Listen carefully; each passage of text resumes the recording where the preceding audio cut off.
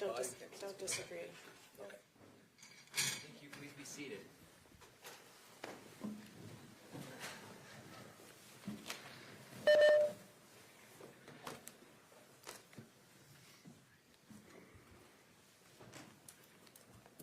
Good morning, everybody, and welcome. Hope everybody had a good weekend. We are going to go on the record on case number 251-401-132, State of Utah versus Sundwall. It is Tuesday, March 17th. Counsel, at the close of trial close of the trial date on Friday, there were arguments made as it relates to specific exhibits, including certain text messages of Exhibit 126 and Exhibit 122 regarding audio. I've had a chance to review those arguments and review the exhibits, and I have a ruling that I'm ready to make now that I hope will help the parties sort through how they're going to deal with that today. Regarding the audio on Exhibit 22, I will note that Exhibit 22 consists of an 8-second redacted audio recording of defendant saying, quote, "I feel like maybe I need to tell that I knew what she was doing, but I didn't help her," end quote. The court finds the redacted audio admissible because, one, the substance of the audio is highly probative as to defendant's changing story and goes to what defendant knew about Miss Terry's state of mind at that time. And two, the court is unconvinced that the probative value of the audio is sufficiently outweighed by the possibility that the jury might draw a negative inference. Indeed, a reasonable jury may very well interpret the brief pause as nothing more than defendant pausing to think while speaking, or defendant generally considering who she might want to tell this information to. And three, the court is of the opinion that there is nothing in the audio itself that identifies the call as having been made by a defendant while incarcerated, specifically audio identifying it as a jail call and or background noises of other inmates, etc., that would cause prejudice. As to the text messages on Exhibit 126, the court has previously ruled regarding this issue that, one, the state may present evidence that defendant was unexpectedly and suddenly terminated from her position and struggled to secure comparable employment. Two, the state may argue that defendant's financial distress because of losing her job became more acute leading up to Miss Terry's death. And three, the state cannot present evidence that defendant committed time fraud or was fired for misconduct because such evidence poses a danger of improper character inferences, wasting time and confusing the issues. The court now applies this ruling, as well as Rule 403, to Exhibit 126 and orders additional redactions to the already redacted exhibits. And those are found as follows. Cole, can you come up here and get these to me? You'll see the redactions that I am asking the parties to make before this exhibit is offered, one to each attorney, or each table. You'll get a chance to review those. All right, counsel, the jury is here. What else do we need to cover? With regard to the phone call, we had talked about that there was going to be the addition of a few seconds after, where she also says at the end that I had said that, but I didn't do anything. And my objection was to the call in total, and you ruled on that. So did you guys make one with that additional? Okay. We can. Can you get that to Mr. Williams? Yes. Once you have that, and we just so we're all on the same page. We have timestamps, and I'm sure Chuck's can whip it out. So, having not prevailed on the motion, I wanted to make sure we are in agreement to add the additional little section Yes, we're in agreement. She thinks she has already done it. She's gonna check. We don't expect to get to the witness list comes in through until after lunch, so. Okay. And then, sorry, Your Honor, were you done on that? Yes. Those issues? Pacing, obviously, is something that I think both parties are concerned about at this point. We appreciate the court adding an extra day. I'm wondering if we might be able to take just a little bit briefer breaks on the hour every 2 hours, and then maybe like a 40-minute lunch instead of an hour. We're just trying to make sure that we keep on pace, and obviously don't want to run the risk of any risk of the jury having to be here longer, obviously, than the court has promised. So we just wanted the court to consider that. If it comes down to just minutes, then that's a scheduling problem, not a time overall problem. We've got jurors here who have come and are willing to serve and take time out of their day, and to tell them you're going to get a 40-minute lunch now instead of an hour. They're entitled to a break too. They're human. We all are. So we're going to take it. I'm okay to move lunch to an hour instead of an hour and 15. Hopefully that 15 minutes will help. As to breaks, we're going to take regularly scheduled breaks too. I watch the jury closely. I can see how they're responding and paying attention. And sometimes I can tell they need a break sooner rather than later. I am cognizant of the time, but if it's going to come down to 10 to 15 minutes here and there, then that's just a scheduling problem. Okay. I want to help, but we've got to keep it moving. Yeah, and we appreciate that, and both parties, we've been working together to streamline things. We've cut down certain things, so we are working diligently, so we appreciate that. What we are not going to do is wait until Tuesday afternoon to get them this case. It's not going to happen. It's not fair to them. All right. Along those lines, Your Honor, this might be the time then to bring up an issue that is going to come up.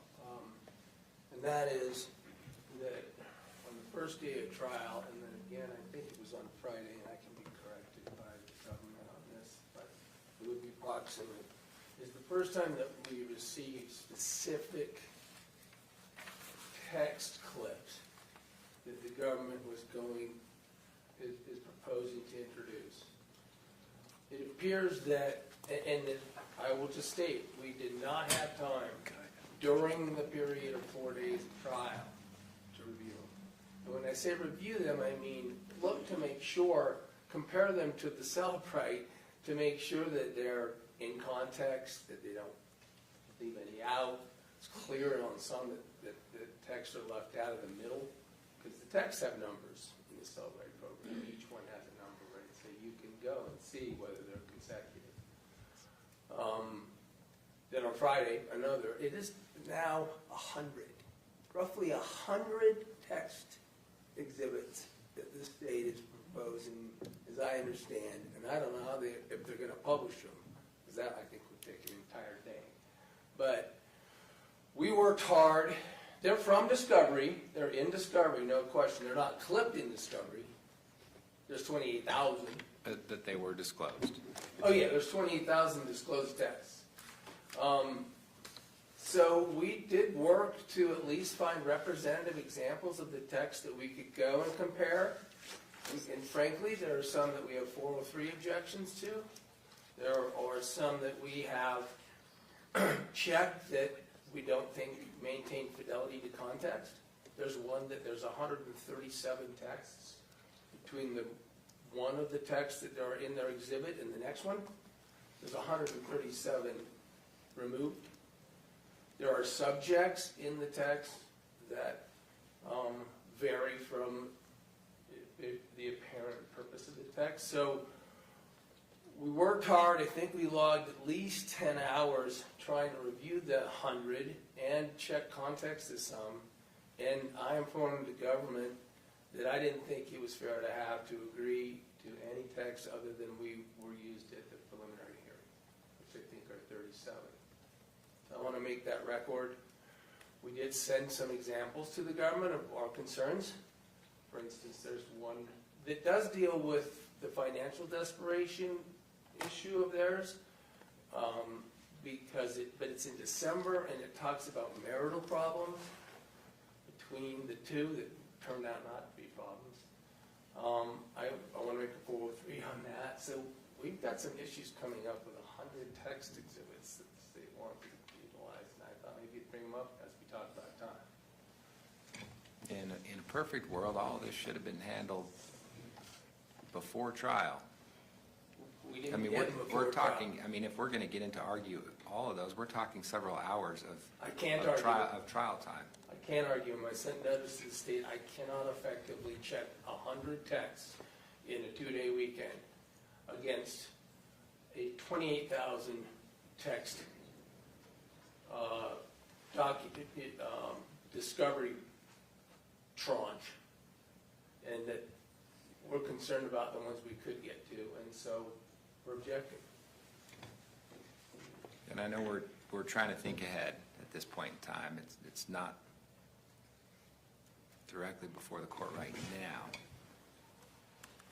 Ms. Thomas? Let me add this, and I don't mean to interrupt, let me add this. We had talked about agreeing on foundation, and I have. So they don't need to move these texts in independently and by laying any foundation. Whatever you ultimately determine is admissible in relation to my concerns, 403, some of and the time of providing them and my inability to effectively do the job that I just described. Whatever is admissible, we are agreeable to pre-admission, so they can just move and publish them. And that's gonna require you and the state to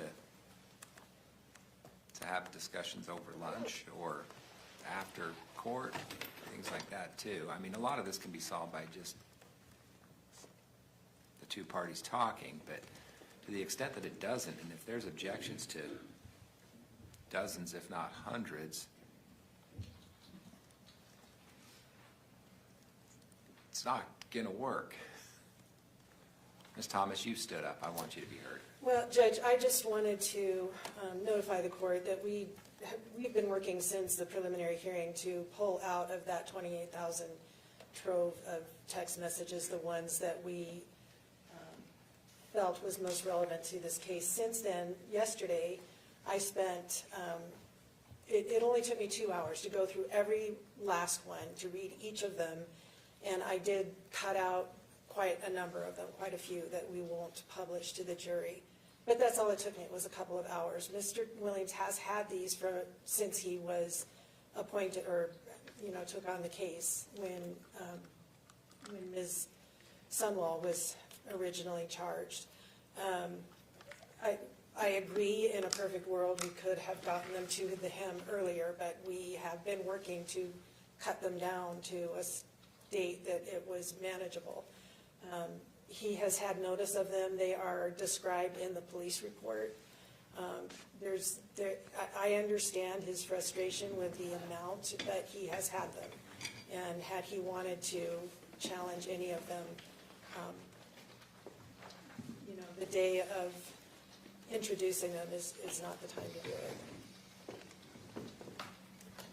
Thank I'll you. just make the record now, because we're making, describing the police report, there's nearly 200 pages of single-space descriptions in this police report that it applies to, and I hope these tabs here suggest that I've done the work to try to do what I can to cross-reference the state, but we didn't get the specific ones to do our job until the day of trial for some and Friday for others. But there's no dispute that although there were tens of thousands of them, you had access to them. Absolutely. We had access, however, I will note, not in a searchable format, in cell-right reports. All right. Those actually are searchable, Judge. That's how we did it. Yeah. I'm not interested in entertaining a debate on whether they're searchable or not. You guys know how to do your jobs much better than I do. I hope I made the record I need to make, and then I'm not going to address it anymore unless you have questions from me, Your Honor. Thank you. We ready to begin? What's the plan for today? We're anticipating this morning an officer from Lone Peak Police Department, Norman Robinson. We would then be calling Special Agent Justin Seitzinger, and then if we are done with him this morning, we would call Melissa Farney, who we sort of are anticipating going today and into probably through tomorrow. Okay. We ready to go? Yes. Bring the jury in? Yes, sir. Thank you.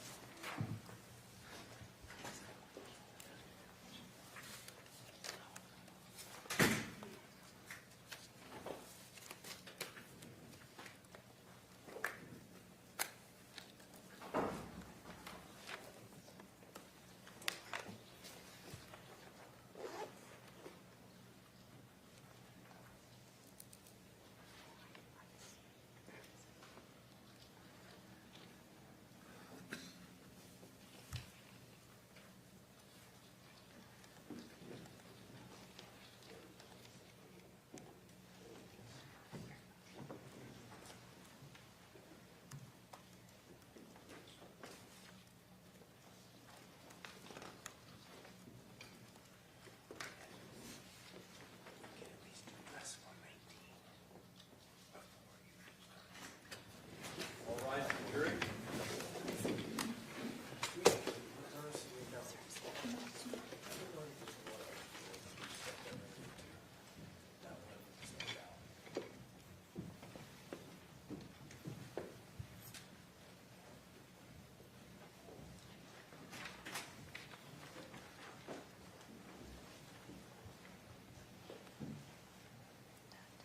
Thank you. Please be seated.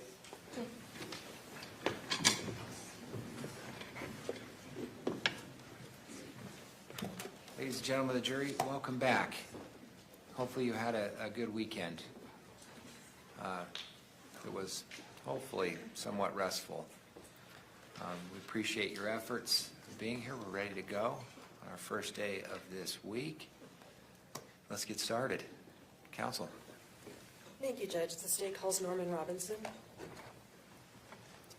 Please come forward, sir. We'll get you sworn in.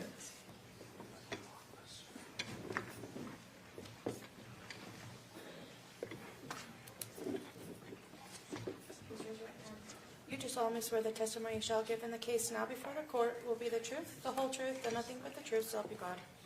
Thank you. Come on up and have a seat. May I rearrange your podium, Judge? Yes, please.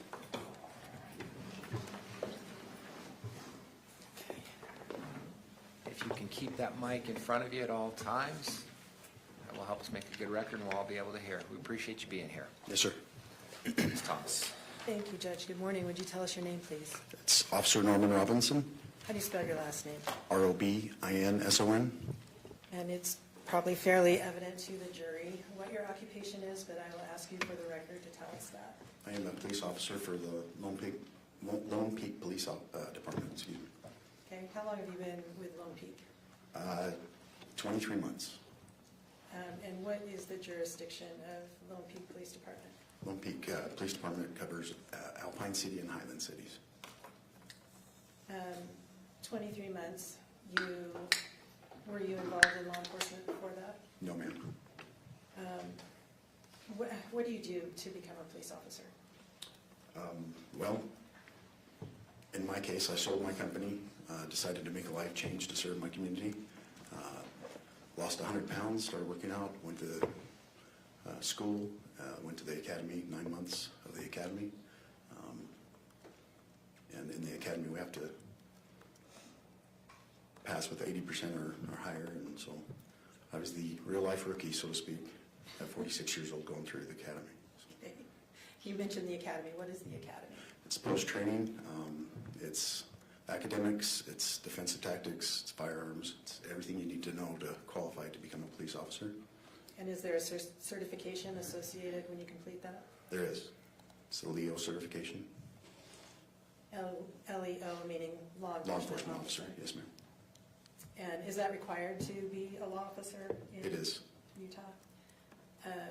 Are there any requirements to continue that certification? Yes, there's 40 hours a year required training through post that you have to do every single year. Yeah. And POST stands for what?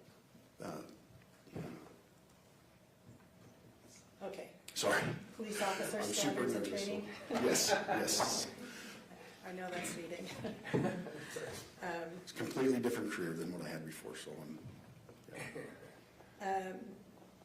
Okay, and so when you first joined a law enforcement agency, which you did just under 2 years ago, is there a period of training that's associated with that? Yes, What there's is- on-the-job training that they do for 12 weeks. Okay, It's called FTO training. and what is associated with that? It's on-the-job training, so you ride with an officer and you just slowly increase your responsibilities as you become proficient with each call. Had you completed your on-the-job training at the time of this incident in August 2024? I did in July, So just before? just before. Okay. And so let's turn to that night. Were you on duty on August 12th, 2024? Yes, ma'am. What happens? What does being on duty entail? We receive calls from dispatch through our mobile CAD system, and we just answer calls for the general public for whatever needs arise. And are you driving around or hanging out at the police station, or what do you do? Generally, we are driving around patrolling, being visible for our community members to see us out and about. Do you have a partner with you in the vehicle or not? No, once you are off FTO, you're on your own. Okay. So you said you were on duty on August 12th. What first came to your attention that brought you into this case? It came out as a medical call. We respond usually with medical in case the patients need some restraining or if they have any issues. Oftentimes we respond because we are in smaller vehicles, faster vehicles, and we can get there first, and we're first aid certified to be able to respond and handle acute issues. Were you designated specifically to respond to this call, or was somebody else? Officer Jorgensen was the initial officer. I went to assist. So when you receive a dispatch, do they specify a particular officer? Generally, they'll call a specific officer and assign it to them. All right, and then why did you assist? It came out as a medical, and just the call details, it sounded pretty serious, and so we usually just try and get there as quick as we can to help. What were the call details that sounded serious? That she was just labored breathing, sounded like she was drowning, basically like a full arrest type situation. All right, so you proceeded to the location. Did you arrive, what order did you arrive in, do you call that? EMS had arrived right before us, and Officer Jorgensen and I pulled up just about the same time. I parked right behind him. And by EMS, you're talking about emergency medical services? Yes, ma'am. Paramedics, fire department. All right, let me show you Exhibit 26. It's already been admitted. And these take a minute to warm up, so just give it a second while it blinks on and off.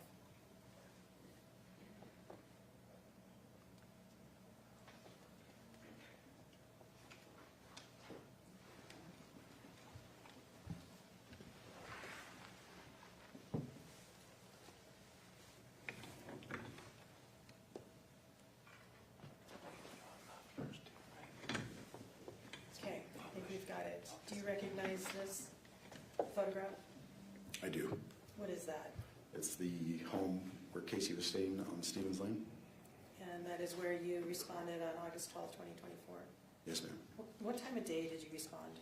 It was in the evening. It was dark, probably around 2100 hours. 2100 being 9 p.m. That went away. No, not yet. When you pulled up, you see a sort of a half circle drive in front of the house. Yes, ma'am. Were there any vehicles parked on that half circle? It was dark, and I'm unaware if there were any vehicles parked there. All The right. lights were flashing, and so You don't remember one way or the other right now? I don't. My focus was getting into the home to help with the patients. Okay. Where did you and Officer Jorgensen pull up? There is a field to the east of the home, and we parked right in front of the field. And to the east would be to the right-hand side of this photograph? Correct. And where was the EMS vehicle, the ambulance? So there, where we parked is the field, and then the driveway, there's a long driveway that goes on the side of the home. They pulled up just past that driveway so they could back in an ambulance into that driveway. All right, so when you arrived, EMS was on the street? Yes. All right. Did you see any other vehicles or people coming or going from the house? I did not. I saw several sets of headlights, but again, it was dark, lights were flashing, and my focus was to get to the patient to help. Where did you go? You can turn it on. Thank you. So along the long driveway is the attached garages, and in the first garage, set of the large doors, just inside the garage is a set of stairs that go directly to the basement. And is that where you went? It is. I followed a paramedic carrying some supplies. He was carrying some supplies, and I was following right behind him. And do you recall where Officer Jorgensen was? Is he ahead of you or behind you or something I don't else? recall at that point. All right. So you followed EMS into the house. Where did you go? I continued to follow them through a kitchen area, a small living area. To the left is a hallway.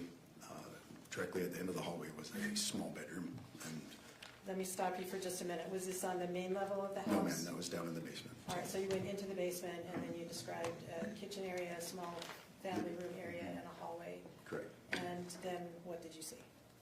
I saw 4 to 5 paramedics, EMS, working on Casey on the bed.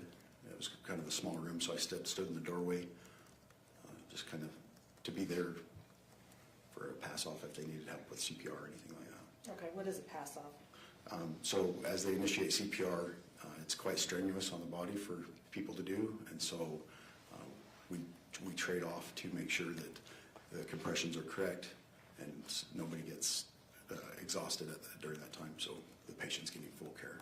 Okay, did you need to participate in CPR at all? I did not. Okay. And you mentioned Casey. Was this somebody you knew at the time? I did not. And so that is a name that you came to know later on down the road? Correct. Okay. What was her status as far as you could tell when you first looked into the room? It was pretty grave. She was breathing very, very hard, gurgling. It was, as a new officer, being exposed to that, it was a sight. It was extraordinarily violent breathing, in my opinion. And did you note or notice anything particular in the room as you were watching the EMTs do what they needed to do? They were just fervently working on her to the head of the bed by the, there was a lazy boy to the head of the bed where Casey's head was. I remember one of the EMTs pointing to a syringe on the floor, asking if she was diabetic. I was unaware at that point if she was or not. And he lifted that up, put it on the nightstand so they wouldn't step on him because it's a tiny room and it was quite crowded with 5 to 6 grown men in there. So. Let me show you in exhibit, it's 164.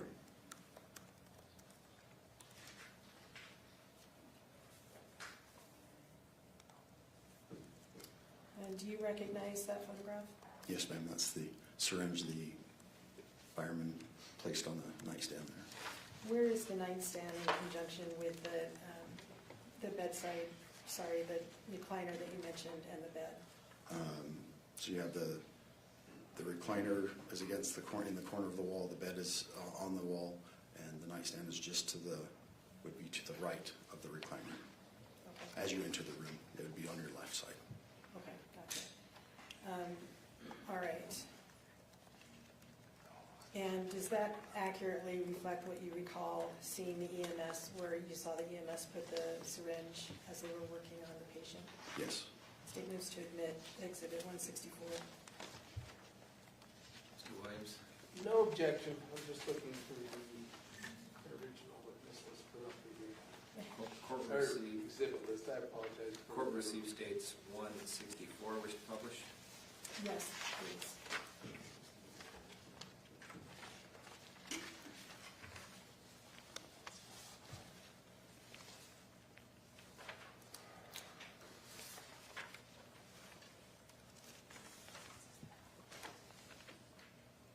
All right. How long were you there, standing in the doorway before EMS completed what they needed to do? I went back and forth down the hallway, keeping the hallway clear for them, so if they needed to go in and out for medical supplies, also to ensure some privacy for the patient, because they did have to cut her shirt open. All right. And how long before they, well, what did they ultimately do with the patient, with Casey? I believe it was 10 to 15 minutes of patient care on scene. They ended up transporting to the hospital. What did you do after the EMS left with the patient? Officer Jorgensen and I, he collected a statement, and I assisted where he was the initiating officer. I just assisted where he directed me. They started to look for medications, anything that could help the hospital with patient care. So medication bottles, things like that. What did you observe in the room in that regard? There was an enormous amount of medication bottles. Were those collected? The empty narcotic bottles were collected, I believe. All right. And did you yourself do any searching of the room at that time? Her uncle stated that if she had any last will or testament or DNR sort of document, it would be in a blue case in the closet. So I was directed to bring that down and to shuffle through there to see if there was any documents like that. Did you locate a blue box or case in the closet? I did. Directly, as you come into the room, directly to the right, there was a closet with some bifold doors, or a door. I located the blue box, pulled it down and set it on the bed, opened it, and started to shuffle through. A lot of documents were in there. So. Did you find anything that you were, interested in as far as you were looking for that night? I could not locate any specific DNR paperwork. There was a single envelope with a name on it that I thought was interesting or suspicious, so yeah. Why did you think it was interesting? I had the task, Officer Jorgensen gave me the task of calling Casey's sister to find out who was in the residence with her earlier, and that person's name was on the envelope. So. Okay. And would that person's name be Meggan Sundwall? Yes, ma'am. What did you do with the envelope? I put it back in the box. Did you open the envelope? No, ma'am. You said you were looking for DNRs or anything of that nature. Did you find any such thing in the box? No, ma'am. In your training and experience in law enforcement, have you come across people that had DNRs? Yes. And what is your experience with how they are stored or located? Generally, DNRs are located somewhere very visible for EMS to see, generally on a fridge, magneted to a fridge, or on a nightstand near the patient. So there was nothing in the room. All right. Did you happen to notice whether there was a box or a basket of snacks in the room? No, ma'am, I didn't notice that.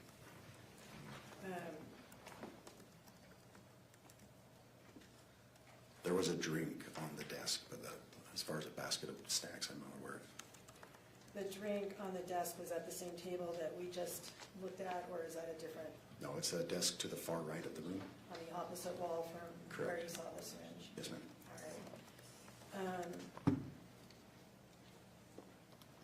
Did anybody wait or speak to EMS that you noticed that had been present at the time medical emergency? No, ma'am. I was told by her uncle that there were some people in the room with her while the event was going on. Just through the chaos of the scene, the EMS stated to me that there were 2 vehicles in front of them when they pulled up. So that was the only people that I knew of that were still, that were there, that were not present at the time, though. In your training and experience as a law enforcement officer, is it typical for people to leave the scene when a medical emergency is happening? No, not at all. Why is that important? Well, even just out of morbid curiosity, people tend to flock to emergency vehicles and to watch what's going on. And so I, as a new officer and just as a layperson, was a little astounded that somebody left the scene while this was all going on. All right. Is it important to EMS, as far as you're aware, to know what had happened to a patient that brought them there? Absolutely. EMS needs to know the lead up to the event so they can treat the patient properly.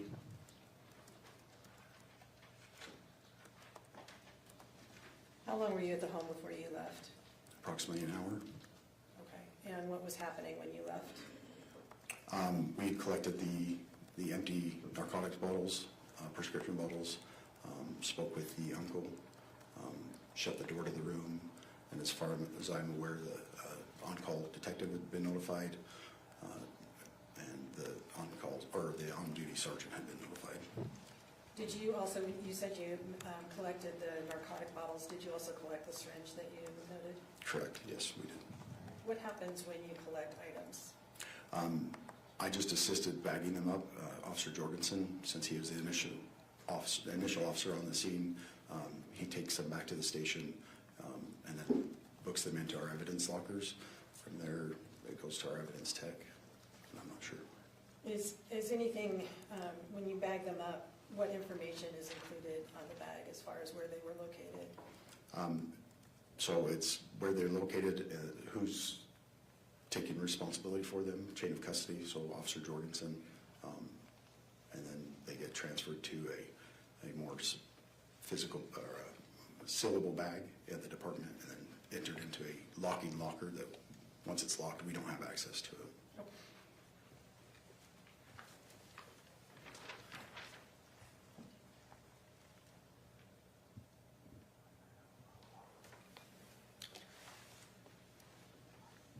Officer, in your training and admittedly fairly limited experience, have you responded to other medical emergencies or situations?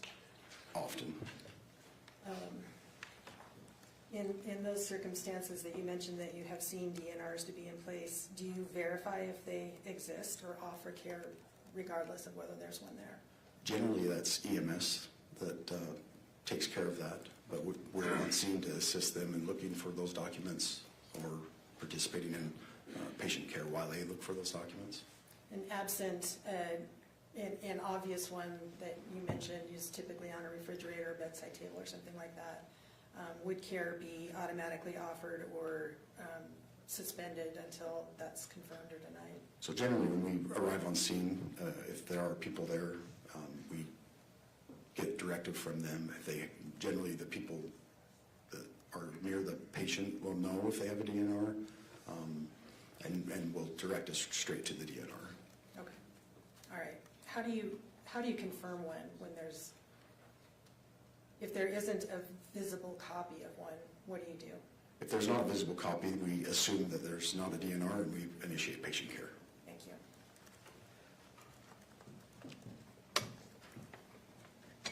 Mr. Williams. Morning, Officer Jorgensen. Officer Robinson. We're going to talk about Jorgensen, sorry. But let's just be clear it's the names, because when I screw them up, you can correct me. 3 officers from your department ended up there on the scene, essentially working together to do whatever you thought was appropriate on the scene, right? Correct. Okay. And Jorgensen was the agent at that time, the case agent, right? The initial officer, yes. So he's sort of in charge, if you will. Correct. And then there was a Osborne, right? Correct. and then there was yourself. Correct. And you arrived first, even though it was Jorgensen's. We arrived at the same time. About at the same time? Okay. I pulled up directly behind him as we, And at this point, you've been 5 months out of training, right? You've been 5 months out of FTO? FTO. No, I was a month out of FTO. Oh, 1 month. Yes. 5 months out as an officer. Yes. So you've been... 4 months on as an officer. You've never responded to seeing anything like this in your police career at that point, right? Not in my police career, no, sir. I was a CNA when I was younger, worked in nursing homes, things like that. But I mean, in a law No, enforcement not perspective. in law enforcement. Because we're going to talk a few things, and I kind of want to actually give you an out right up front. You were new, Yes. right? So what I'd actually like to quickly do here is, let me set this up in a bit. You're issued body-worn cameras, right? Correct. Body-worn cameras in your department are worn on the shoulder, and other than that, obviously, the body-worn camera is to pick up whatever you can that you're looking and seeing at as you undertook this nearly an hour activity, correct? Correct. It's a absolute requirement of policies and procedures that you initiate your body camera under these circumstances, agreed? Agreed. So you did, right? Yes, sir.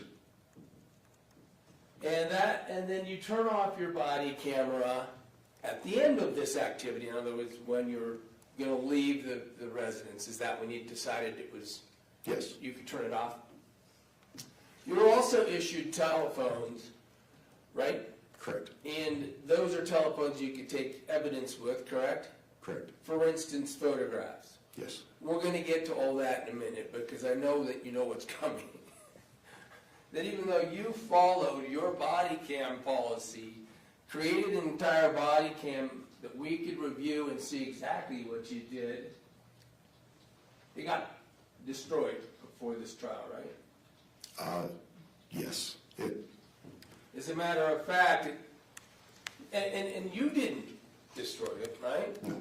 What you did is you logged it, you uploaded it to something because that's what body cam footage is supposed to be done with, right? Correct. Now, when you uploaded the body cam video, it sounds like we've uncovered the fact that you uploaded it with the wrong tag. Is that right? No, sir. So when you uploaded it in the manner that you would expect to go into evidence to be used for a criminal case, right? No, sir. At that time, it was a medical call. All right, so I guess that's my point. When you uploaded this, regardless of whether it was a medical call, you're required to take that evidence. Can we agree body cam evidence is pretty important? Yes, sir. And that's why you have policies that require that you take it, you use it, you keep it on, and you preserve it, right? Correct. And so what did you do to preserve it? I uploaded it and tagged it as, according to my training, that it was a medical call. The patient was still alive and transported to the hospital. At that point, I had no idea if the investigation was going to go further or not. So. Okay, that's what I'm getting to, and maybe maybe it's my fault, but you tagged it as medical. And is it your understanding, or was it your understanding at the time, that made any difference in terms of it being preserved as evidence? There's a specific time frame that our Axon keeps specific tags on record. What is that? I'm not sure on their policy as far as the timelines go. Again, I uploaded it and tagged it as to my training as it was a medical call, and that's what I tagged it as. And you know that your police office took this case into a police investigation, criminal investigation, within a day after you were at that room, right? Actually, I believe that was my Friday, so I had 3 days off. I'm not 100% aware of what goes on with the case when it goes to investigations. At any rate, Jorgensen was there and had a body cam, right? Correct. We still have his, right? Correct. Osborne was there and he had a body cam, correct? Correct. We still have his, right? Correct. And I'm not trying to beat you up on it, I'm just trying to help everybody understand and give you an out, actually, that you uploaded it in a way that it could have been preserved, but apparently tagged for something that purged it at some point. And that's why you haven't been able to review it even yourself, right? Correct. Okay. But you did review, I mean, at least we have a couple other officers, and they were around in the same room, house, area, vicinity of you, that you were in, right? Yes, we were all together.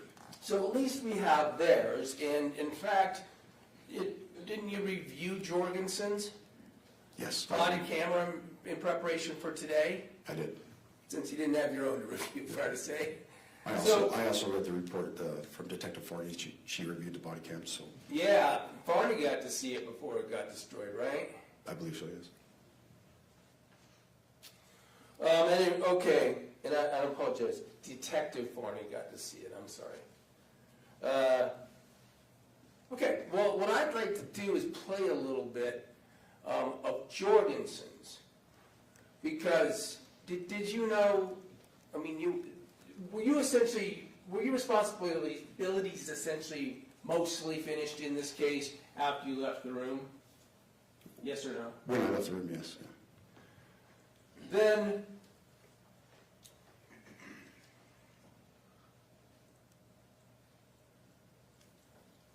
so you're not aware, you were certainly never asked to take photographs of the scene, the room, and things like that, right? Officer Jorgensen asked Officer Osborne to do that. Okay, so that's a no. So Jorgensen did not ask you to take pictures of the scene. Correct. We're going to get to, in a minute, to the pictures you were asked to take. I think you spoke a little bit about it, maybe. Well, let's go there real quick. You were asked to take pictures of certain evidence, right? No, I took one picture of the whole scene. It was after I discovered who was in the room, so I had written it on my notepad, and the envelope I found in the blue box had the same name, so I took a picture of my notes and the envelope You only took one picture? with my Phone? issued phone, yes. We've since learned that that's got destroyed or can't be found either, right? We were issued new phones. I did an upload of all my old material onto my new phone, and there was a few months of the Google Photo Drive that did not upload. And So the answer- I was unaware that it did not upload, so yes. The answer is yes. The photograph you took is also now not available for us, right? Correct. All right. You don't know this, I guess, but the only information we have about what this house looks like in the basement is a drawing that a witness unfortunately had to do on an iPad. I'm going to show some of Jorgensen's camera so the jury can see right there on the camera what the house looks like, what the basement looks like, what the hallway looks like. And I'm going to ask you to confirm that it's what you've seen too, the foundation, unless there isn't any objection to playing. I don't object to that. Okay, and we're going to do it without the sound. Purpose of playing this is to show what you did and saw, and then we'll talk about what you heard and learned, okay? All right, let's stick that up. I'm not seeking to mark this. I'm seeking to use this video as illustrative with this witness. Can we mark it as demonstrative for record purposes down the road? Which exhibit is it? E? F? Thanks, Chelsea. Exhibit F, thank you. That's good. Let's get ready for that mistake all the way through trial. All right, F. Go ahead and play F. It looks like, well, we don't have it as a clip, so I will make a record of the count number on the video for the Exhibit F record reference. We're going to play it without volume. First of all, let's just start here. Does this, well, move, it's published. This look like Jorgensen heading down the stairs after going through the garage and heading down into the basement area? Yes, sir. All right. And so this is the same thing we would have seen if they had preserved your body cam, right? Correct.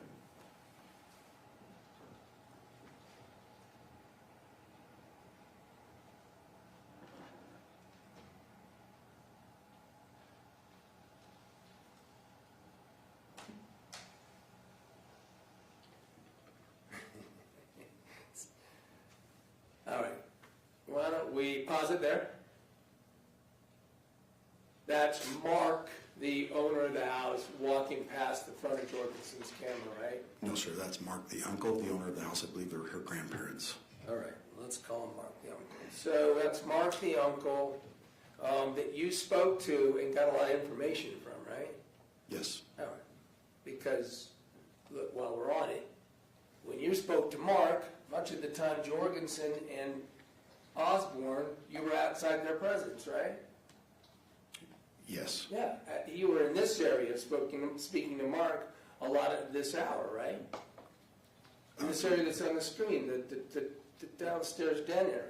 And I the was kitchen. back, I was back and forth to the room and out to the living room. Right. But that's the point is that everything Mark told you would have been preserved on a body camera we don't have now, right?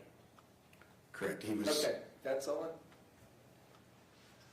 All right, go ahead.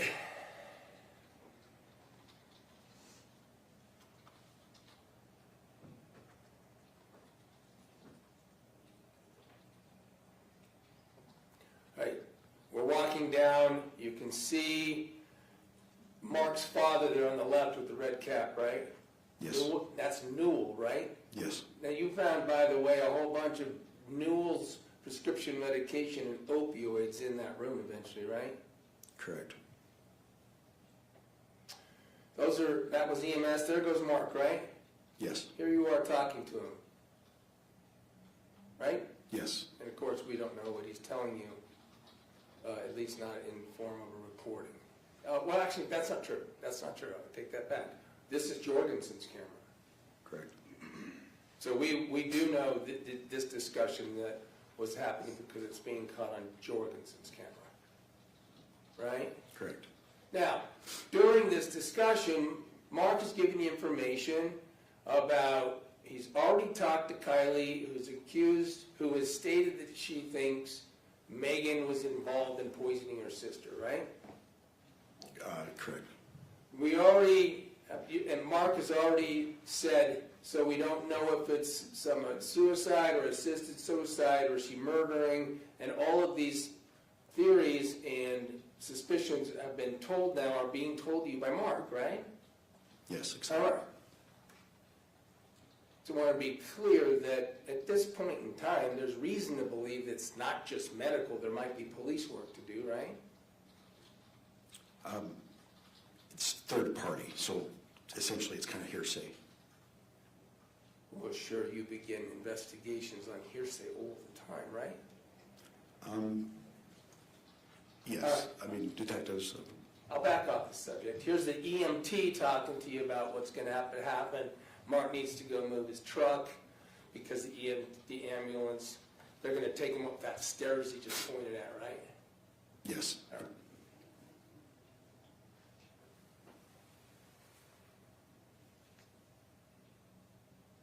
You're off the picture. This is Jorgensen talking to Mark, right? correct,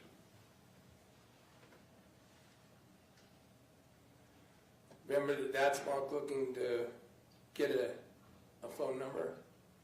yes, At the time that you were there, a call to Kylie had happened, right? correct, So Kylie's suspicions and Kylie's position was being made, and you were privy to it, right? correct. And by the way, that was that Meggan poisoned my sister, right? I don't recall if she used those words. Did you know at this time that you just talked about calling to leave the scene of medical? Did you know that they'd been ordered out and that they were going to call the police if Meggan and her father and her mother didn't go? You didn't know at that time that Kylie had said that to them? I was not aware that they were ordered out of the home. And when owner of a home orders you out, you have to go, right? You should, Because, well, it'd be illegal. It'd be trespassing. if yes, you don't. could be trespassed. And that's more than just a trespassing in the park. That's a Class B misdemeanor trespass, isn't it? Objection to the legal conclusion. Is trespassing a crime? Yes, it can be. Usually it's a warning first to leave the property. I'm not asking you how you do it. Is trespassing a crime? Yes. Here we are now seeing at, I'll make a quick record, 3:49 on the body camera time at the bottom left. Maybe I better make this record. I don't want the jury, help the jury understand. If we could, up in the upper right, there's a time count too, right? Upper right of the video. You guys have a time counter? Yes, sorry. And then- time's up. that's all right. And then the bottom left is a time counter. It says 4:08 right now, for instance. That's how long the body cam has been on. Okay, so one is the measure of the length of the recording, right? Correct. And the other is supposed to be the date and time you're there. Correct. Now, sometimes those date and times aren't accurate, right? Yeah. All right, go ahead.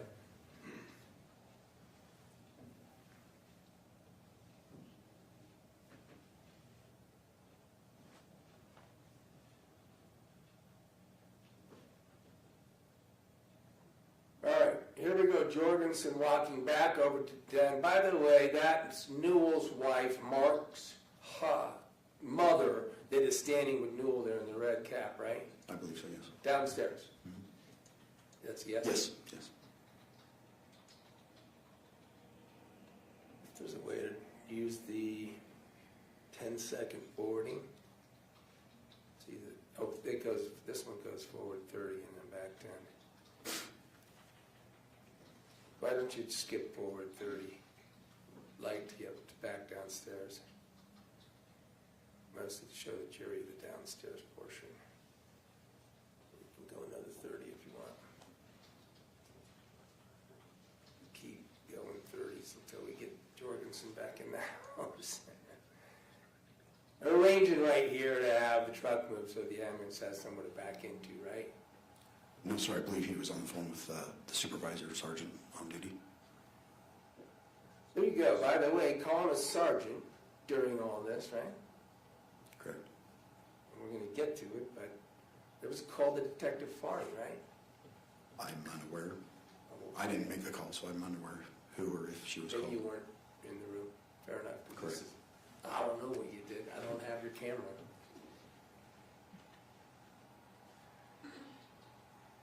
There you are. Right? Yes, keeping the hallway clear. This is one interesting situation where you get to see yourself rather than us getting to see what you did. Go another 30 and see if we're going down the hall.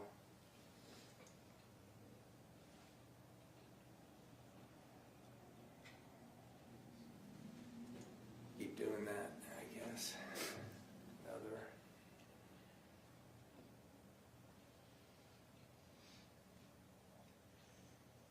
We might need to use Osborne's. Okay, back another 10 or so we can see him walk down the hall, maybe. Sorry, Marissa. Let's see what happens here as Jorgensen. So we can see what I want to be able to see what this house looks like. Okay, now there's the hall down to the room at the end of which the patient is, right? Correct. That we know is a decedent. So here's EMTs, 5 of them are in there, right? I believe so. That's Osborne on the left. Yes.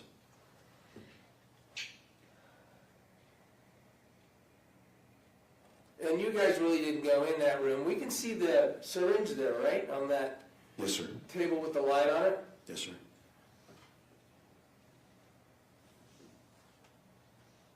Get a little bit of the room. You guys don't go in there because you don't want to interfere with the EMT work, right? Correct. By the way, the EMTs never asked or any question to you about a DNR.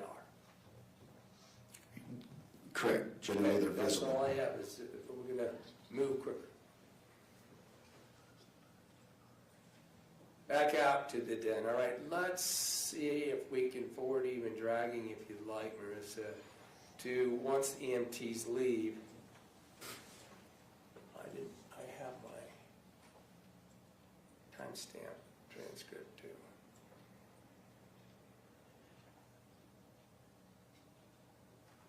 Now they're leaving, that's a box, the EMT's asked you guys to carry some stuff up for them, right? Yes, we generally help them carry So you equipment. did. There, now you're going in the room, right? That's Officer Jorgensen. I'm actually, at this point, I was upstairs making sure the walkway was clear for EMS to carry her out. I told you were gonna need to keep correcting me. There you are. Yes, So you're seeing there's the syringe, you're certainly able to view this room, and it looks like this on the camera, right? yes. Same thing we would have seen if we had seen your body camera. There's the closet, by the way. What was in that? Well, strike that. You mentioned drink, there's one up there by the TV. Yes, sir.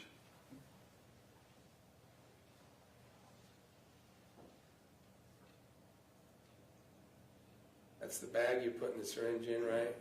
Her phone, I believe. Oh, that's her phone. You gave that phone back to Mark, right? I believe Officer Jorgensen did. There's some clothes, you understood those to be clothes that Casey Terry had been wearing, right? Yes, they were cut off her body. And it was basically sweats, right? I believe it was like a tank top. That green one. Yes. But over that, she was wearing sweats. You don't know. Yeah, I can't recall. Fair enough. And then, go ahead.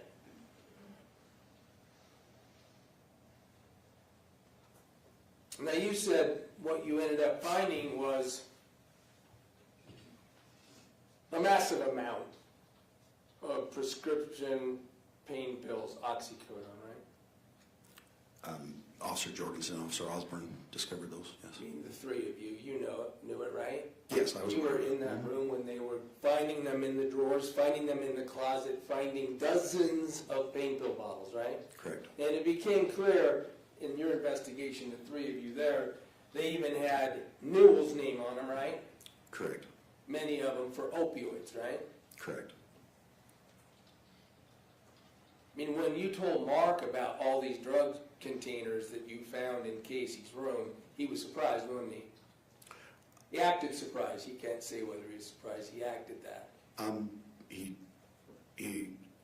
I recall him saying that she was suffering from some ailments and that she was taking care of Newell's medications, so. Taking care of them, all right. Having them in a room and empty bottles. Those bottles were empty, right? Almost all of them. The majority of them were empty.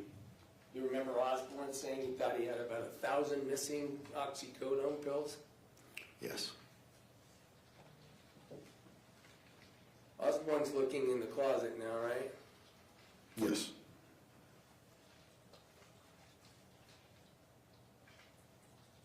I don't know exactly where the turquoise box starts. Already there, so.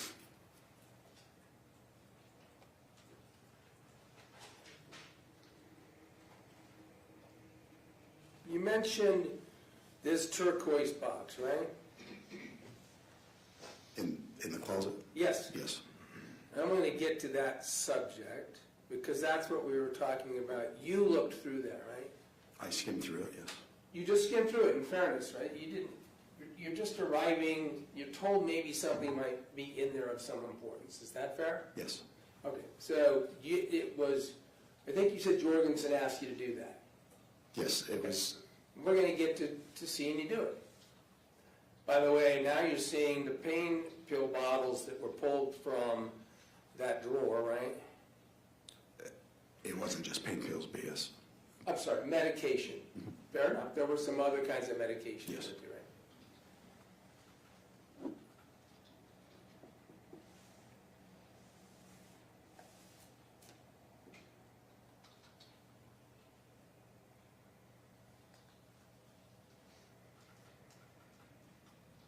That's Osborne moving a treadmill so he could, that was blocking access to this particular closet at the time, right? Correct. You could not open those closet doors without moving that treadmill device. Agreed? Osborne could not, yes. Well, anybody couldn't. They'd have to move it, right? Yes.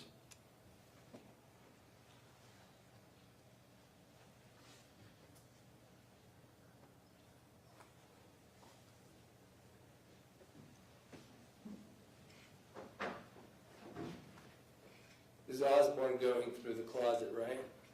Yes. Let's do that.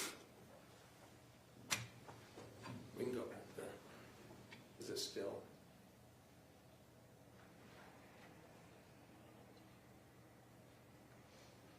Okay, here we have you reaching up. In a second, we're going to see more pulley, but that's the turquoise box, right?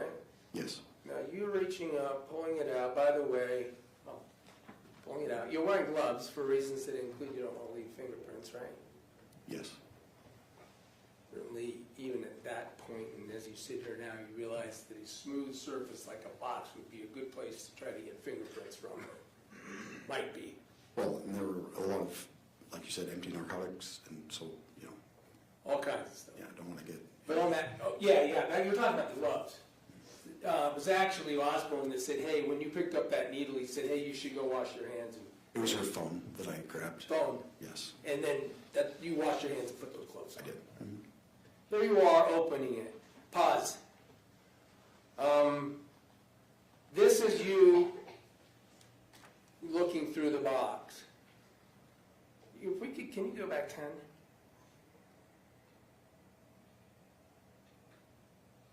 Now, did you know, or have you learned, that Meggan Sundwall had been told by Casey that there were things for her in this box? Objection, that's hearsay on a whole different level. I can ask him if he knows. It's not going for the truth of the matter, sir. It's going for the involvement of the officer. Overruled.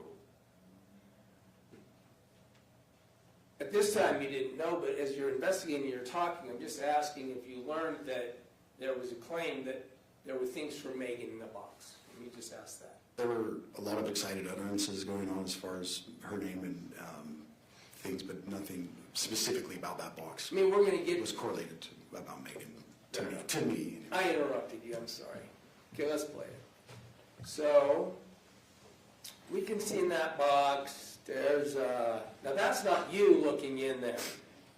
That manila folder, that's not you looking in it, right? No, that's Officer Jorgensen. As of this day, you don't know what was in that manila folder, right? Correct. You're, looks like cursorily going through some things, looking at things, poking in. You didn't pull. Gonna get to the letter. You're pulling out some documents. Now, of course, at this time, I mean, you don't really have any specific consent to search those items, right? Her Uncle Mark gave us consent to look in the box for a DNR, just for patient care. So As a matter of fact, okay, in fairness, then Uncle Mark had told you you could do anything you wanted in that house and look anywhere and search, right? to me specifically, he said I could look in the box for a DNR. But you knew that he had given consent to the three of you to do what you needed to do and look where you needed to look. Is that fair? In that house? To me, specifically was the box. And then I went off of the initial officer, what he directed as well, so. Anyway.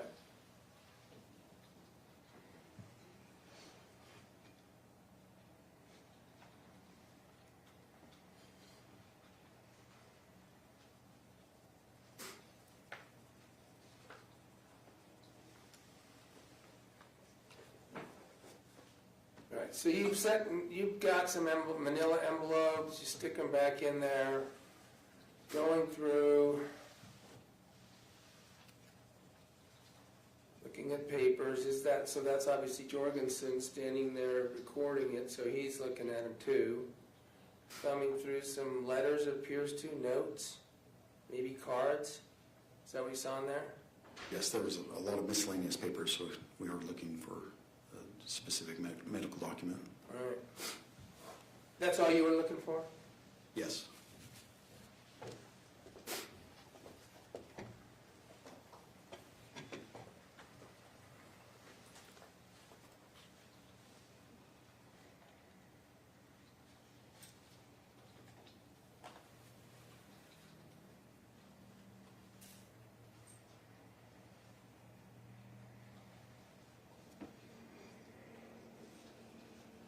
All right. I'll let that one done.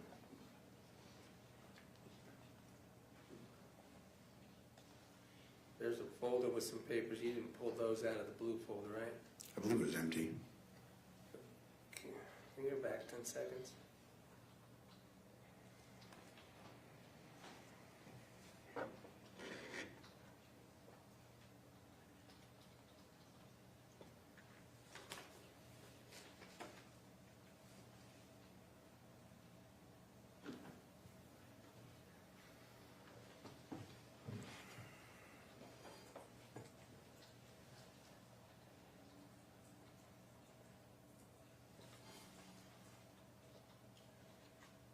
I think we probably didn't get back all the way to it, did we?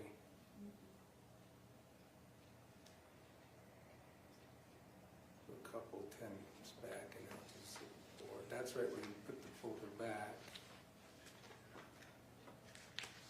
There it is. Up, blue folder. Nope. But there's white on the inside. You're saying there was nothing in there? I don't recall. Okay, fair enough. Yeah, This helps. It's been a while. correct, and as quickly as I opened and closed it, I would assume that it's because it was empty. Or there was just one paper in there that definitely Well, wasn't a DNR. You didn't go through everything in here, in fairness. You didn't go through to see really what was going on. You were looking for a DNR. Correct, I was skimming through for a DNR. And so you don't know what else might have been in there in way of letters, who they might be to, or anything like that, right? Correct. All right. But something came to light. Can we get to it? You said a letter, envelope, let's put it that way. You don't know what was in it. Correct. But it said Meggan Sundwall on it, right? I don't recall the name, but it had just this one name on it. I think that you already testified that it was the fact that it did say it was Meggan Sundwall, and that caused you to say, do you want me to run this name, because you recognized it as a name that Kylie had already given. Correct, it matched my notes that I talked to Kylie. Okay. So, yeah. Just Sorry. establishing, is that it, right there on the bed? Yes, sir. All right, so there's the letter, a letter that says Meggan, an envelope that says Meggan Sundwall on it. You check, you find out that's a name of interest, right? It was the name of the person that was in the room with her while the event was going on. So it was interesting. Correct. So it was a name of interest, right? Correct. All right, so you actually asked Jorgensen if he wanted you to run this name through databases, right? Correct. Now, he said no, right? I don't recall. You never did it. Yeah, And you don't know what was in that envelope, do you? I don't.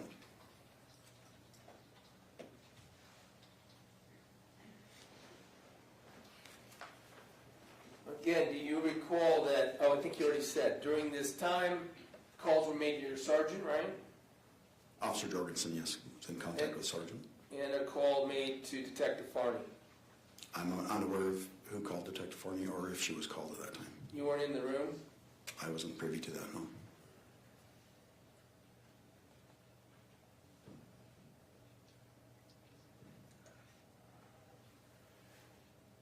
The still of the portsman.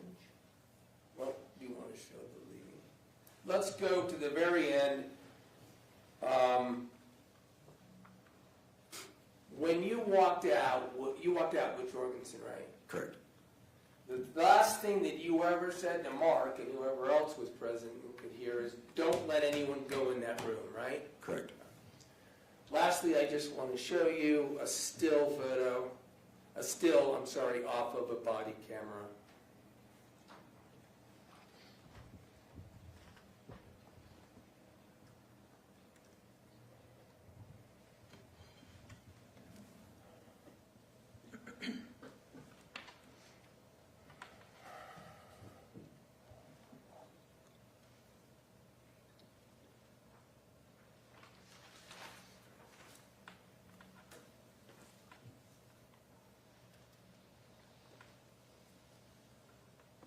Switch your media. Gotta go to a switch on. Thanks for patience.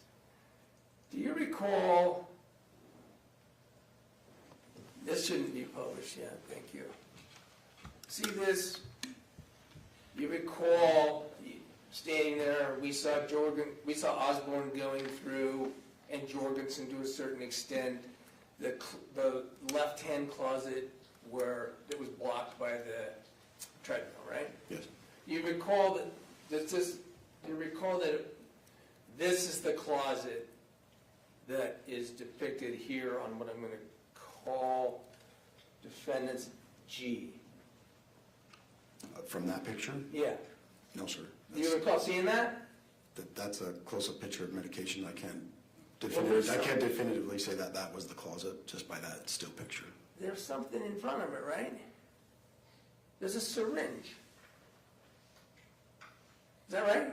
Yes, there's a syringe on the shelf. Did you ever collect that syringe as evidence? I never saw that syringe. Do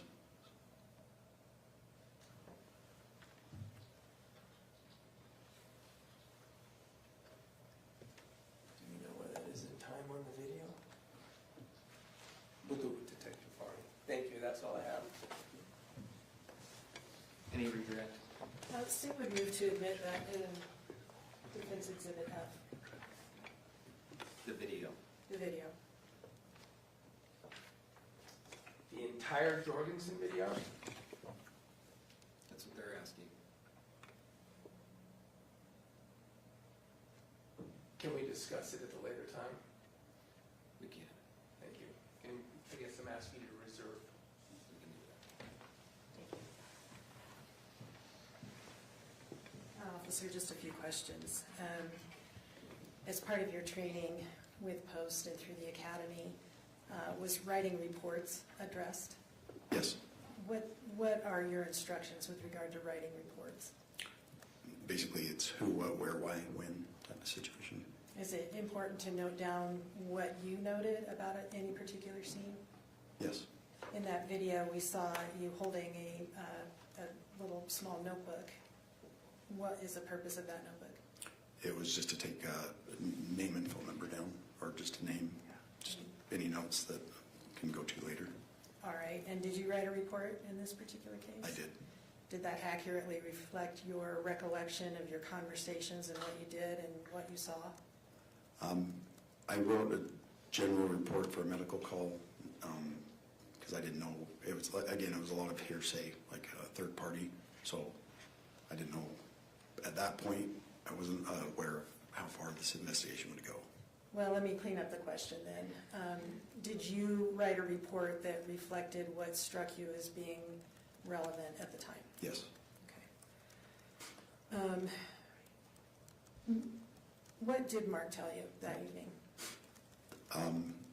Mark told me that he had seen Casey that morning, that she was in great spirits. He had talked to her in the kitchen area. Everything seemed very normal and fine. Then he went off to do some things, and Casey had a friend come over. At that time, he was unaware who the friend was. And then the friend was with her all day, from I think he said about 9 in the morning until 15 minutes before we arrived on scene. And that friend was no longer there when you arrived? Correct. All right. Did he tell you the name of the friend? I believe he said it was Megan because he got her name later on. All right. And in that video, I think Mr. Williams identified them, that there was an older gentleman in a red hat. Who was that person? That was Casey's grandfather, Newell, And that's the homeowner? the homeowner, And with him, in part of it, was an older woman. Who was that? the grandmother. Okay. Also the homeowner? I believe so. Okay. And then Mark was also in that video, obviously. Yes. At one point, I noticed Officer Jorgensen held up his phone and it said 2128 on it, which translated to people who aren't military or police to 928. Correct. Does that sound right as far as the timing of this whole incident Yes. going on? Okay. And Mr. Williams asked you about wearing gloves as you were searching that closet, and he mentioned that that is to avoid leaving fingerprints. That's what he said, yes. Would you agree with that? Yes. Did the EMTs also wear gloves? Yes, they come in wearing gloves. And in your experience with law enforcement, who else wears gloves typically when interacting with patients? Any medical personnel? You were on that video, obviously looking through that box. What specifically were you looking for? Mark instructed that if Casey did have a DNR, it would more than likely be in that box. That was where her important papers were to Casey. Okay, and you did not find a DNR? No, ma'am. Did you find a DNR anywhere in the room? No, ma'am. And in that video, it panned around a few times. Did you note any basket or box of snacks, treats, goodies? I did not see one.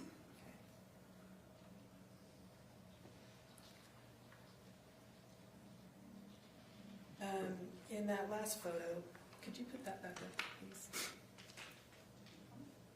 The last photo that you used, Exhibit G.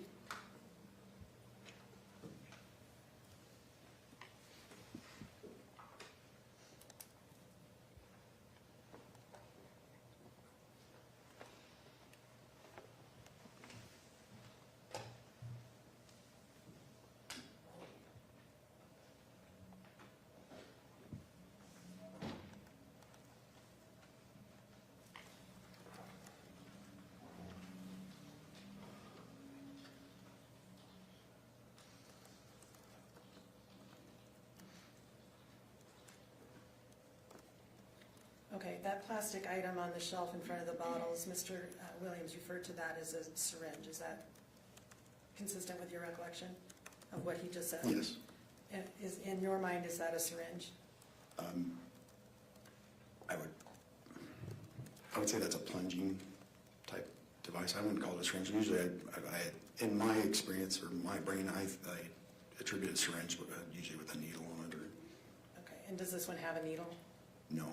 Did it look like the diabetic syringe you saw on the floor? I'm sorry, the syringe you saw on the floor that the EMTs moved to the table? No, ma'am. It looks more like a cough medicine type suction device. Okay, thank you, that's all I have. Anything else, Mr. Williams? Just real quick with that. When you were there, you knew that Casey Terry, person they were treating, had a port, didn't you? I observed a port, yes, on her chest. And you don't need a needle when you use a syringe to inject something in a port, do you? Do you know? I am unaware. I'm not familiar with ports, really. So you're not, sorry to interrupt you, you're not aware of whether this syringe could be used to inject fluid into a port?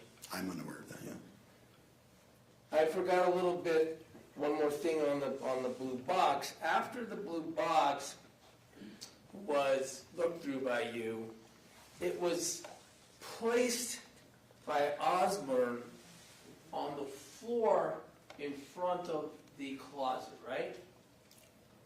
I'm not sure who placed it, Osborne or Jorgensen, but one of them placed it there, yes. And when you left the room, the blue turquoise box, when you left, was on the floor in front of the closet area. Can we agree with that? Yes. Nothing further. Thomas, anything else? No, thank you, Judge. Can we excuse this witness? No objection. Thanks for being here, officer. You can shut down. Thank you. Next witness? Yes, the state calls Justin Seising.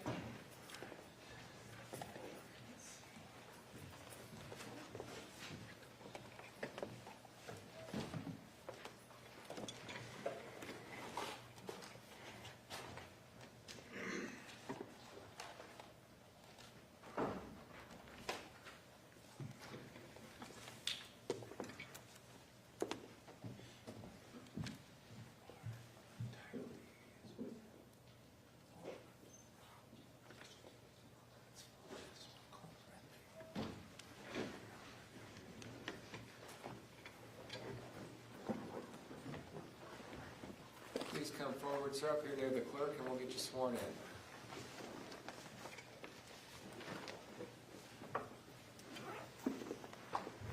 You do solemnly swear that testimony you shall give in the case now before the court will be the truth, the whole truth, and nothing but the truth, so help you God. Yes. Thank you. Come on up and have a seat.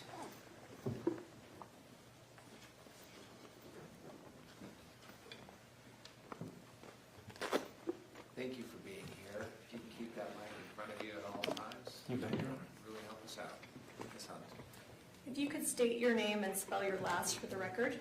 Justin Seitzinger, Seitzinger. Where are you currently employed?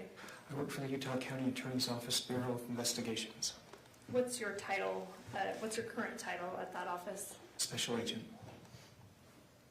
How long has that been your title? Recent, maybe a couple months. What was your title before that? Sergeant.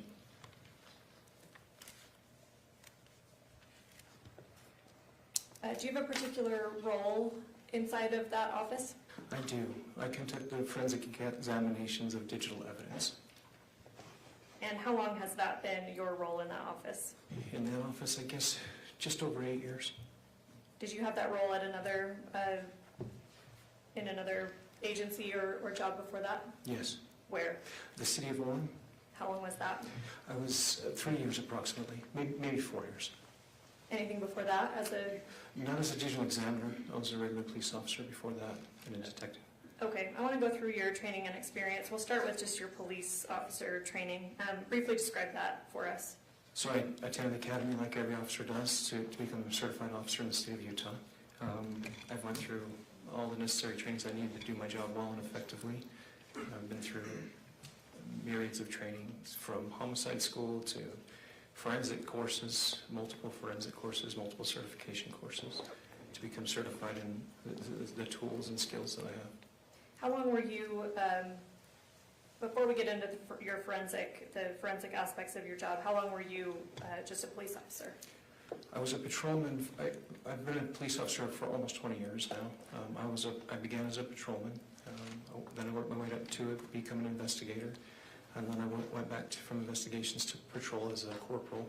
And then I went from corporal to the Utah County Attorney's Office as a sergeant, and then eventually special agent. All right, I want to talk about the forensic aspect of your current job and previous jobs. When did you, I guess, would you say that that's a specialty? Yes. When did that become your specialty? It began when I was at Orem. How many years ago was that again? About 12. All right, and what does that encompass? So digital forensics, what we do is we conduct forensic examinations of cell phones, laptop computers, regular desktop computers, thumb drives, drones, anything that contains storage, digital storage. You mentioned a few trainings, I think, that went toward forensics. How do you keep apprised of updates in technology and how to go about analyzing forensics appropriately? We continually study. We're always going to school and classes. I've never stopped studying since I became a forensic examiner. We go to certification courses for the specific tools that we use. They're very thorough trainings. I'm a Cellbrite certified operator, a Cellbrite certified physical analyst. I've been through their CERT repair, which is repair of cell phones and digital evidence so that we can extract data if something's been damaged or placed in water or tried to be destroyed. I'm also certified in chip-off forensics, which allows you to remove the physical memory chip from the phone and extract it directly. So I've been through the mobile examiner course through Homeland Security. I've been through their program. I've been through the Secret Services mobile forensics device examiner. I just completed that last year. I've been through the FBI Cyber Academy, which is extensive training on cyber, and many other trainings, about 58 or so total. Do you keep updated on any requirements needed to keep your certifications current? Every 2 years, we have to retest on our certifications and prove that we still have the skills and ability to be an examiner. You mentioned the word Cellbrite earlier, and I'm going to get back to that in a second, but first I want to talk about your role. You said you work at the Utah County Attorney's Office Investigation Bureau. Is that accurate? Correct. That's the same office as the prosecutor's Utah County Attorney's Office, at least, correct? Yes. What's the difference? Or I guess, is there a delineation between the two offices and their roles? There are. The prosecutors have their own offices, and we're a small, I guess you would call us a police department. We're an investigations bureau, so we have investigators that have been seasoned in police work, and we've been selected to be able to work there. And so we do our investigations, and that could include public corruption. It could include police officers that have been involved in shootings to help assist the county attorney with the investigation on those types of things. We do anything that is asked of us by the county attorney. Does that mean that you come to any particular conclusions that, I guess, do prosecutors ask you to come to certain conclusions about your investigations? They ask our opinion, but generally speaking, we just present facts. We present them with the information they need to have the ability to make decisions, and sometimes they'll ask us our opinions. Are you aware if prosecutors in that office even have direct access to your part of the facility? Most do not. Kind of our own locked down police department, if you will. If evidence that you're seeing as part of your investigation, if a prosecutor doesn't, I guess, agree with it, or it doesn't seem to favor the prosecutor's case, do you change your opinion to match the prosecutors, or do you follow the evidence? I follow the evidence. All right, I want to get back to what you mentioned, Cellbrite. I believe you said that you were certified in that. Is that correct? Yes. What is Cellbrite? Cellbrite is a forensic tool that can be either installed on a desktop computer, it can be installed, and it also has its own self-contained hardware system that you can take into the field and do examinations in the field if you need to. What it does is it forensically extracts the data from a cell phone, tablet, or a drone, or anything that's mobile. And then it also has another software that decodes that information when it's obtained from the cell phone in raw data. It will decode that information so it's readable for us to be able to look at. Is Cellbrite your preferred tool? For mobile devices, yes it is. Are there other such programs that do similar things? Yes, I also like Meggan. It's also a great tool. So you use others, not just Cellbrite? Correct. Are you certified in others? I am.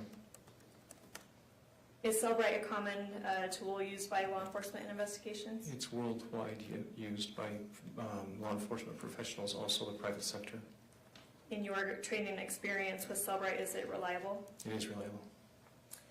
If you're able to say, and you can give me a ballpark, approximately how many phones have you extracted in your career? A lot. I honestly don't want to give you a specific number because I never kept count of them. I did a lot of phones in my career. Thousands? Likely. What is a forensic extraction? It is to preserve the evidence in the most sound manner that it can be and extract that data so there's minimal, if any, alteration to the data.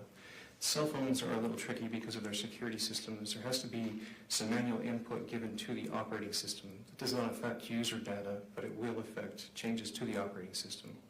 And I liken that change like, say you have a snowstorm. You have a homicide that occurs, and there's snow all the way up to it, to where the knife is located of let's say, the homicide. You have to walk in there, so you leave your footprints on the way, so you add some evidence of your own to that scene.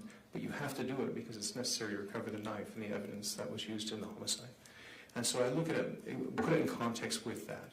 It is necessary because of the great security that phones have for us to make some alterations to the operating system to be able to communicate with the phone and to be able to obtain the information. So I guess what alterations, are you able to discern what alterations you yourself make, as user an example, the footprint leading up to the weapon that you're collecting in this hypothetical? Are you able to see if this is the footprints of a forensic examiner, or this is something that was done on the phone beforehand? Yes. How is a forensic extraction different from just scrolling through somebody's phone? Scrolling through a phone manually can make changes to the phone, and that's not something we want to do. We want to preserve it in the most pristine condition that it's in. We don't want to alter user data, and that would certainly alter user data.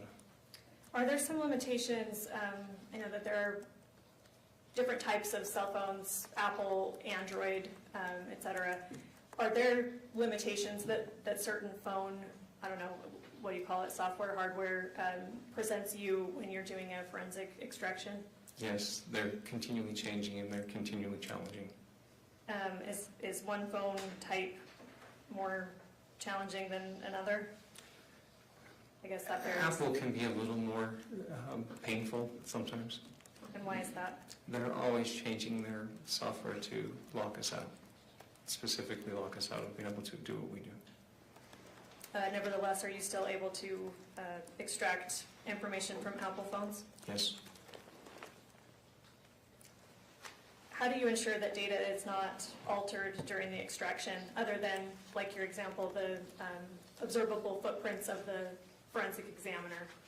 We make minimal adjustments. We'll place the phone in a Faraday box. That just means that it cuts off all communication to and from the cell phone, so alterations can't be inputted from an outside source. We place the cell phone in airplane mode, so it's not communicating beyond the date that we have been given the phone, so additional data isn't being added to the phone. Also so that it cannot be remotely wiped by an individual who's trying to destroy evidence. So there are things that we input, like say airplane mode. We'll often turn that on. We'll remove it from the network. We don't want it to, the potential of it to be wiped remotely. Do you know what case we're here on today? What's that? Do you know what case we're here on today? Yes. Fair to say this case involves Casey Terry's phone to some extent, Yes. and Meggan Sundwall's phone. Yes. Do you recall when you were first, enlisted to assist on this case? I believe it was August 15th, 2024, but it may have been a day before that. I think our chief had been starting to discuss it with us maybe the day before, but we got actively involved on August 15th.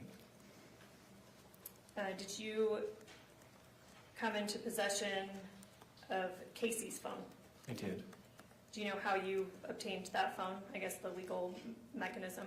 Yes, our lead investigator on the case and Sergeant Hales, they provided it to me along with a search warrant for the cell phone.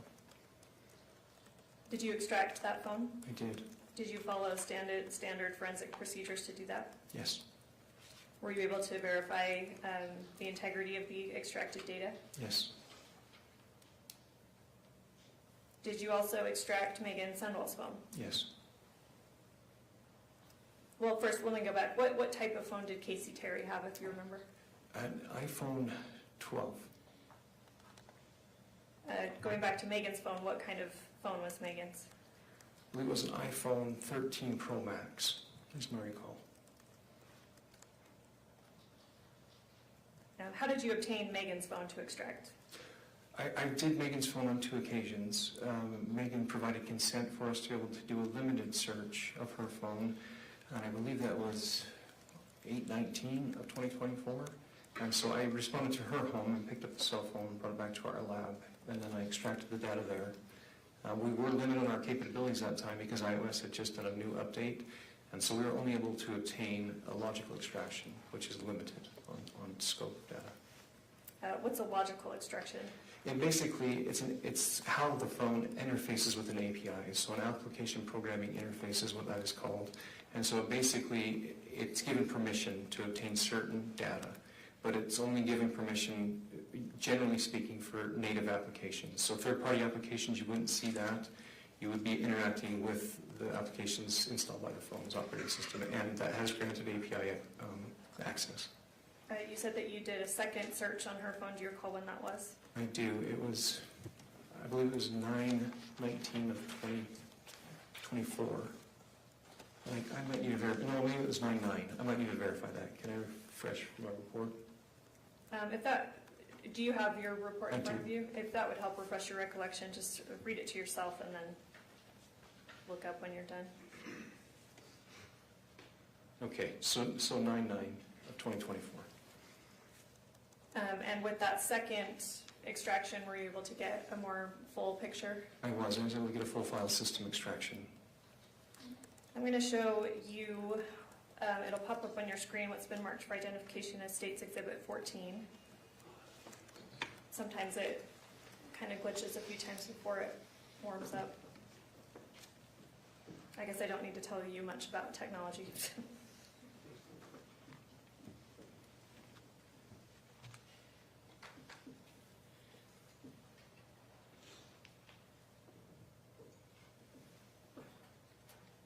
Okay, You see that? I do. What is this? That is a consent to search form. Basically, it gives us written authorization from the owner of the device to be able to extract information. And who signed that form? Meggan Sundwall. State moves to admit Exhibit 14. Mr. Williams, No objection. will receive states 14, wish to publish. Yes, thank you.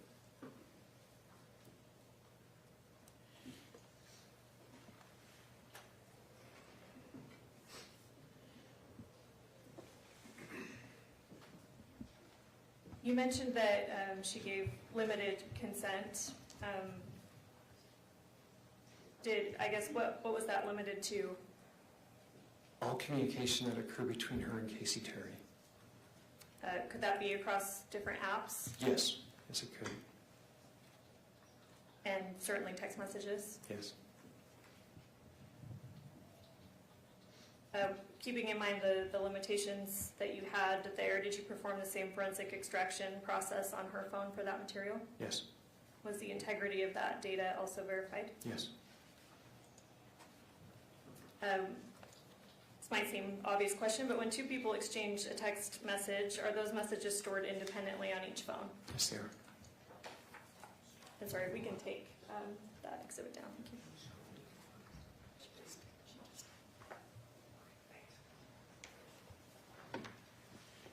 If one person deletes a message on their phone, does it delete it from the other person's phone with whom they're communicating? No, Was Megan's phone set to automatically delete messages? it was not.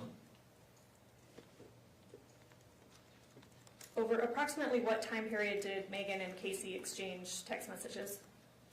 So I believe they began in 2019 up until August of 2024. If you can recall, approximately how many messages were exchanged between the two of them during that time? 28,000 is what I recall. Did you compare the message threads between the two phones? I did. When you compared them, did you find anything of note to you? I did. I found that Meggan Sundwall's phone had 1,618 less messages than Casey's phone did. Did you look into why that might be? I did. What did you discover? They were deleted. I'll get back to that in a second, but, you said 618 total. Yes. Did you, narrow a time frame that you looked at more directly? Yes. What time frame is that? I believe it was in July of that year up until the current date. Okay, and from July of 2024 up until August, I guess fair to say the last messages on Casey's phone were August 12th. Yes. So from July of 2024 to August 12th of 2024, how many messages were deleted from Megan's phone? So I don't know if I want to say it was around 200 and something, but I don't know the exact number. Okay, but in the 200s? Mm-hmm. Why did you select that time frame? I was asked to. Who asked you to do that? Sergeant Hales did. Were those items, those messages missing from Megan's phone random?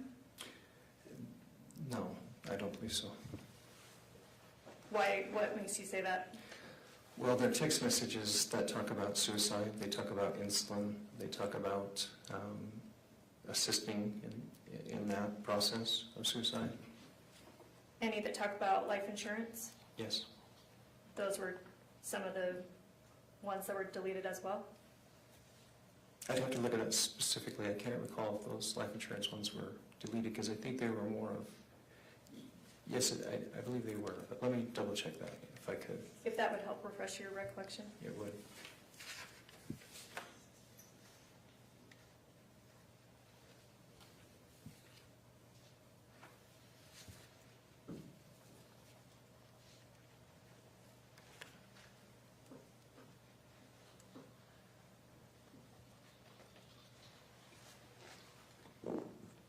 Appears I've only brought the submission of request for life insurance. I haven't brought the text messages with me. Okay, so you don't know, you don't recall off the top of your head right now? I want to say they were deleted, but I would want to be sure. Okay, so you're not quite sure on the life insurance, but other messages related to insulin and suicide were the categories? Correct. Were more routine, everyday conversations still present on Megan's phone? They were. So the deletion was not a complete wiping of certain conversations. No, Did it appear selective to you? it did.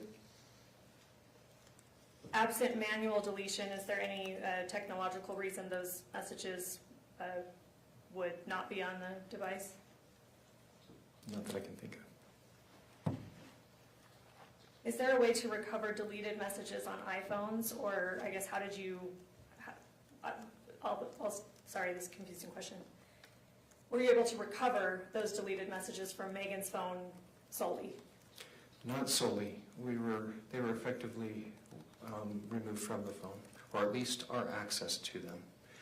So when a cell phone is deleted, it will go into a temporary storage folder. Maybe you guys, if you have iPhones, you'll understand what I'm saying. So when you delete it, you'll have a category that says recent deleted under your menu. If you delete it from there as well, it removes the primary encryption key, and our tools cannot access it once that's been done. Excuse me, is that one of the, I guess, limitations of Apple phones? Yes. So to determine what messages were deleted on Meggan's, how did you do that? Just manually. And you could see some that had been deleted, some we did recover partial of. Like on one conversation, it showed that she removed a heart on 8/17 from a message that was present on Casey's phone still. You would see just remnants of things that had been deleted. And I'll get to that heart message in a second, but it sounds like you had to compare it at least to Casey's phone to see what was present on Casey's versus what was no longer present on Meggan's. That's correct.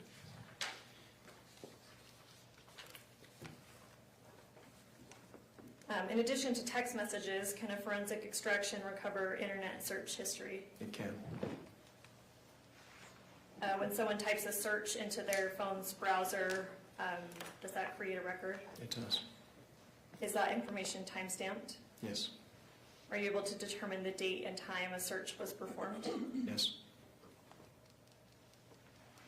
Other than search history, if somebody is just kind of, I don't know, surfing the internet, is that something that's recorded? It does. It records the URLs that they're visiting, the sites that they're at. Is that something that you're able to extract? Yes. Were you authorized by either warrant or permission to access the search or surfing history from both Casey and Meggan's phone? Yes. And did you do that? Yes. I want to start with Casey's search history, and we'll just go from August 11th and August 12th of 2024. Did you identify searches she performed those days? Yes. I'm going to show you what's been marked as State's Exhibit 17. Let me know when you see that. I can see it. Do you recognize this? I do. What is this? That's a search history from,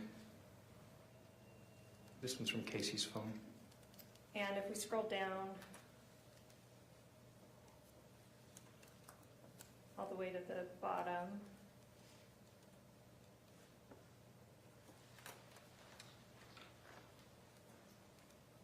you see the time frames that we're looking at here? I do. And what are those? 8/11 to 8/12. Is this a document that you created based on your extraction of Casey's phone? Appears to be yes. State moves to admit Exhibit 17. Mr. Williams? Foundation, did I record out the rings? You may. Special Agent Sightseer. You just got that title, right? I did. Yep. Sounds weird to me too. I've been working with sergeants, so, nope. Let me just ask you this, is this the entire search history of Casey Terry during the dates on Exhibit 17? It likely is, yes. Everything that she did in the way of a search history? From those sources, yes. It looks like that has TikTok, Chrome, yes. No objection. Thank you. Court will receive States 17. Wish to publish? Yes, thank you.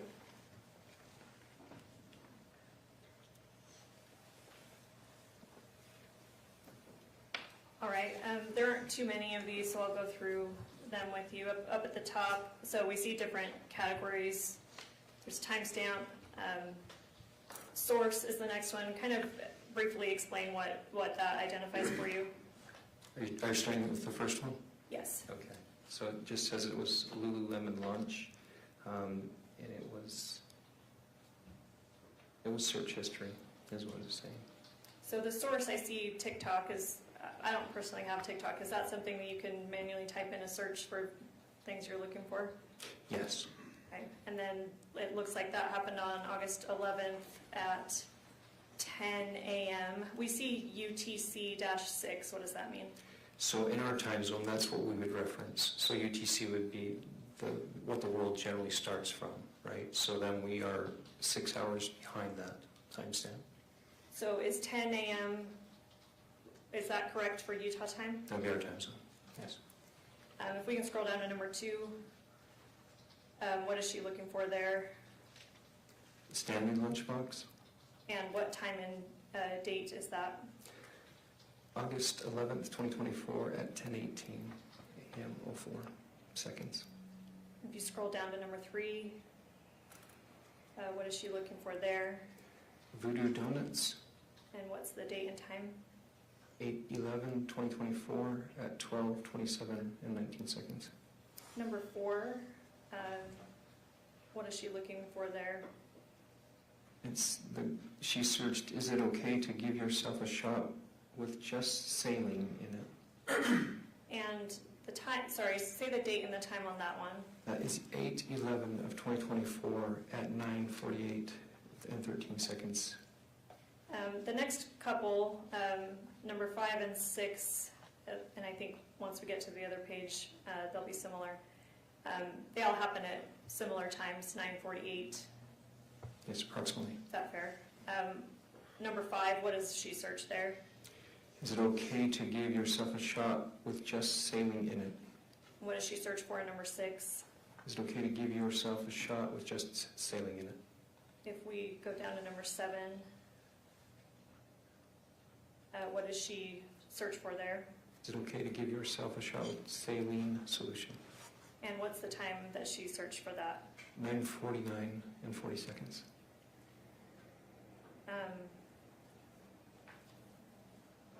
Fair to say she may have been, there's maybe a typo about saline, and then she ends up correcting it to saline. Appears to me. Number 8 and 9 are similar. What does she search for there? Is it okay to give yourself a shot? Is it okay to give yourself a shot with saline solution? And then number 10 is Lehigh Smith Sours. And what time does the number 10 occur? 1:26 and 8 seconds. Of what day? 8/12/2024. And according to your forensic extraction, is that the last searches that she did? Correct.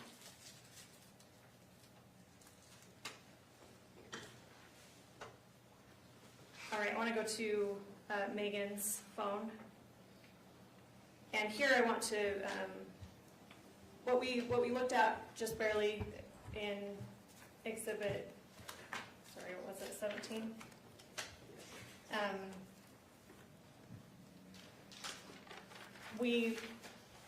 I think you made this distinction before that there's a difference between typing in a search in a web browser and then just kind of surfing the internet, right? Yes, there's a difference. How does surfing the internet appear, I guess without getting too technical for the jury, how does surfing the internet appear differently in an extraction versus like Googling something or searching for something in a browser? So in a search, you'll see a value entered of what you searched. In just web browsing, you're going to see URLs. You're going to see where they're going to, what sites they're visiting, what they're looking at. All right, did you do the same, did you look at both affirmative searches and then also internet surfing for Meggan's phone? Yes. And I want to focus a little bit broader here on Meggan's phone. Let's look through August 11th through the 13th. I'll show you what's been marked as State's Exhibit 15.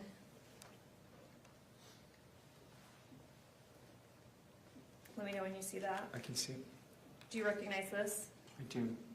What is this? That is web history for, I believe this is Megan's phone. And when you say web history, is that surfing the internet or is that searches? It will include some searches, but primarily surfing the internet. Is this a document you created based on your forensic extraction? Yes. State moves to admit Exhibit 15. Mr. Williams? Oh, no objection. Court will receive states 15, wish to publish. Yes.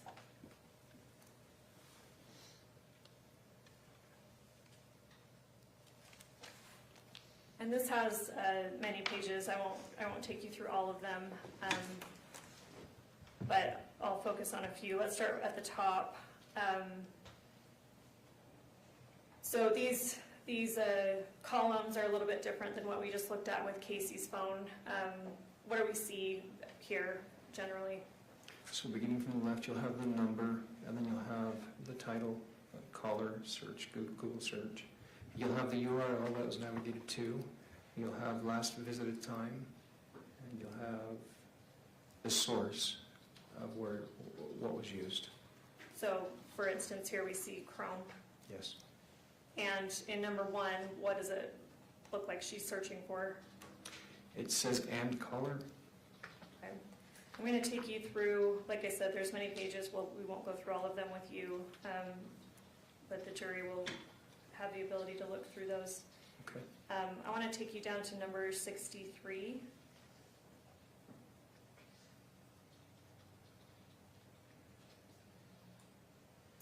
First of all, I want to start with the date and time that this was looked at. Do you see number 63? I do. What's the date and time that this was looked at? August 11th, 2024 at 6:22 and 10 seconds p.m. And what is being looked at? Allegiant cheap flights, airline tickets, vacay. Go down to 64.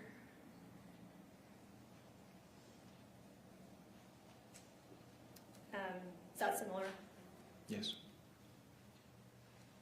All right, we'll go down to 74. What's the date and time of 74? August 11th, 2024 at 7:19:08 seconds p.m. And what is she looking for there? All jewelry from Brian Anthony's. I'll take you down to number 78. What's the date and time that she's looking at this? August 11th, 2024 at 9:42 p.m. and 44 seconds. And what is she looking at? Antigua Bay, Anna Marie, Florida, or FL, annamarie.com. All right, I'll show you what's been marked for identification as States Exhibit 16.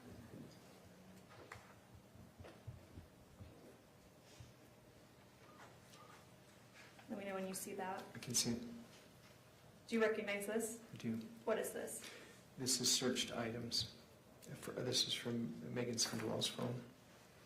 So different from surfing the internet, these are things that she would have actually typed in to search?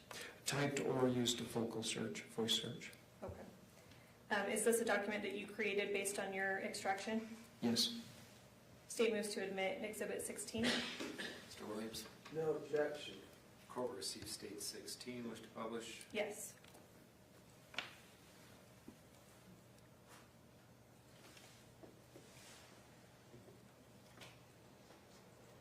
And we'll start again, this is multiple pages, I won't go through all of them with you, but we'll start at the, oh, sorry, oh, there we go.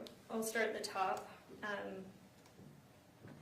Similar to the one we saw in Exhibit 15, what does number 1 indicate? If the value is and caller, the date is August 11th, 2024 at 1:52 and 29 seconds p.m. The source is Chrome. Let's scroll down a few pages.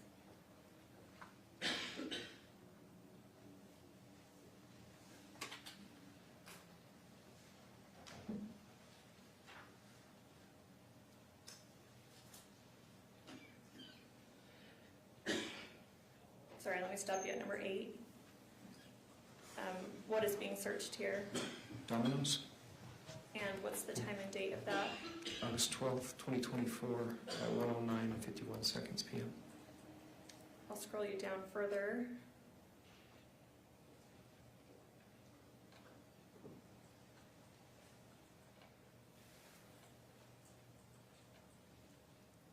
I'll stop you at number 13. What was Meggan searching then? Freestyle light, how low can it go? And what's the date and time of that? August 12th, 2024, at 4:23:23 p.m. Scroll down a few more. We'll stop at 13 and 14. Tell us what she's searching then. Freestyle light, how low can it go? On August 12th, 2024, at 4:23:23 p.m. And number 14, it looks like the same, even the same exact time. Why does that show up twice? If you know. I would want to look, let me see here. Let's see if I can see real quick.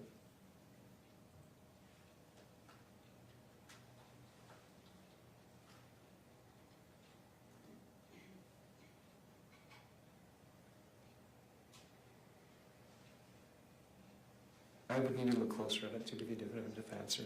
Okay. We'll scroll down to, let's look at 15 and 16. So 15 seems similar. Yes. Style light, how low can it go? And here the time is slightly different, 8/12/2024, 4:23, and 39. We'll go down to 16. Or sorry, this is 15 paren 1. What does that mean? It could be a duplicate. It can recover data from two different locations, and it can give you a duplicate. And it's just saying, hey, this is a duplicate. Okay. I'll scroll you down further. Keep going.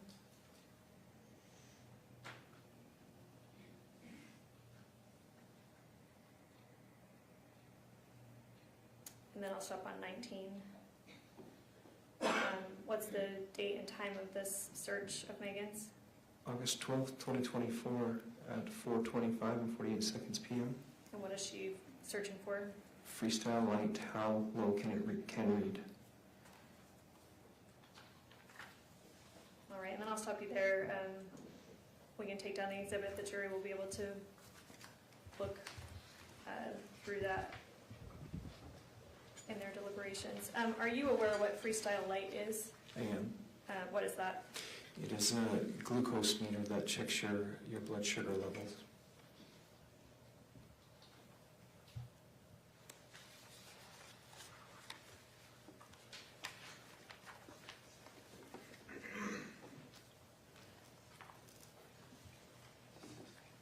All right, before you mentioned something about a message with a heart and how you determined when, in your opinion, in your professional opinion, things were deleted. I want to show you what's been marked as State's Exhibit 40.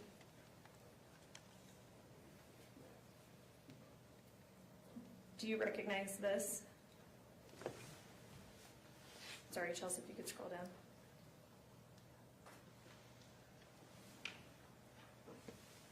Yes. And what is this? This is text communication. Is this part of something that you extracted from Yes, it would have been. State moves to admit Exhibit 40? Yeah, can I have just a minute in connection with the subject we addressed before?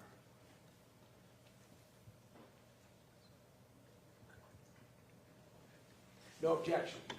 Court will receive states 40, wish to publish. Yes.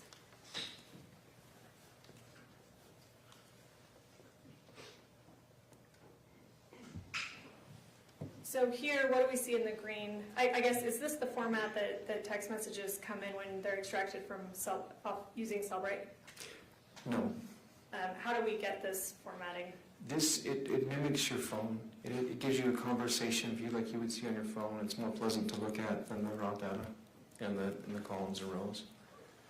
So the conversion into something that's more pleasant to look at, is that something that you do or that Cellbrite does? Cellbrite does it, but I put the input into it, make it do it. Okay. What do we see in the green bubble here? A message from Casey to Meggan Sundwall. And it says, and fairness, we don't have the full context, right? We only have 2 messages here. Yes. But in part, she says, like I said, if anything happens, I wrote that sign in case they change nurses and I'm out of it. So if you don't hear from me, you will hear from someone. Maybe even Masteller, he has your number and knows that you're my person to call. What's the date on that message? That date is 4/5 of 2024 at 12:58 and 38 seconds p.m. What's the blue message we see below that? That one is from Meggan. And it says, loved, and then it starts to quote the message that I just read. Is that fair? Yes. What does that loved mean? So when you click on a message that somebody sent you like and you want to add an emoji to it, pretty much that. So in this format, it won't just show the heart or the thumbs up or whatever emoji. It actually makes it look like there's, it puts it there like it's an additional message. It would attach a heart to it, yes, so data would be logged about it. Okay. I want to show you what's been marked as Exhibit 41.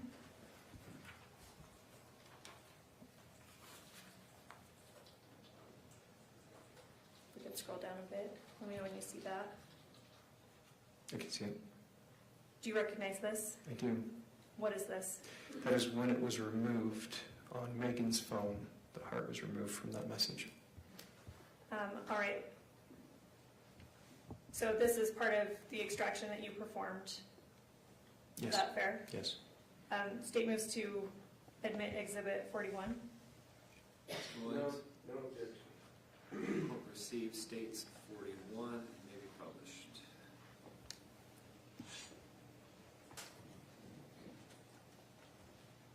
So here we're seeing the same conversation that we just looked at in reverse, though.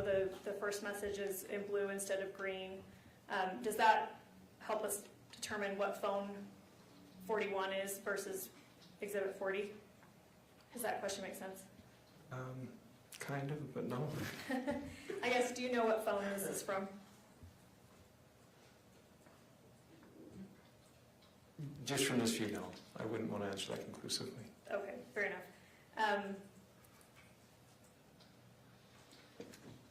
So if we look up at the top here, we see Meggan Sundwall is listed as the owner, and then Casey Girl is a number below that. Does that help you determine That what helps phone? me much, yes. That's, And whose phone is this? it's identified as Megan's phone.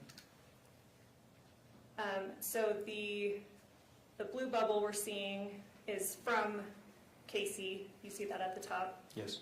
And it's as fair to say, it's the same message we looked at in Exhibit 40.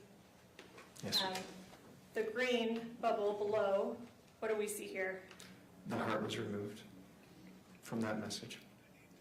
And do you see, sorry, the original message, let's go back up to the blue bubble. What date was that on? 4/5 of 2024 at 12:58 and 38 seconds p.m. And then if we go down to the green, it says removed a heart from I will, like I said, if anything happens. What date do we see in that bubble? August 17th, 2024 at 2:03 and 18 seconds a.m. What, if anything, does that date and time signify to you? Modifications were made to messages on that date and time. What do you mean by modifications? A heart was removed. Do you recall if this message in total was present on Megan's phone? The entire message? Yes. I don't believe I saw the entire message. That was on Casey's phone. I saw the entire message. So that would signify to you that I guess anything more than a heart was deleted? Are you able to tell whether the entire message was, if this was one of the messages that was deleted? From this view, it's hard to say that. But fair to say the phone was manipulated, the heart was at least removed on August 17th, 2024. Yes.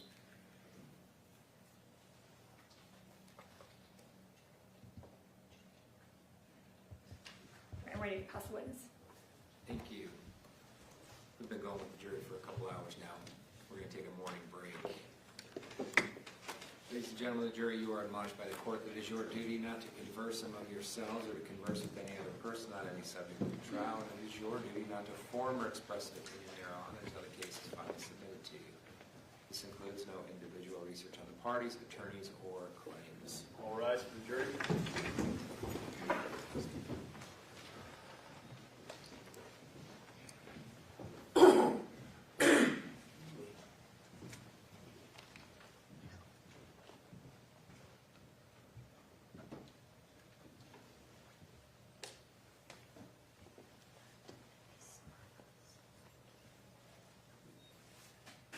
Please be seated. You can step down, sir. Counsel, as to Exhibit F, the Jorgensen video, defense is using that for illustrative purposes. The state wanted to offer that. Where are we at? Can we have some time to contemplate that and review it for anything that was of concern audibly? Certainly. Because we, of course, we didn't include the audio because it could have hearsay statements in it. I don't have any objection to admitting it without the audio. We don't have any way to do that. We'll come back and address that. There's got to be a way I believe our paralegals to indicated sort that that out. there is. Okay. Okay, we'll come back and address that. I don't know why I made any affirmative statement about the ability to do anything. What about Exhibit G, offenses Exhibit G, photo of the meds in the closet? Did you intend on offering that? Yes, and I mean, I'd offer it now if the state doesn't have an objection, but the witness ultimately said he didn't remember seeing it, so I didn't feel like I could lay the foundation, so I certainly will be able to through Detective Farnham. So we'll hold off on that then. All right. Thanks, Brooke. Okay, let's come back at 5 after, thereabouts. Thank you. Thank you. All rise.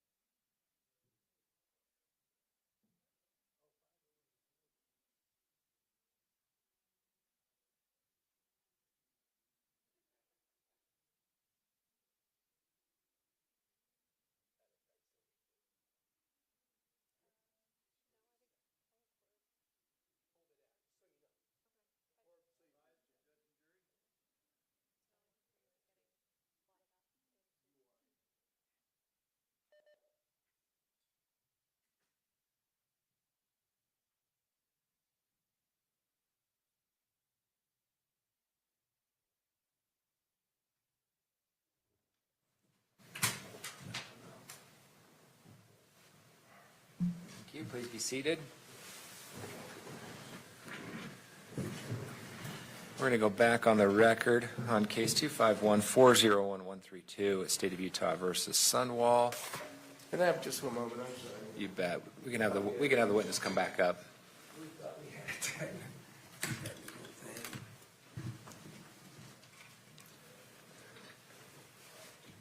thing. Mr. Seitzinger, I will remind you, you're still under oath. Yes, sir.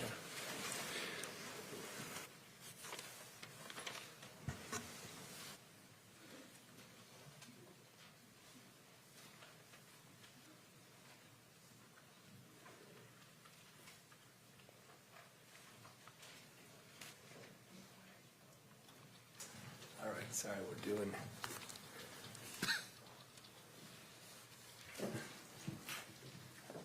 I think that we should have used you to get ready for this. So, I did not. I want to talk a little bit about your job, your role, and your employment. By the way, okay, so excuse me if I go sergeant special agent, but I think I'll stick with special agent. Isn't that because all of the employees for the Utah County Attorney's Office's titles got changed from whatever sergeant, lieutenant, et cetera, to special agents? I'm not sure on the entire county. I just know for our office. I don't know that the other lieutenants and sergeants were changed to special agent. That doesn't sound right. When you say our office, you mean the Utah County Attorney's Office, right? Yes. Because you work in-house at the Utah County Attorney's Office. Yes, sir. For the prosecutors here, what I mean is as support for the prosecutor's office. Yes. And I just want to make sure, because sometimes we hear about district attorneys and county attorneys. In this Utah County, they're called, the prosecuting entity is called the County Attorney's Office, right? Yes. Even though there's a civil division as well, right? Yes. All right, so I want to make sure, I clarify that you work for the prosecuting arm, or the county attorney's office, and we're talking about the work you've been doing with the prosecution division, right? Yes. Okay. Now, we've heard about Special Agent Richard Hales, right? Yes. He also works in this capacity that you work in, right? Yes. Well, he's in the courtroom, right? Over here with the, Yes. I won't describe him, the handsome guy next to Sergeant, and that's Detective Farney that's next to him, right? Yes. These are the people that you worked with through the investigation. Yes. And as you indicated, you started that as early as 2 days after, on the 15th, 2 days, or is that 3 anyway, after Casey Terry was taken from the home, let's put it that way. Yes. That's a fair assessment. And I'm putting it that way because she ultimately didn't pass for a couple of days, so I'm not saying the day she died. Yes. All right. And you were available to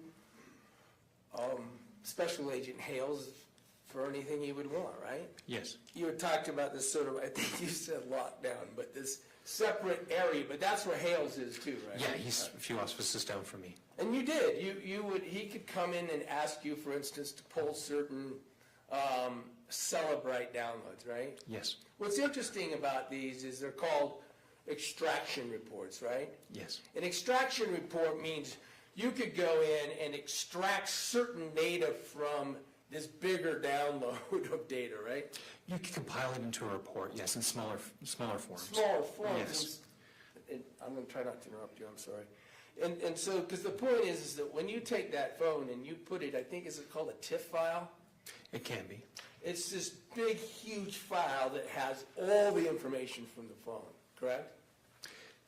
I'm going to say zip file. I'm going to change it a little bit. Yes. Yes, it is all the information that is available from an extraction in that file. There's no way I'm going to know the difference between a TIFF file and so use whatever terminology is appropriate. Okay. And correct me at will. Okay.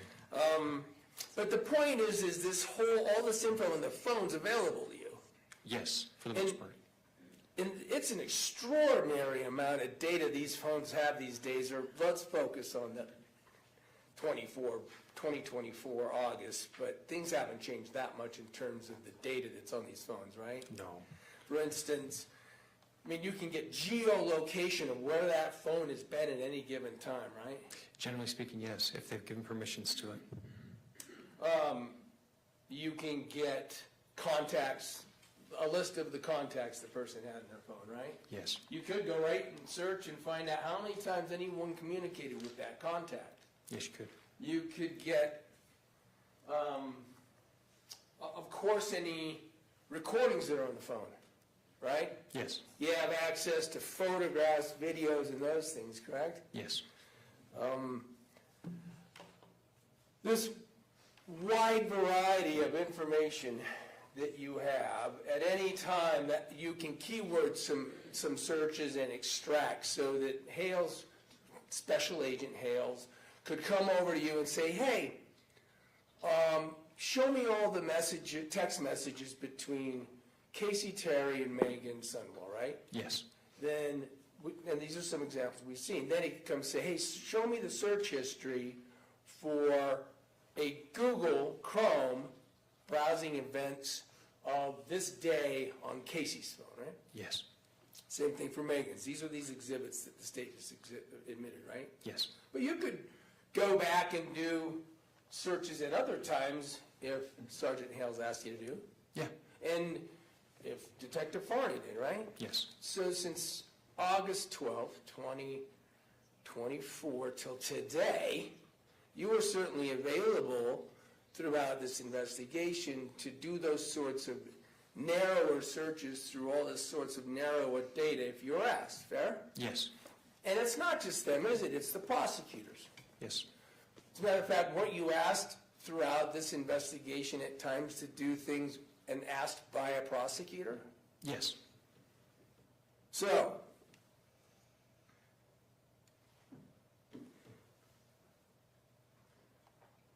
let's talk about real quick, so these searches that were in there, and you were asked to go through and articulate some of the search information. Let's talk about the search that Meggan did for vacations. All right? Okay. Were you ever asked to go further back in the data and see whether that was a regular search that might indicate she had a vacation coming up with family? I don't recall being that specific, no. To go back further than that, I believe it was August 11th, I think was the date of that. So but the point is they didn't, these exhibits that were put into evidence, they never went through and asked you in relation to any of the searches that Meggan did to go back and see if those searches occurred prior in time. No, Prior in time to the 11th. You were cut off at the 11th, right? that's what I was asked. So as far as we know, she had been doing searches on the 10th of August about vacations too, right? We'd have to look. And about jewelry. I'd have to look.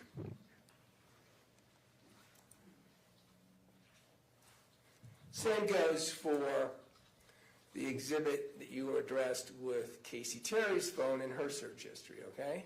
That date was, do you remember what that date that exhibit starts at? For Casey, I believe it was 8/11 through 8/12. Okay, so we've got this essentially 2 days that they ask you to compile a search history for, right? Yes. Oh, sorry. Yes. I'm so used to not talking to people. I'm going to Whichever attorney's up and asking you a question has to badger you on an answer out loud. So this time I got Sounds to good. badger you. I appreciate the reminder. But then they went down, she had you read through some specific searches on Casey's phone, right? Yes. But no one ever took any of those specific entries and asked you to go see if Casey Terry had searched for that before the 11th, did they? Correct. I mean, they'd never asked, strike that. Now, then we talked about this, the circumstances of deleting. And I just want to address that a little bit. Actually, before I do, I forgot to do this. You also do some other tasks. I mean, you're not just in that office, sitting at a desk, only doing forensic extractions of phones, right? Yes, I am. Really, you interviewed Lee? Oh, yes, I did participate in that. Generally speaking, I'm in a lab. So. And that's what I want to be clear. You're also available, for instance, in this case, you did interviews for this investigation, right? Yes, I did. You interviewed Lee Randall. Yes, I did. Detective Farney wasn't there, right? No. Special Agent Hales wasn't there, right? No. You interviewed Renee Randall, right? Yes, I did. Same answers. The detectives and the sergeant were there, or the special agent were there. Hales. Hales wasn't there for that one. Special Agent Tishner was with me on both those. Tishner, someone else. Yes. You don't.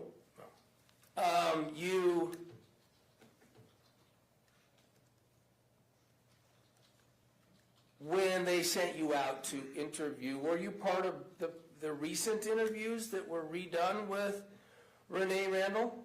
I went out, and she declined to be interviewed. And she ultimately, we know in evidence, you weren't here in fairness of this trial, did get interviewed. She came back in and sat down for an interview. You didn't know that? I think I did hear that. I take it you weren't part of it. No, I wasn't part of it. So you weren't part of this recent interview of Renee and Lee. Yes, I was not part of it. All right, so you can be asked to go out and do other traditionally detective-oriented or investigator-oriented tasks, right? Yes. So, for instance, they could have said, as to some search for a vacation, can you go back out and ask Lee and Renee whether they know about an upcoming vacation plans that might involve Meggan Sundwall, right? Yes, we could do that. But you never were. No, I was never asked. You also knew that Meggan Randall, throughout this early time especially, Meggan Sundwall, Meggan Randall Sundwall, was being spoken to by Detective Farney and Special Agent Hales, right? Yes, early on you're talking about that? Yeah. Yes. Because, I mean, this is back and forth in the office with Special Agent Hales and you especially, right? Yes. Because you're in the prosecuting office. And you're meeting with the prosecutors at that time too? And let me just focus on Ms. Thomas. Maybe a couple times, maybe. I mean, Ms. Thomas was directly involved in meeting with the agents, right? Let's just ask about you because you might not know about others. I think she was primarily talking to Detective Farney, but I was present with her. There were times when you were looped in, but things were being asked of Ms. Thomas, prosecutor, in this case, in this trial, about ideas about what to do and where to go with your investigative abilities, right? I believe so. And if she had asked you to do things, you'd have gone and done it, right? Yeah. So as you've talked about, the way you first learned that there were deleted messages, right? Yes. And the way you knew was on the 19th it was, first of all, you had Casey's phone, right? I believe I got her phone on the 19th or 20th. Okay. Casey's phone, I think. I'd have to look at my report to be specific. And I don't know if the dates matter that much, but Okay. you got, and I'll see, and if so, you can look at a report. Because we, I think, got from one of the exhibits, the consent to search that was signed by Meggan, that's Exhibit 14, right? Yes. So Meggan consented for you to take her phone and look at it, right? Yes, for specific things. And for communication between she and Casey, right? Yes, correct. So when she signs the thing, presumably she knows that you're taking it to compare it to Casey Terry's text messages on her phone, right? You could assume that. Okay. I mean, and it doesn't take a genius to know that when you scroll through them side by side, you're going to see differences at that point, right? Potentially. So Megan's giving you a phone that it doesn't take a genius to know is going to show different and deleted text, right? Potentially. I just wanted to get to it because then you ultimately said you took her phone again. I think it was the 20, you remember when it was? Let's say 29th. 9/9 of, so September 9th. Oh. I think it believes it's the second time I did it. Okay. And that's when you did the full download, right? Yes, correct. Now you knew it, by 9/9, you knew that police had talked to Meggan Sundwall 3 different times, right? I don't recall the number, but I knew that they had spoken with her. And had addressed the deleting of texts. Yes, I believe I do recall a conversation about it. And she admitted it, right? I don't know, I wasn't there for that. Have you ever been shown any of those interviews? I don't believe I have. To be I was thorough, working shown. a couple other homicides, so I'm pretty busy. I don't have a ton of time to spend on their portion. I get you. I'm pretty busy too. You think this is a pretty important case, though, don't you? I do. All right. So I'm going to try to still ask you questions, even though if your answer is you were busy and you don't remember, then feel free to give it. But back to that question, you're not sure. And I had said whether you had seen interviews with Meggan Sundwall, and I want to be fair. Are you aware that only one interview was recorded on body camera? I believe I was aware that it was recorded on body camera. I'm wrong about that. One interview was that when Meggan came down to ask questions of the police officers at the county attorney's office, right? Do you remember that? I'm going to object, Your Honor. He's already stated that he wasn't present for this and doesn't remember being shown it, hasn't reviewed it. I don't think he's the proper witness to ask these questions. It's interesting. I think he just said he thought he remembered seeing a video recording. Overruled, he can respond. So I didn't see the video recording. I was told that they used a body cam to record it. Oh, okay. All right, I'll move up that.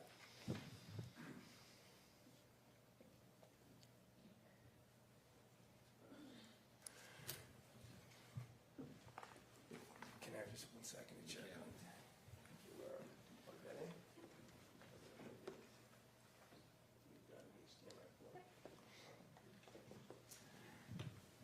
All right, I thought we had set this up, so I'm going to apologize to everybody while I swap computers with a person a lot smarter than I am. I'm not saying that's a very narrow field. I want to ask you to go through some information with me.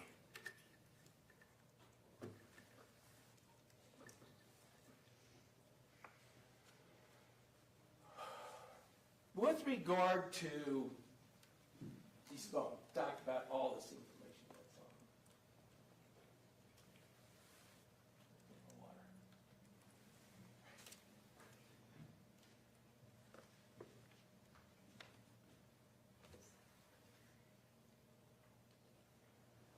Excuse me, you're also not aware of how much I've been clearing my throat. I'll give you a second too. Thank you. For the benefit of everyone, I'm going to take another try.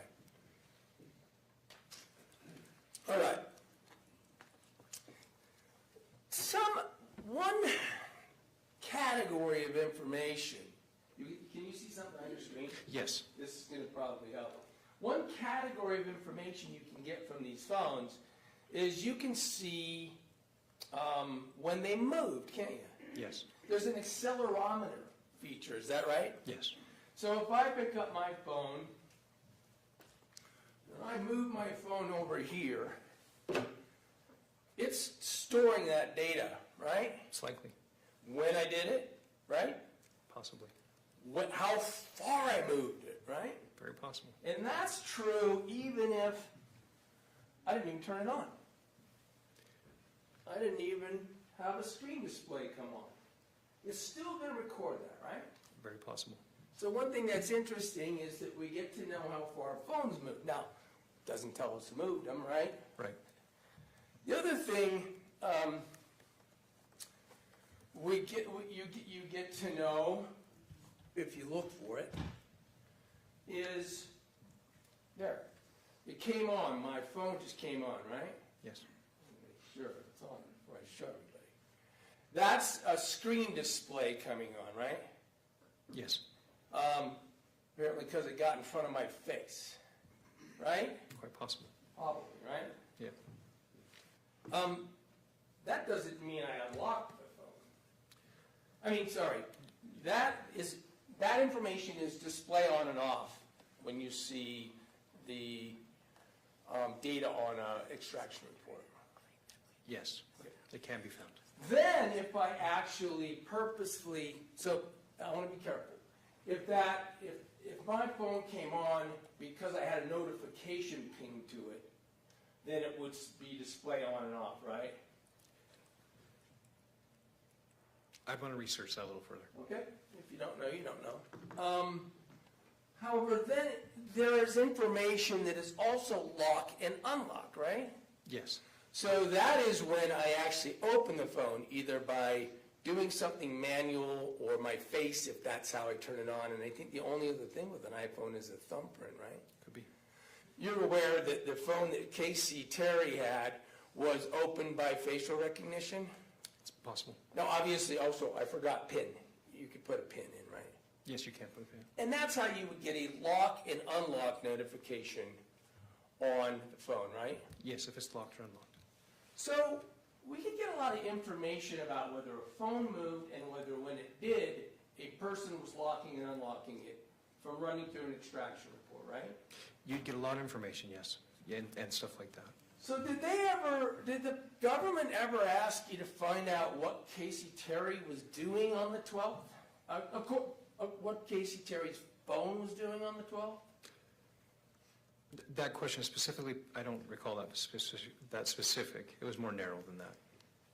All right, I'm going to show you, well, you've got it on your screen. Does this look like an extraction report? It does. And this is like the report that would have the sort of information that I was just talking about on it? It does. And I've highlighted some on this. Plugged in, I didn't cover that. If a phone's plugged in to charge, then it'll even say that, right? Yes. So you can learn when it was plugged in and how long it was plugged in for. And I suppose you can learn how far it was charged. Not from this report, but you could, right? It logs a lot of information, potentially, yes. So I want to do this then with you. I'm going to seek to publish for illustrative purposes the extraction report that begins at 7 o'clock a.m. on Casey Terry's phone on August 12th, 2024. Thank you. Publish. Let's do some investigation. Again, I'm sorry in advance. It sounds like you were never asked to do this investigation by the government. I'm highlighting it here. I promised I'd start at 7 o'clock. Looks like it was plugged in, and you have that status, right? Yes, appears to be. And I've highlighted things because there's so much information, you really got to cover lots of pages to get to it, right? Tens of thousands. I'm going to scroll down. It's not scrolling further.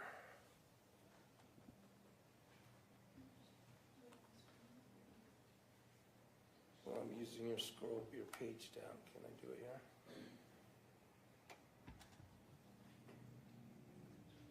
It ends at the first page.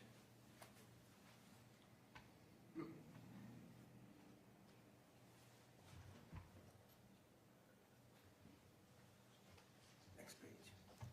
Shoot, page. Okay.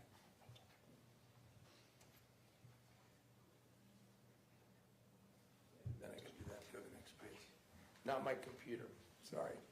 So we're going to scroll down here, and it looks like we can see the device gets unlocked and locked, right? Yes. Locked, locked and unlocked, locked and unlocked. That's the sort of activity that the user has to make happen. Yes, it would take input of some type. Again, scrolling down through here, we see lots of locked and unlocked activity indicating the user is engaging the device, right? Appears to be. Still going down. Going to the next page. Going to the next page. Going. All this activity that I've highlighted is locked and unlocked, right? Yes, in the yellow. Yeah, in the yellow. The reason I wanted, maybe I should really quit. All this stuff happening in those left-hand columns. Sometimes there'll be a whole string of indications that like Gmail was in action with the phone, right? But they'll all be in the same second, right? Can be. That's because it's just happening automatically from the Gmail site, right? Yes, and we're very fast with our phones. There's lots of stuff happening on our phones that we don't even apparently know about necessarily. Going down all through this day. We're still on at the 7 o'clock hour. Sorry, we had to put this in pages that I'm going through quickly. We're seeing locked and unlocked. I think that's the same page that we're seeing. We are? It looks like it. How do I go to the next page, Marissa? Thank you, Judge.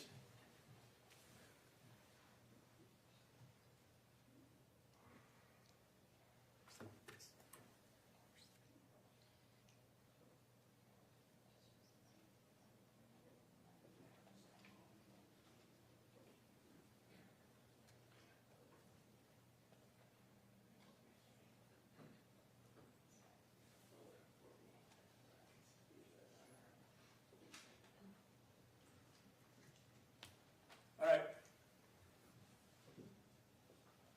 Thank you, Your Honor, for saving us a long time. All right, it's back up in a way that I think I can scroll.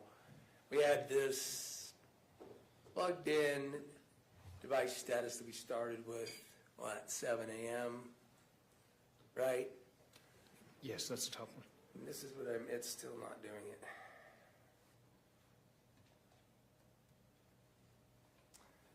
Let's see if I can do it with this. You can have your There. investigator come up and help. It looks like if I go over here, I can click and scroll. So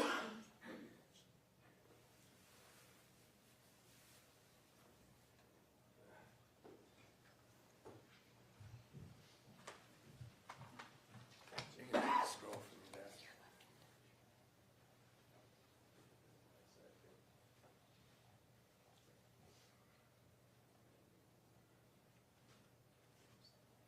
Over here.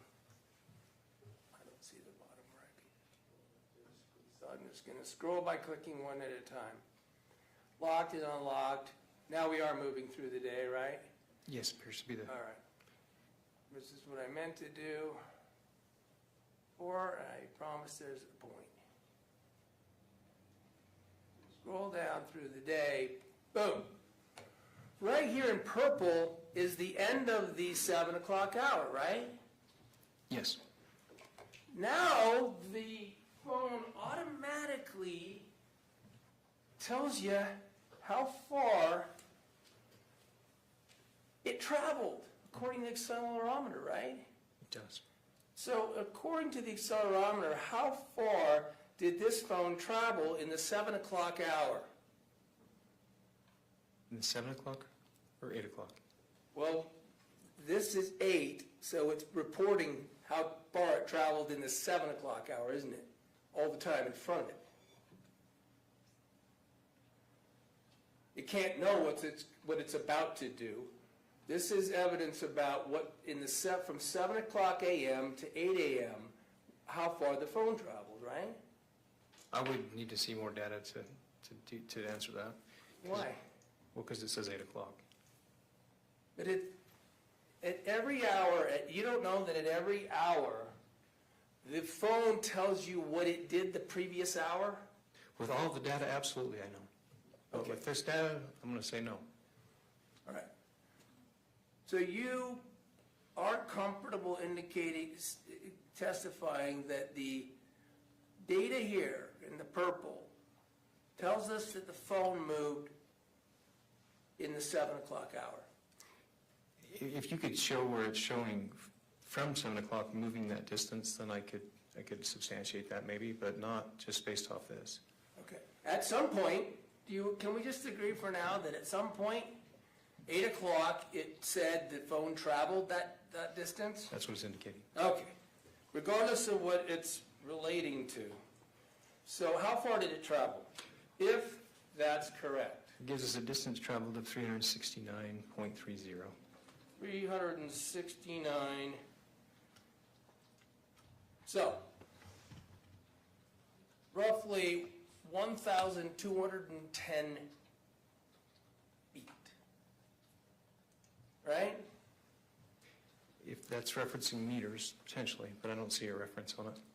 Doesn't reference feet, so I had to use my handy app on my phone. Do you have any reason to disagree that it's 1,210 feet in 369 meters? I wouldn't say either way on it. All right. And it also says a speed down here. I didn't highlight it, but this thing also tells you the fastest it went at any given time, whatever hour we're talking about, right? Yes. Do you agree as an expert with all the expertise you have in the field and such that that's about a walking speed, 0.85, 0.95? I'm not an expert in walking speed, so I'm not going to answer that. All right, but I'm not asking if you're an expert in walking speed. I'm going to ask you if you're an expert with all the things you told us about and what the data in a phone suggests about speed equaling about a walking speed. 0.85 would suggest it's a slow moving. All right. So this phone moved around, locked and unlocked, and continued to travel. May do it for the next hour, 8 o'clock.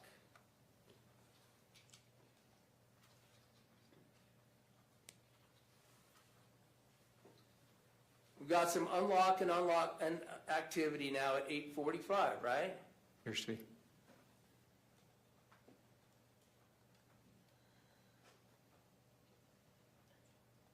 Some lock and unlock at 8:50, 10 to 9, right? Yes. So now, it looks like whoever's got the phone and has the ability to lock and unlock it is doing so. Agreed? Yes.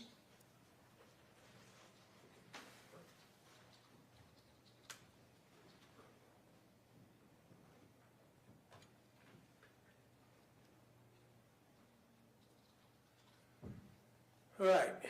9 o'clock, this phone gives information again about distance traveled, right? Yes.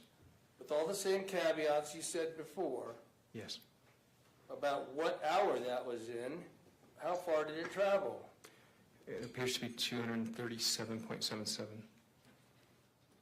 So another 800 feet, right?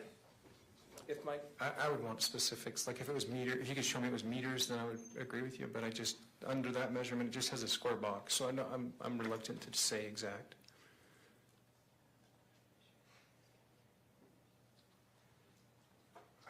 so you're not aware, as an expert, as you sit here today, what that distance traveled is recorded in? With that data, are you? No, that doesn't make, No, I'm not an expert. well, it's a square box, that doesn't indicate anything to me, so. Never I seen don't know anything an like expert that. that would see anything any other way than that. Never ever seen anything like that then? This is the sort of investigative information that's just new to you? No, generally it has feet, meters, and it indicates what it is. All right. Now we're going to scroll down some more and see some unlocked and locked activity. Right, there's 944, unlocked and unlocked. Same thing for 952, right? Yes. And again through here. I think I just maybe missed another health box. There.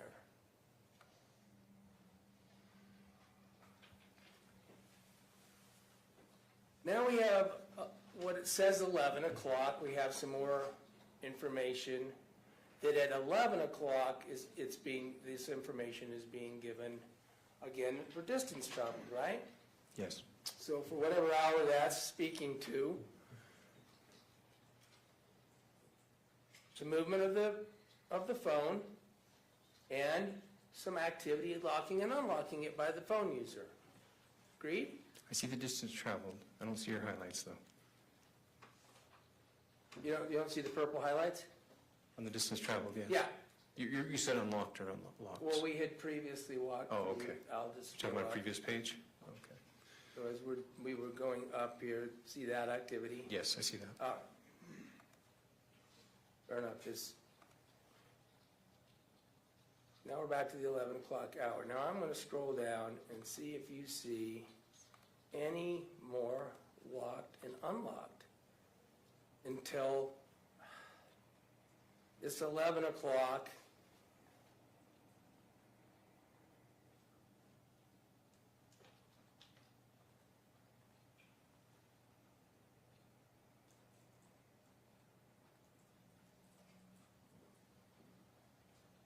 Locked and unlocked about noon, Yes, that's what I see. right?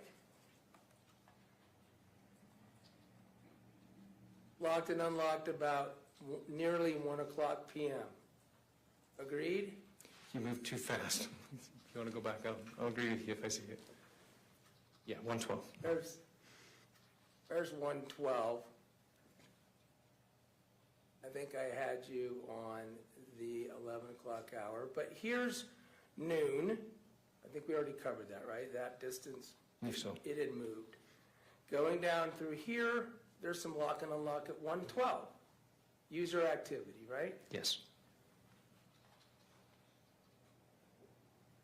It appears to be paging multiple times. Here's a whole bunch of looking at it and seeing locked and unlocked right around the 134 hour, right? Yes. 138, locked and unlocked. Yes.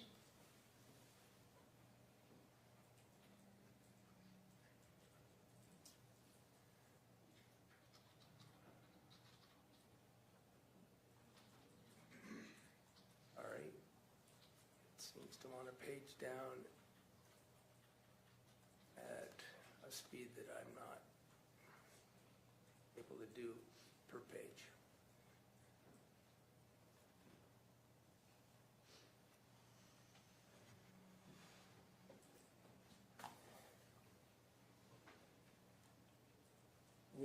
We had already talked, there's like 138, then you've got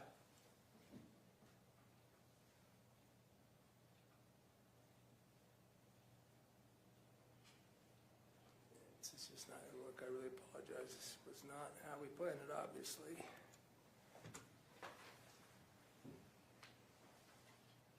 Not locked up 138. Yes, I see that. Yeah. At the end,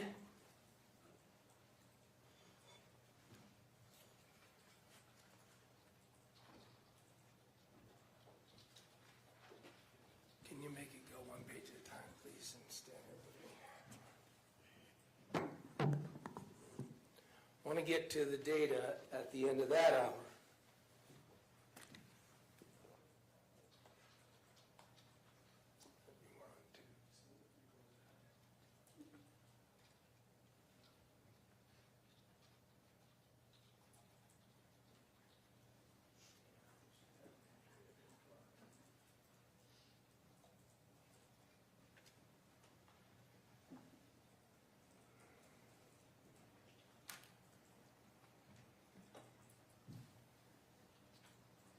Oh, okay, this one we didn't get highlighted. Right, that's the point. Reason we didn't highlight it. See the 2 o'clock health measurements again? Yes, 2 o'clock even. It looks like that phone did not get moved in that hour, did it? Does not appear so. All right, so now we had a little bit more activity up till we saw 138, and then the phone didn't move, even though there was some locking and unlocking, right? 138 was the last I remember the unlock and lock. Is that what you're referencing? Yeah. Okay. But whatever happened in that hour with locking and unlocking, the phone didn't move. Give me a time frame. That's too broad. Well, we may have to present this to another expert if you don't know. But moving to the 3 o'clock hour. As we go through here, tell me if you see any locking or unlocking.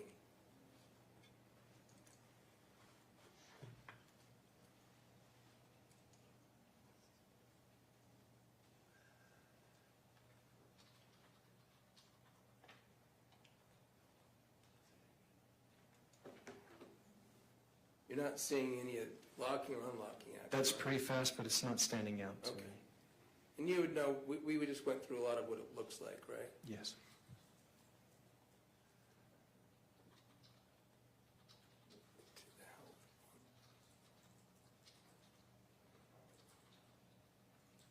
All right. 4 o'clock hour. We're on that the health metrics,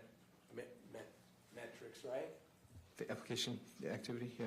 Right there, and we're talking like we had with the other hours, movement of the phone, right? Yes, Didn't move again. doesn't appear to.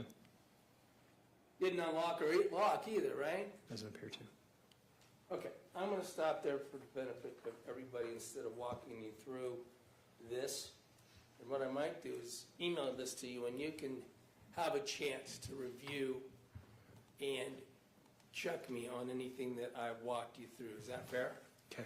And when all these hours end on the phone, to see whether or not it ever was used or ever moved after that 138 unlock. Okay? Is that the question you're asking me? Yeah, that's Okay, what I'm going to ask okay, you. yeah. To come back and tell us if it did. Okay. So it's fair to characterize what I just arduously went through with complete ineptitude that Tried. I tried. Thank you, I'll give it Special to you. Agent.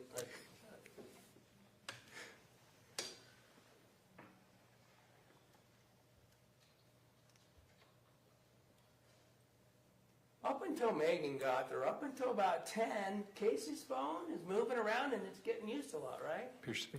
Then it's just not moving. Appears to be, right? Yes. And then at a certain point, not even being used at all. Yes. You're aware that it was found on by her bed on the shelf? I believe somebody had told me that. Thank you for bearing with me on that, I appreciate it. You bet. Redirect? Yeah, just very briefly.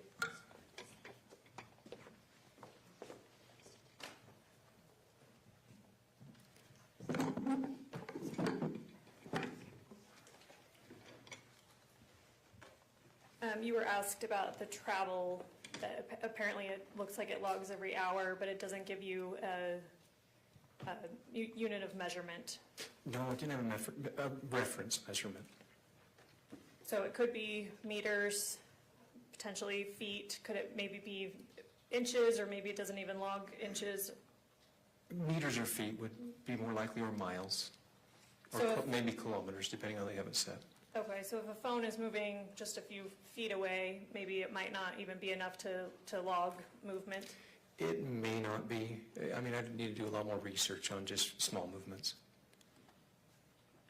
As Mr. Williams was scrolling through kind of a lot of things that were happening on the phone, I saw, pages of Gmail things. Are those, if you had a chance to get a good look at those, are those like emails being received on the phone, or is that somebody affirmatively doing something on the phone? It potentially could be. I'd need to look closer. Okay, but a lot of the activity, fair to say, could be just notifications being received, emails being received, Very things possible. like that. Yes. I think Mr. Williams even said this, even if a phone is being unlocked or locked, we can't tell directly who's doing that. No. If someone knows somebody's PIN number, for instance, they can unlock or lock somebody's phone. Yes. If Casey had her phone set up through facial recognition, if it's held up to her face, it could unlock. Yes. If Casey had her like biometric, where your thumbprint unlocks the phone, it could be used that way. It could.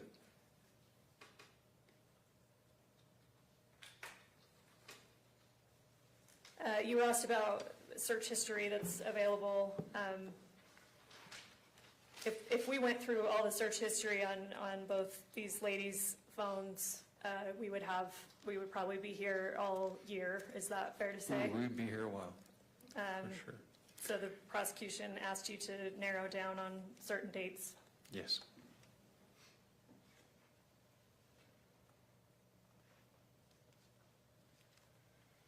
All right, I think that's all I have for you. Thank you. Anything else, Mr. Williams? Just to clarify a few things. Okay, I'm gonna send you what I used in court. and invite you to come back and say if anything that was suggested was incorrect.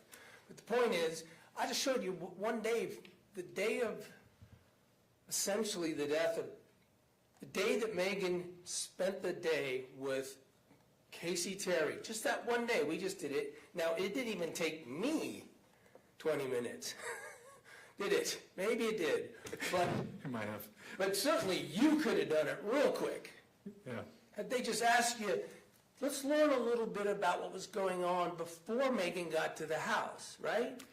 Yes, and to clarify, I did do search terms, so it's not like we just stayed on that day. That's All right. what I was asked to produce. And this kind of evidence just wasn't asked to be reviewed, and I'm kind of catching you cold on it, sounds like. And that's, you want to double check because you want to be sure that things are correct. I think every party here deserves that, yeah. So if you'll come back and tell us whether that's meters or feet, Would you be okay if I use more data to substantiate that? you know, I'm going to leave it to the prosecution to decide if they want to clear anything up with you in that regard. Okay. Or we want to call witness, who knows. But let's talk about this last part, because it's true. Someone could hold the phone up to my face, and then they'd be unlocking it and locking it, right? Yes. And then presumably they could also be moving the phone around because, let's face it, we don't know who's doing the moving, right? Correct. Okay, but we just watched. Are you aware that Meggan didn't get to that house until just before 10 a.m.? I'm not sure when she got there. I didn't establish that point of fact. I would say that's my recalls that I was told was around that time. Well, at any rate, that movement we were talking about, I specifically went over with you. We can tell from the phone all happened, with the exception of that short 77 period of movement. That all happened before 10 o'clock. Okay. Okay? So, you're not suggesting... If you say so. She I'd want to can look run at over it. there and strike that. Nothing further. No, Anything else, Ms. Hunt? no. You can step down.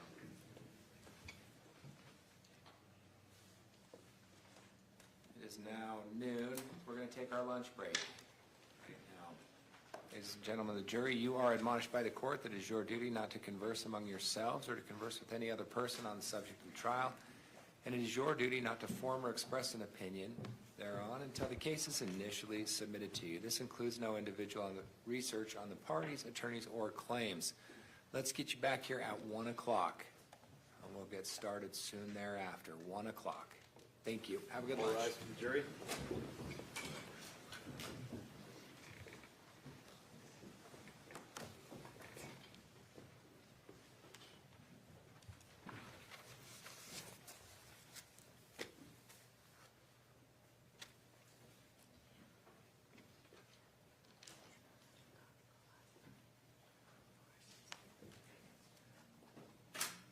Please be seated. Council, we're going to be back here at 1. We'll get going as soon as we can. Anything else we need to cover before we take a break? Not that I can think of right now. We good? I think we're to Detective Farney, so we still have that outstanding issue of now we're going to be plugging through a lot of texts that we just haven't had time for to review in terms of seeing exhibits. Then we just got to keep moving forward one way or another.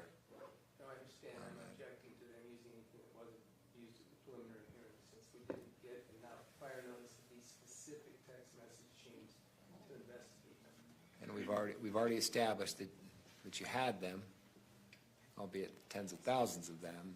You had them, you just didn't know what specific ones they were going to use. Is that correct? That's correct.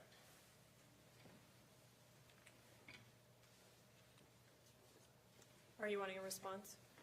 Please. Yeah, I would say that Mr. Williams has done a great job putting things into context so far. Obviously, the phone extraction data was voluminous, and he had the time to go through and find when and where the phone was moving. Since the preliminary hearing, he knew that texts were a huge pillar of the state's case and that they were heavily relied upon at the preliminary hearing. He did a wonderful job at the prelim, adding in texts he thought offered more context or, shed more favorable light on his client. I have every faith that he'll be able to do the same here. We're only using texts that have been available to him for just about a year now. There's certainly no restriction that the state has to rely on only the evidence presented at the preliminary hearing. Obviously, the court's aware of the lower burden associated with the preliminary hearing. And certainly the state always expected and I would guess Mr. Williams knew that our case would get larger at trial, and it has, but we're only using texts that have been available to Mr. Williams and whatever expert he wished to engage to go through before trial was set. Thank you. Just to make the record clear, I'm sorry, Judge, my basis for this objection is Rule 16 and due process. Thank you. I'll have an oral ruling when we come back, but I'm anticipating on moving forward accordingly. The discovery's been exchanged. The parties have had access to documents. I understand. I feel it may be late in the game. We've had this trial set for some time. We've had these dates set for some time. I'll be back with a more definitive ruling for the record right after lunch. Thank you. All rise.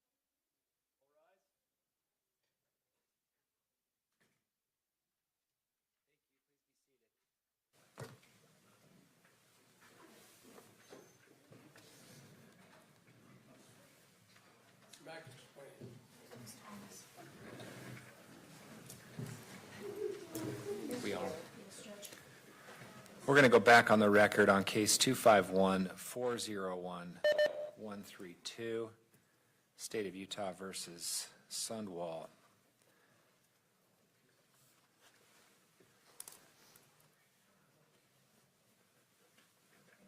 Counsel, I indicated before the break that I would come back with a more definitive oral ruling as it relates to defendant's motion. I'm prepared to make that ruling right now. We ready? Yes, Your Honor. In reviewing this matter, I will note that there is no dispute that the state has complied with Rule 16A 5B, which requires the state to no later than 14 days before trial provide the defense with any exhibits the state intends to introduce at trial. While the court appreciates the difficulty the defense faces to sort out which of the approximate 10,000 odd messages the state will use as exhibits, the rule does not require more specificity than the general disclosure of text messages and or emails between defendant and alleged victim and or witnesses. I would cite docket number 184, state's notice of trial witnesses and evidence. I would also cite to docket number 209, state's amended notice of trial witnesses and trial evidence. This court is unaware of any rule or case law that would allow it to restrict the state to using at trial only those exhibits used during the preliminary hearing, so long as the exhibits used at trial meet all other requirements of the rules of criminal procedure and evidence. Consequently, the court denies defense's motion to limit the state to the text message exhibits used at the preliminary hearing. We ready to go? Yes, Judge. Next witness.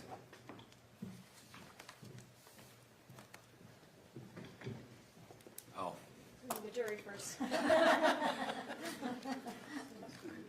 you guys have got me so worried about time now Sorry. that I'm trying to jump ahead. We'll get the jury in here.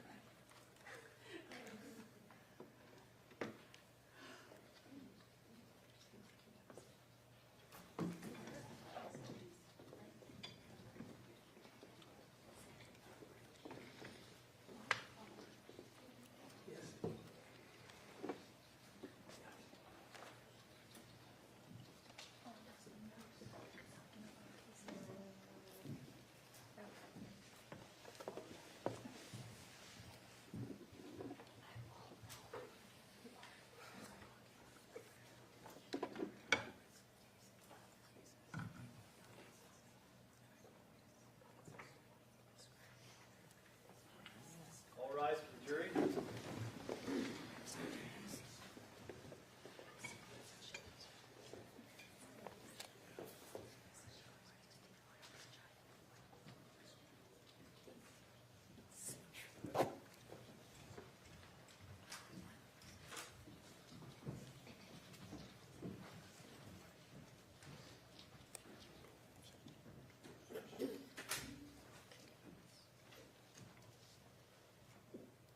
Thank you. Please be seated.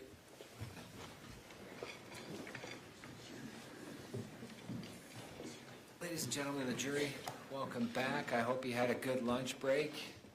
We're ready to get going this afternoon. Next witness. Thank you, Judge. The state calls Melissa Farney. Thank you. Please come forward. We'll get you sworn in. You just want to swear the testimony you shall give in the case now before the court will be the truth, the whole truth, and nothing but the truth, so help you God. Thank you. Come on up.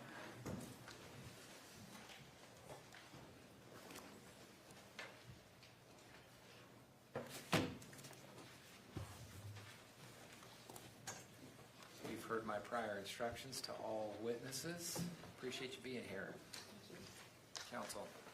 Thank you, Judge. Would you tell us your name and spell your last name for the record, please? Melissa Farney, Fahrni. What do you do for a living? I am a detective with the Lone Peak Police Department. How long have you been with Lone Peak Police Department? 6 years. Were you involved in law enforcement before that? Yes, I worked with Utah County Sheriff's Office and Lehigh Police Department. And so when did you first get your law enforcement certification? 2015. All right. And and you have been engaged in law enforcement activity continuously since that time? Yes, Have you also maintained your continuing education requirements to maintain your post license? yes. How have you progressed through the Lone Peak Police Department? Did you come in there as a patrol officer or something else? Yes, I started as a patrol officer. And how does that work then in your agency? How does it work? How does it work to become a detective? Oh, I guess a position opens and then you have to apply for that position. In my case, I had to put on like a presentation to the sergeant, and then you get chosen, or you Okay. don't. How long have you been a detective? 4 years. How many detectives do you have at Lone Peak? 2. Is it a big agency? No, we have 23 from the chief down. And you cover all of Alpine and Highland? Alvin and Helen, yes. Any other additional areas? No.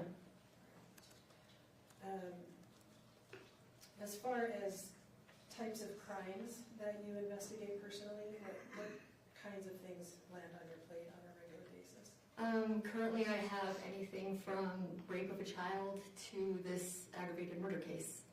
We have fraud, burglaries, vehicle theft, vehicle burglary, pretty much anything that happens, we get. We don't have different divisions. Like, there's not an SVU and a property crimes. It's just us. Just the two of you cover everything that happens in Alpine and Highland. Yes. Have you ever investigated a homicide case before this one? No. Has there been one at Lone Peak? There was one in 1996. The only person on staff at the time was our chief, but he wasn't involved in the case. Okay, so 1996 was the last time there was any investigation, I'd say of this magnitude at your agency. Yes. How did you first become involved in this particular case? I was the on-call detective the night of August 12th, 2024. I received a call from Sergeant Ballon What time did you receive that call? around 10 p.m. And why did he call you? He called because normally we get called out for death investigations or like a burglary in progress or a sex offense. But there were some suspicious circumstances around this medical call, and so he wanted to tell me about it. What kind of information was conveyed to you at that time? He said that the patient had been found alone with a friend and her parents, that there was a diabetic needle in the room, and the patient wasn't diabetic. He said that the owner had said something about the friend being the beneficiary of a life insurance policy.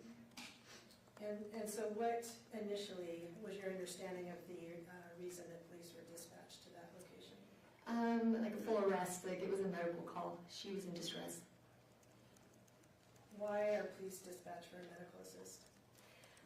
We're usually driving around, and whoever can get there quickest, we want to render aid as soon as possible.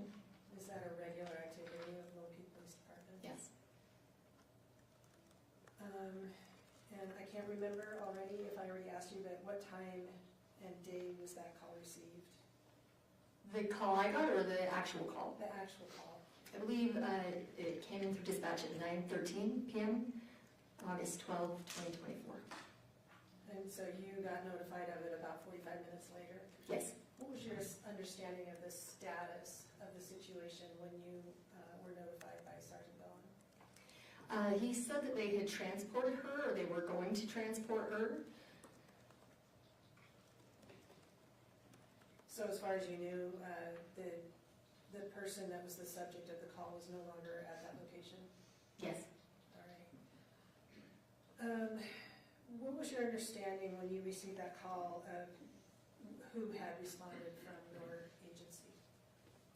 When I received the call, I didn't know. I found out the next day. And did you talk to those individuals? No, I read the reports. Who were they? It was Officer Jorgensen, Officer Osborne, and Officer Robinson. When you say you didn't talk to them, were they off duty by the time you came on duty? Yeah, usually the people that are working that late at night aren't there in the morning. Okay, so they had completed their reports and you reviewed those when you came in? Yes. Why did you respond that night? It was still a medical call. To be honest, it all sounded a little sensational. What do you mean by that? We don't usually get calls like that, the life insurance and the friend and the syringe, and where she was still alive, I was hoping I'd be able to interview her the next day.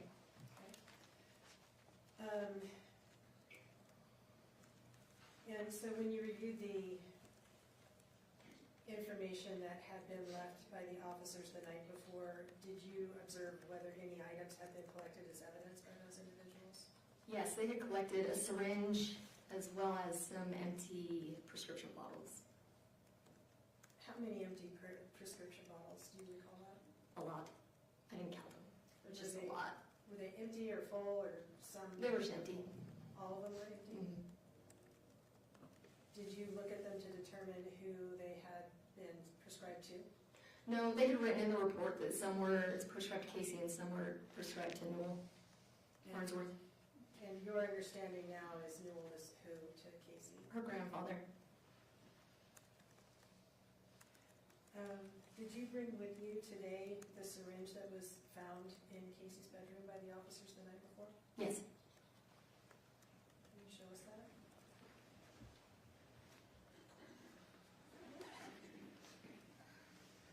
The syringe has been repackaged several times, the latest time by the FBI, so it is in a box. This is item 2. The syringe is in the box. All right. And do we also have a photo of that? That would be Exhibit 31A. Just for the witness right now. Thank you. Did you say 31A? 31A is what's coming up on the screen. And state would move to admit Exhibit 31, which is the syringe itself.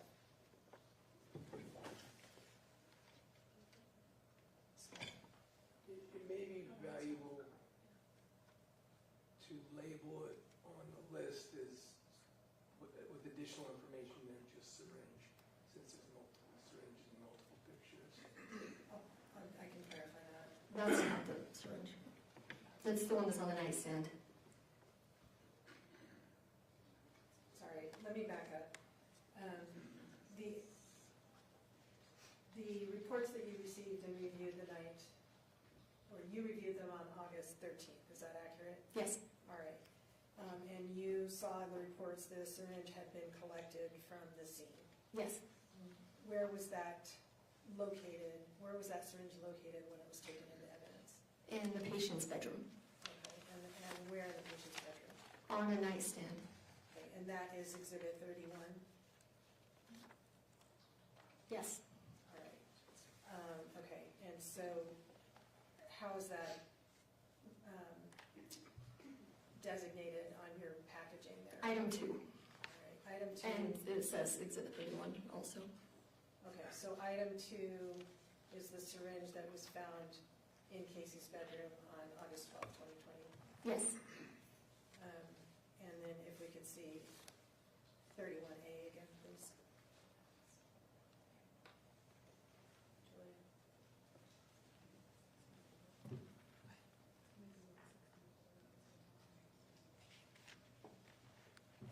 Okay, I was wrong. It's Exhibit 164.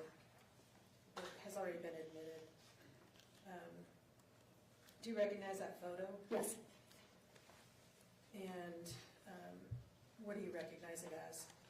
That was the nightstand or little table that was in Casey's room.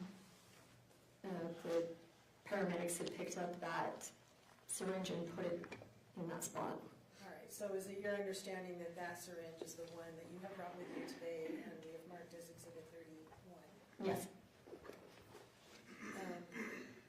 Thank you for correcting me, and statements to admit Exhibit 31. No objection. Objection. Court receive states 31. I guess we could publish it to the jury, Judge, I guess. It's just passing it along from one to the next. Would that be? They're going to get it. Can Okay. it see it? Is in a box? It is. Okay. I don't have an objection, can't see the screen. Okay, we'll just, It's up to you, Ms. Thomas. that's why we have the photo, because it's just in the box, so, all right. Can you tell us, Officer Robinson gave us some idea, but can you tell us the process when an item is collected as evidence? Yeah, so you gather the item on scene, you put it in a bag, and then you write the location where it was found. If there is you write the people involved on the bag, and you take it back to the police department, give them an item number and a package number, and you enter it into the Spillman system, and then you fill out a property report and put it into the evidence locker. All right, and you mentioned that this is item number 2 Yes. in your marking procedure. Okay, and was that, as far as you could tell, the process that happened in this particular case? Yes. When you first got this case, what indicated to you that additional follow-up was recommended or suggested? In the officer's report, Officer Jorgensen, it had said that the paramedic had indicated that this was either suicide or foul play. So that was where I started. Why did that catch your attention? Because they had noted that a DNR had been mentioned, that life insurance had been mentioned. There was also all that, those MD medicine or prescription containers as well. So at the time, when I reviewed those reports, it looked like it could go either way. At the time, did you have any idea what the source of the medical emergency was for Casey Terry? He did put the CAD notes in his report, so it described what dispatch had told officers. So it said that it was basically Mark Farnsworth's words that she wasn't breathing very well. It was basically what dispatch was relaying. So it sounded like she was dying, basically, in the CAD notes that I read the next day. Okay, what are CAD notes? So when dispatch, when you get dispatched to something, it comes up on your computer, and then as they get information from the complainant, it shows up on the computer. So it's not always necessarily, doesn't always make sense right away, but usually you get the full picture, and by the end you can kind of tell what's happening. Okay. And did you have any indication from those CAD notes or from the reports that you had received up to that point what had caused this medical emergency? That next morning I did, yes. It said in his report also that they had received a follow-up call from Mark stating that Casey's blood sugar was at 14 when she arrived at the hospital. All right, and given the information you had received up to that point, what did you do to begin your investigation? I called the hospital, and they advised that she was in the ICU, that she was still alive, but that she was in the ICU. And I believe officers on scene had told Mark that I would be in contact with him. I attempted to call him to have him come in and talk to me. I think he was taking Newell to a doctor's appointment, and I couldn't reach him at that time. So I started writing a warrant for Casey's blood. Why did you want Casey's blood? Well, with the blood sugar level being 14 and my very limited medical knowledge, I Googled it, and it said anything under 40 is life-threatening. And Was it important to you to have a sample of blood that was close in time to when this incident occurred? yeah, I wanted to get it as quickly as possible. Over the next few days, what happened with that warrant? So the warrant took quite a while to get. I don't know why. I don't know if the judge was busy that day, but it did take a while to get. I did speak with the family prior to receiving the warrant. And once you received the warrant, what did you do? I responded to Holy Cross Mountain Point Hospital in Lehigh and served the warrant. What does that mean, serve the warrant? So I found the director of the ICU, I don't remember his name, but he he received the warrant. He actually told me that we would be able to get blood. I met the forensic nurse there. We just happened to get there at the same time. And he told us we were able to get admission blood from Casey. So we didn't have to get the blood from, what would that have been, 24 hours later-ish. So we were able to get blood from her admittance.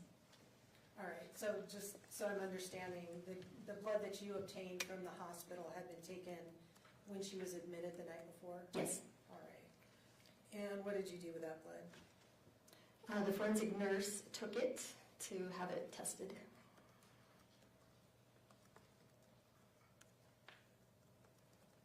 Okay.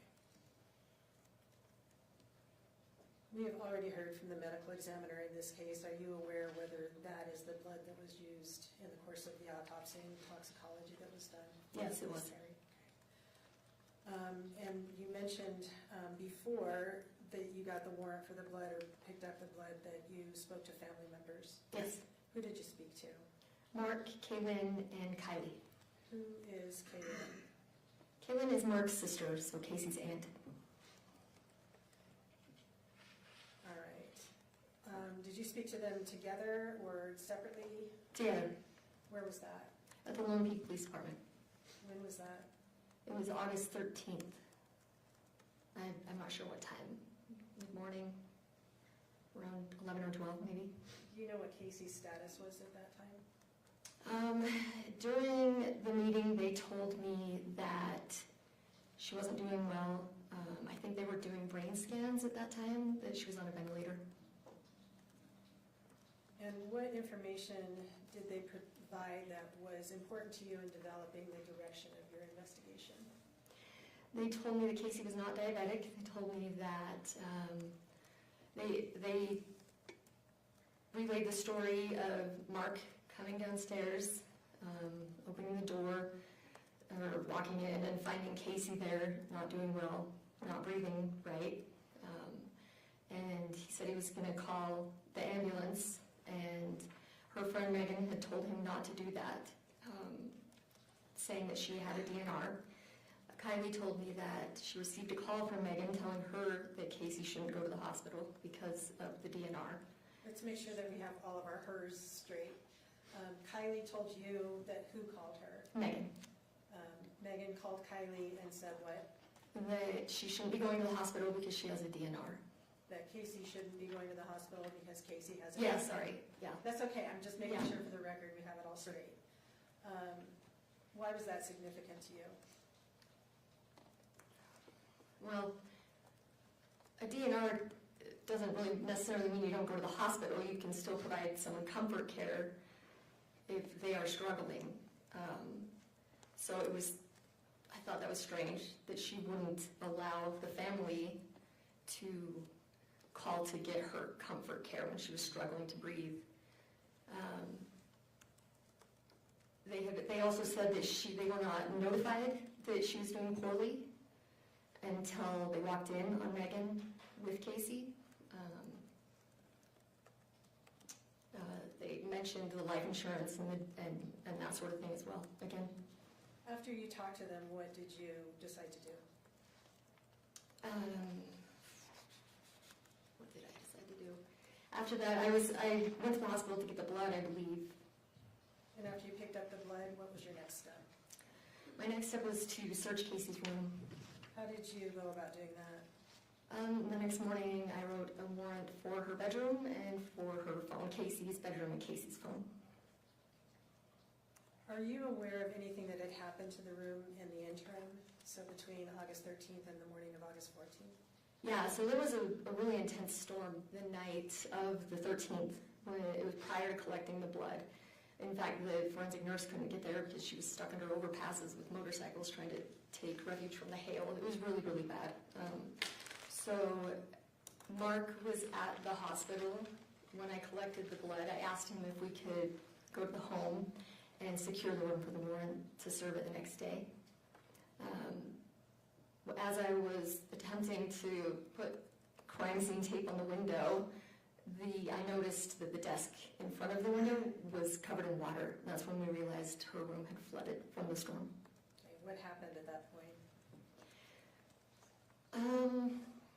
I think Mark moved the computer, so he had noticed on the computer, so there was a laptop under the window, the laptop was closed, and he had noticed a blood sugar testing monitor kit, I don't know their official glucometer kit, on the computer, and he said, "That's my mom's, that shouldn't be here," and he told me what it was. And I believe he moved the computer and the monitor over to a different space so it wouldn't be wet. All right, did you collect that item at that time? No. We set it aside on the table for me to collect the next day. When you saw that the room was flooded, what instructions, if any, did you give Mark? I didn't give him any instructions. I just told him not to go in the room until the next day when we served the warrant, at least that I remember. Why did you want a warrant? Because Casey was still alive. That was still her space. Were you able to obtain that? Yes. And how does a warrant work? You fill out, basically, you can go into the USEGES program and fill out basically the probable cause for why you feel you have the need to search that space, like what your reasoning is, and the judge decides if that's okay, and they sign it if that's okay. All right, and once you receive the okay, what do you do? The next day, well, we got the warrant the next day, I did, and I gathered a few people, and we went to the home to search. What did you find once you went to the home to search it with the warrant? What did we find? What did you find as far as the room, the status of Casey's bedroom?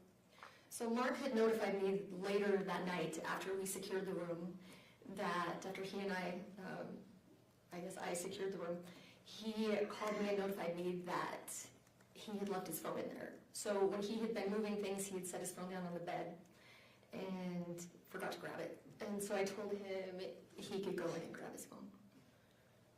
Are you aware of whether he removed other items out of the room? No, You're not aware? I'm not aware. I would assume he did not, but I'm not aware. Okay, so you had sealed up the room the night before. He went back in to get his phone, and then you and some others came back on August 14th to search the room. Yes. All right. You mentioned that you had seen the glucometer the night before on top of the computer when you got back there on the 14th. Was that still where you had left it? Yes. The glucometer? What else did you find at that point? Mark had put Casey's phone on the table for me next to the glucometer, so I collected those two things first, gave those to my sergeant. And then what? What was the question? Your sergeant was part of the search team? Yes. Who is that? Sergeant Charlie Thurston. And who were the other individuals with you for the search? We had a new kid. What's his? Holden. What is his last name? Sorry. I can't think of Holden's last name right now, but he was there. He was still on FTO, so his sergeant that was training him was there. We also had FTO stands for? Field Training Officer. Okay, and that's what Officer Robinson mentioned earlier, is about 12 weeks of Yes. getting your training wheels Yes. on. Okay, Officer Williams was there as well. all right. Okay, so what were you searching for? We were searching for any paperwork that referred to a DNR, to life insurance. No one had even mentioned it yet, but I was hopeful that there might be a suicide note located. We were looking for basically any information to corroborate either foul play or suicide. Where in the room did you all search? We searched the whole room.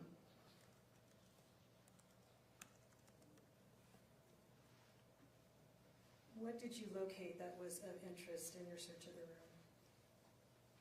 We located paperwork. There was a lot of paperwork.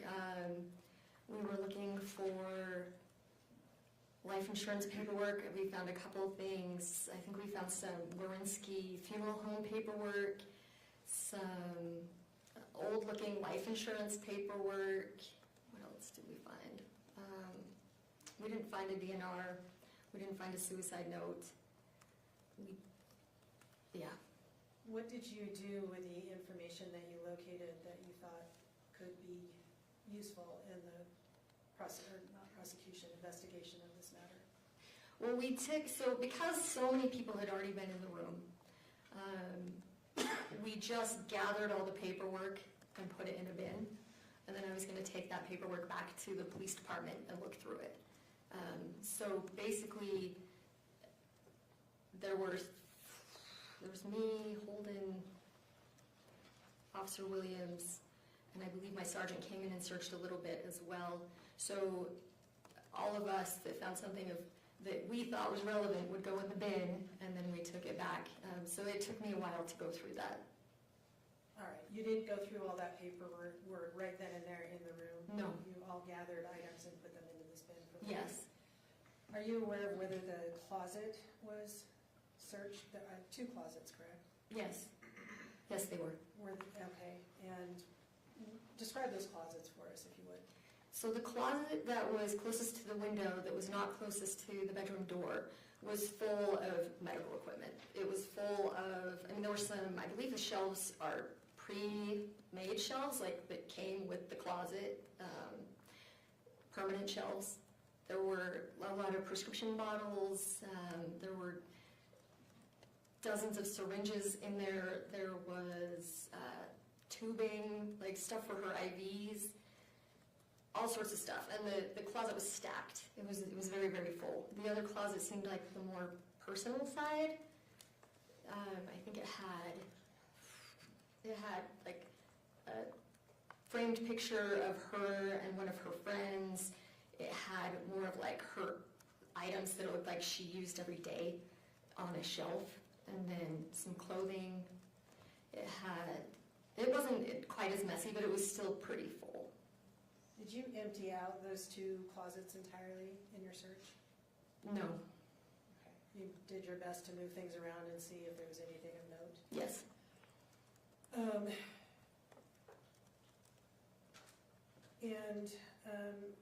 Was there a bathroom associated with that bedroom? Yes. Where is that located? It's right when you leave Casey's room, it's to the right. Did you search the bathroom as well? Not that day, no. Let me show you Exhibit 30. It's already been introduced.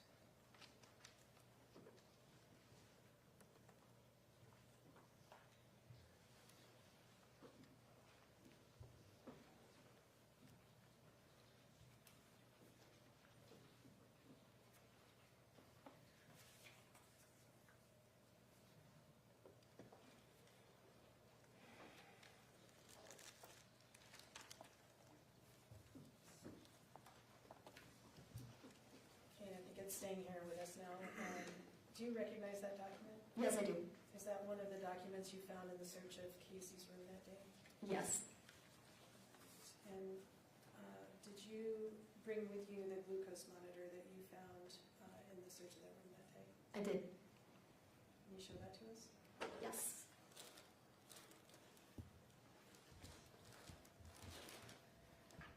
It's right here. Okay, that has been marked as Exhibit 23. State would move to admit that. Mr. Williams? I see 30. 30, sorry, is the insurance policy. That's already been, or insurance page, that's already been admitted. Sorry, I don't see it. It's the glucose, it's the physical. 23. Oh, the physical one, I'm sorry. No objection. Sorry, I didn't make that clear. Court received states 23. All right. Did you mentioned that you didn't find a suicide note, and you found this page of insurance. Did you find anything like a written power of attorney or advanced directives or anything along those lines? No.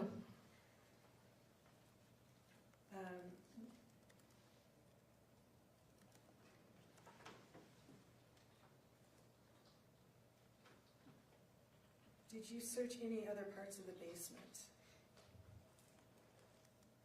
Did we search parts of the basement that day? No. Okay, why not? I only wrote the warrant for her bedroom. There were quite a few people living there with different spaces, and I only wrote it for her room. All right, now, when you first saw that glucose monitor exhibit 23, you mentioned that it was on top of the computer. Yes. Can we, and I'm sorry, Chelsea, I'm not sure I know what exhibit number it is, the photo of the room, I think it's 7. Four.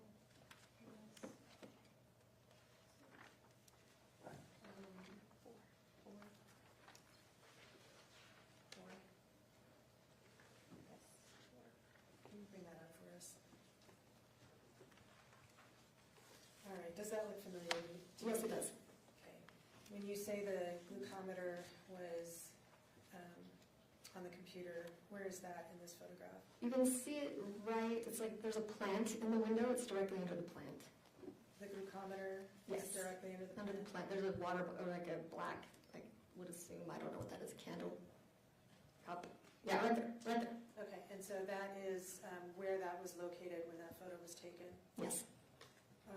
Do you have an understanding of when that photo was taken? That was the night Casey was taken to the hospital. All right. And when you saw the room the next day, when you noticed it was wet, is that where the glucometer was? Yes.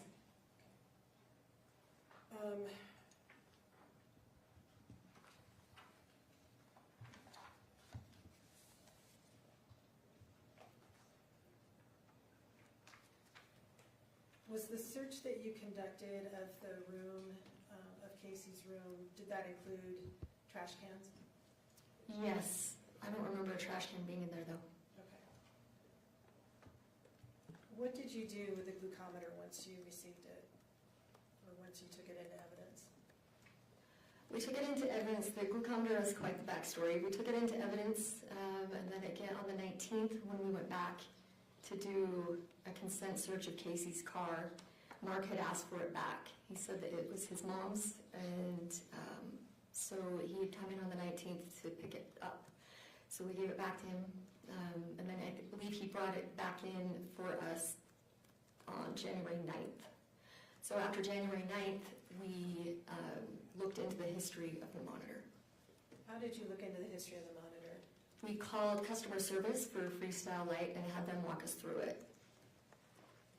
What kind of information was stored on that monitor, or that, glucose monitor? The readings, when you take a reading, it stores that info.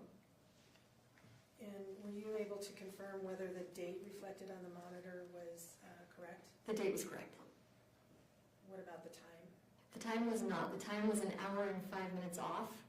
And then when we factored in daylight/standard time, it ended up being 2 hours and 5 minutes off. All right. Did you create a chart that, what did you do once you got the information about how to access the information on the glucometer? So we accessed August 12th. We noticed there were 19 readings in 10 hours. We photographed each reading and made the chart. Okay. And if I could show you Exhibit 10 then. Do you recognize this chart? Yes. And was that the chart that you yourself created once you had obtained the information off the glucometer? Yes, I made a handwritten version and someone made the actual chart. Okay, all right. And so it says monitor time and actual time. Tell us about those two columns. So the monitor time is the time that shows on the glucometer, but the actual time would have been 2 hours and 5 minutes after that time. All right, so you created a column that had the time that would have been correct. Yes. Okay. And then what's BG level? That's blood glucose level. And that is also stored on the glucometer? Yes.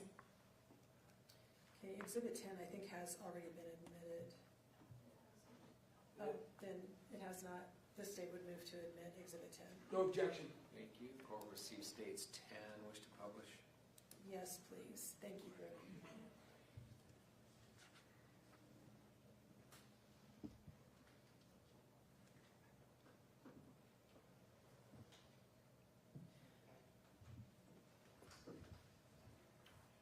Why did you believe that this, that the glucometer was being used by Casey or Megan that particular day? Well, we did talk to Mark. I asked him how many readings he typically took in a day, and I think he said 3 or 4. So this was quite a few more readings than the typical diabetic would have. Megan was there, she got there at 9:54 that day, so she was there for all but one of those readings. And she had, in her search history, she had searched Freestyle Light, how low can it go? And that is the name of this brand of glucometer, Freestyle Light? Yes. Okay. And so you mentioned that one of the readings was before you understood her to have arrived. What was that? What time was that reading? 9:18. And that's the first one on the chart? Yes. How is it that you determined what time Megan arrived at the home? The security camera from across the street, And what did that show you? that she arrived at 9:54. Did you see from the security camera across the street where she parked? I believe she parked in the little circle driveway, the circular driveway. Did you tell from that surveillance camera where she went after she parked? No, Just that her vehicle I was don't there? remember. Yeah, just her vehicle was there. I don't remember watching her walk. I remember watching her parents walk, but not her. Okay. I'll come back to that, but back to the glucometer. So you said that she arrived at 9:54, then the next reading was at what time? 10:26. And that was a pretty close reading to the original one at 9:18, correct? Yes.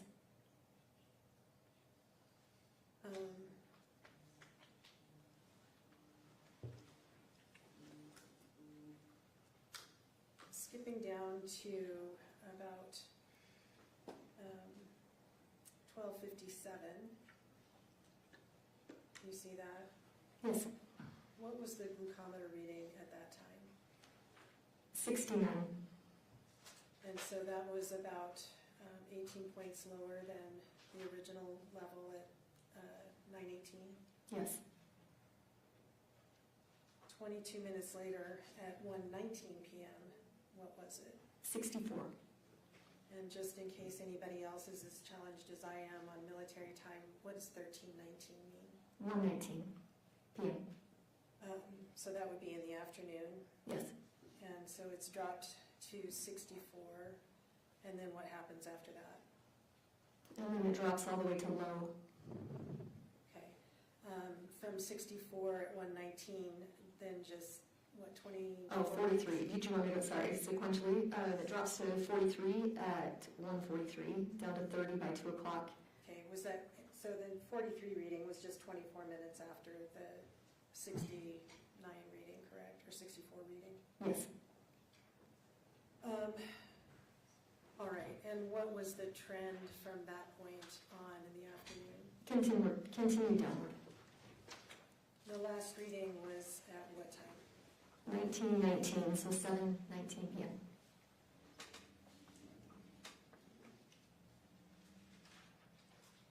What time was 911 called again?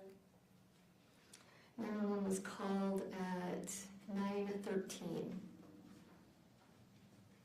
All right, and from the point that the glucometer was too low to register, well, that is jumping ahead. What did you learn, or did you find out what the designation low means? I did. When we were speaking with customer service, he advised that low is 19 or less.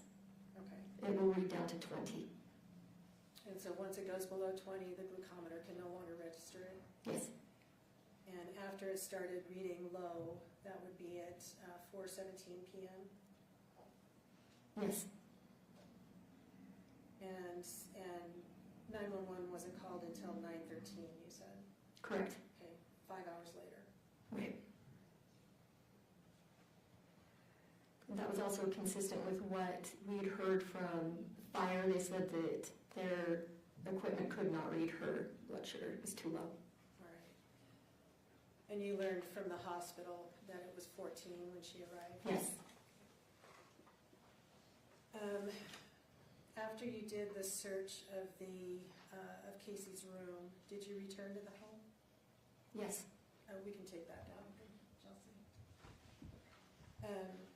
When did you return and why? On the 19th, for the consent search of Casey's car. Okay, what's a consent search? Casey had passed away by then, so she cannot consent to a search. So her next of kin can tell us that we're allowed to search that vehicle. Why did you want to search the vehicle?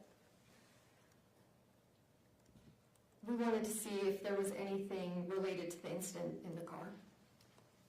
All right, and so you went to the home on the 19th. What happened when you got there?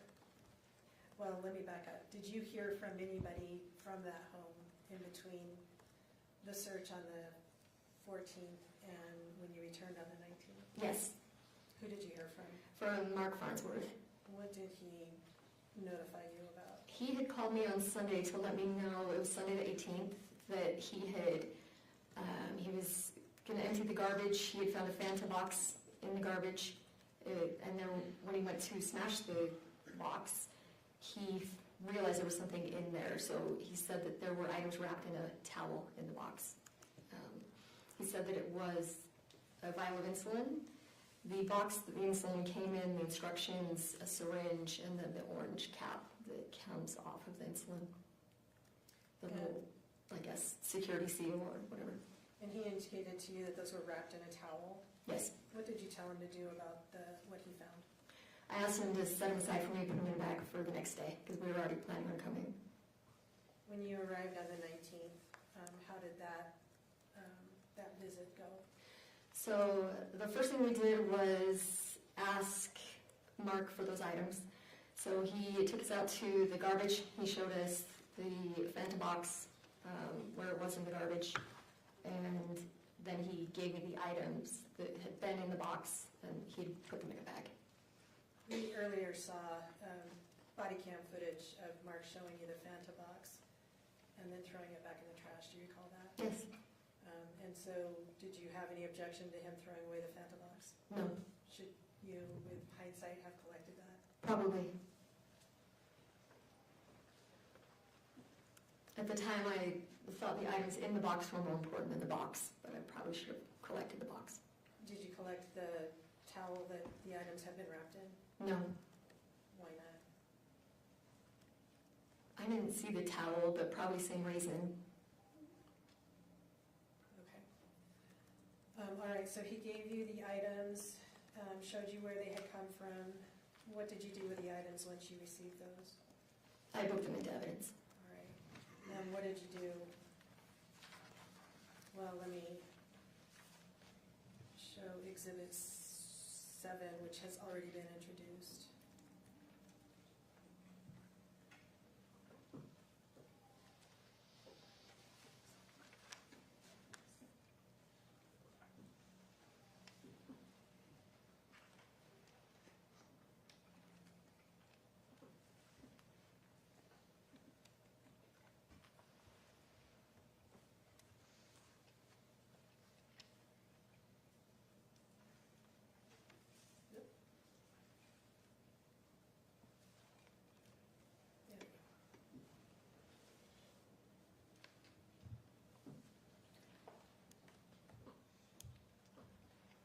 I think I figured out it takes 4 blinks before it stays on. All right, do you recognize this Exhibit 7? Yes. What is it? That is a picture that Mark sent to me on the 18th to show me what he found. All right. And once you received that photograph, is that when you told him to collect those items and set them aside? Yes. You did not take that photograph? No. All right. When you arrived, you said you took those items. You mentioned the syringe, the orange cap, the insulin bottle, the box for the insulin, and the packaging instructions. Yes. Is that all reflected in Exhibit 7? Yes. All right. Have you brought those items with you here today? Yes. Let me have you show those to the jury, if you would, as Exhibits 30, 32 and 33. These were originally all packaged together. They've since gone to different crime labs for different reasons. The instructions in the box are right here. The box is darkened due to fingerprinting, the fingerprint powder. The vial of insulin that you see in that picture is in this envelope. And what number? These are 32 is the syringe and 33 is the insulin bottle. And What you were just told it was 33? yes, sir. And this one, item 32, is the syringe that you can see in that picture. But Judge, may I just publish all of those exhibits to the jury at this time? Well, Mr. Williams, I have no objection, I guess, to the boxes. Yeah. and you're offering 32 and 33. No objection. Yes, thank you. I call the receipt, states 32 and 33. Go ahead.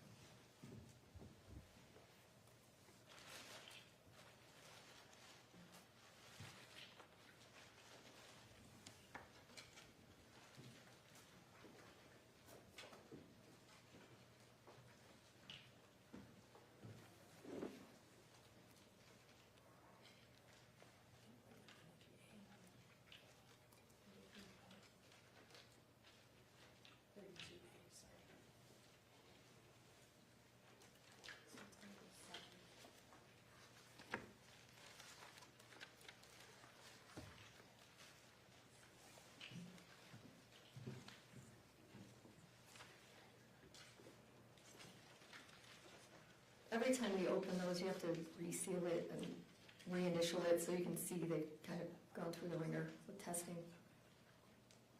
That's why they look like that.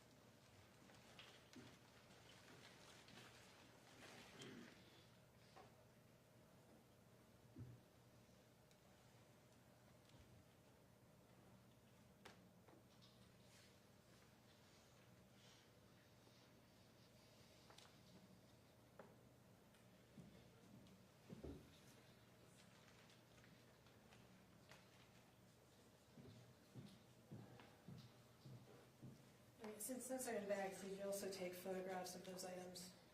Yes. If we could look at 33, sorry, again, I did a 32. Okay. 32A. Oh, sorry, 33A.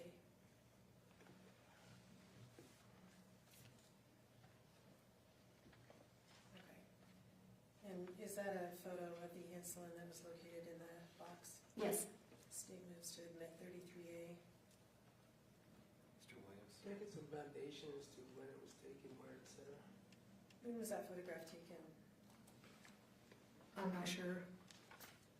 How are you sure that it's the same item that was retrieved from the Fanta box on August 19th? I was attempting to research that lot number to find if the insulin had been found within the home or brought into the home.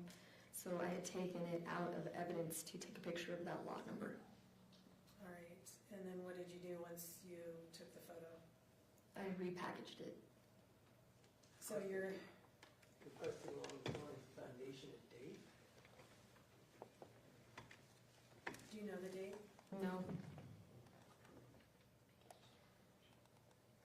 Does the photo accurately represent what you saw at the scene and what you removed from evidence, regardless of the date? Yeah, I simply took it out of the bag to to take a picture of the lot number and then put it back. State moves to admit 33A. No objection. Court received states, did you say it's 33A? Yes, 33A. thank you. Publish. Yes, please.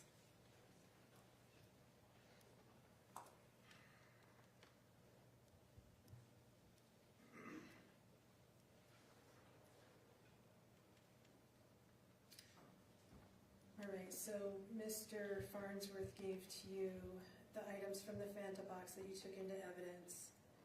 Did he provide you any other items at that time? on this Yes, night? he did. Hold on just a second. Got a juror. Sorry, just need a bathroom break. Okay. That's fine.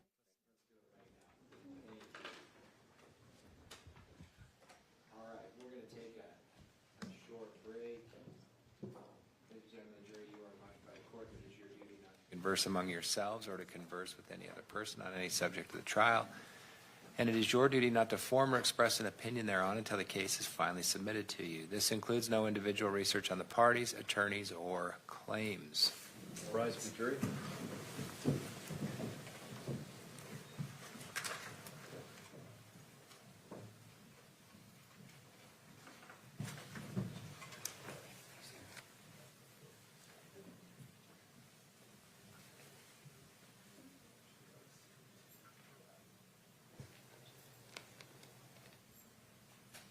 Please be seated. Counsel, let's come back at 10 after. 10 after. Thanks.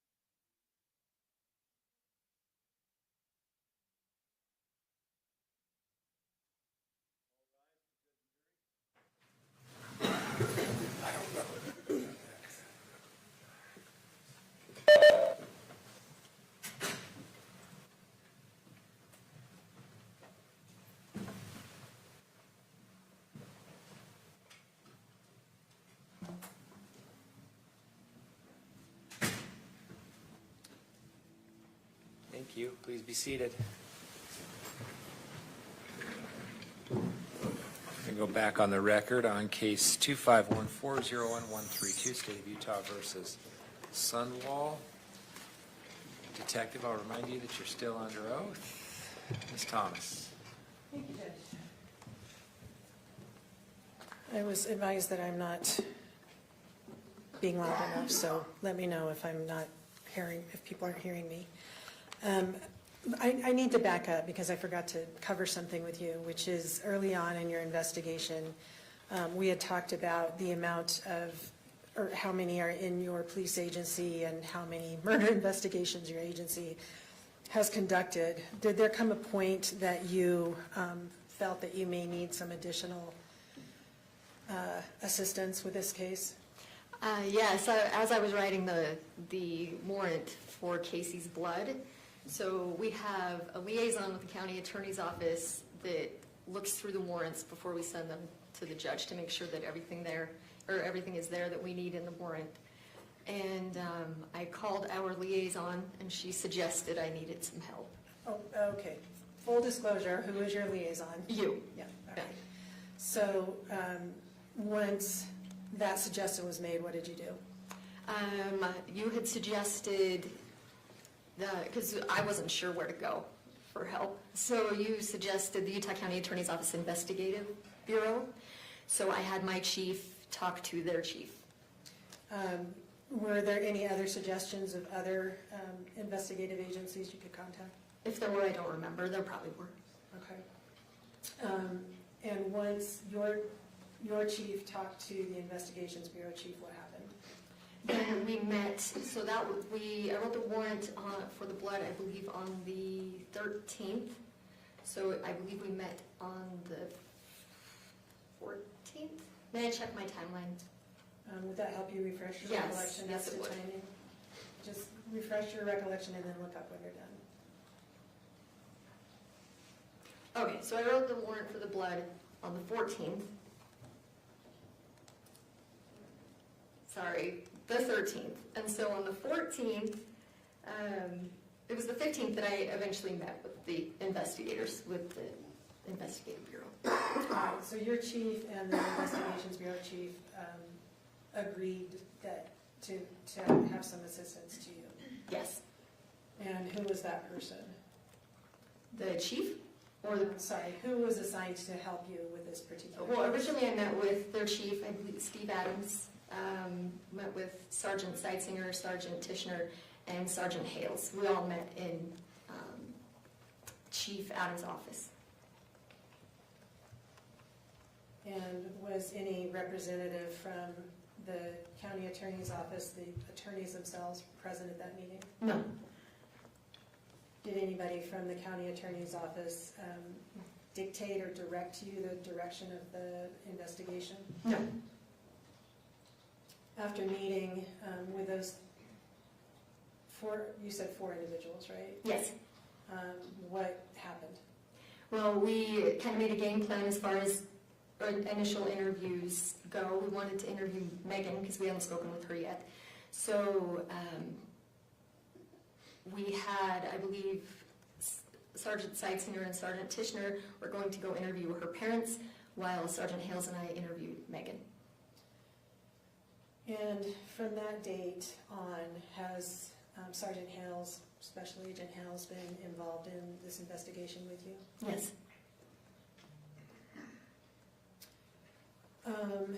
And then you had mentioned when you were talking about this search of the closet during the execution of the search warrant of Casey's room. Yes. You said that some syringes were found in the medical closet. Can you, were those diabetic syringes or something else? Yes, I believe it was, I can't remember who showed me, but they showed me just a huge amount of syringes. There was just a lot of medical equipment in that closet. I honestly don't know the difference between syringes, so I couldn't tell you. Were the ones that you saw, did they have the orange cap on them? I believe so. Just like the photo that we saw of the Fanta box syringe? Yes. They appeared to be unused syringes. Okay. All right, back to, you had collected from Mark Farnsworth the items that he found in the Fanta box. Yes. Did he provide you any other items at that time? Yes, so it was at that time that I asked him if I could search the bathroom.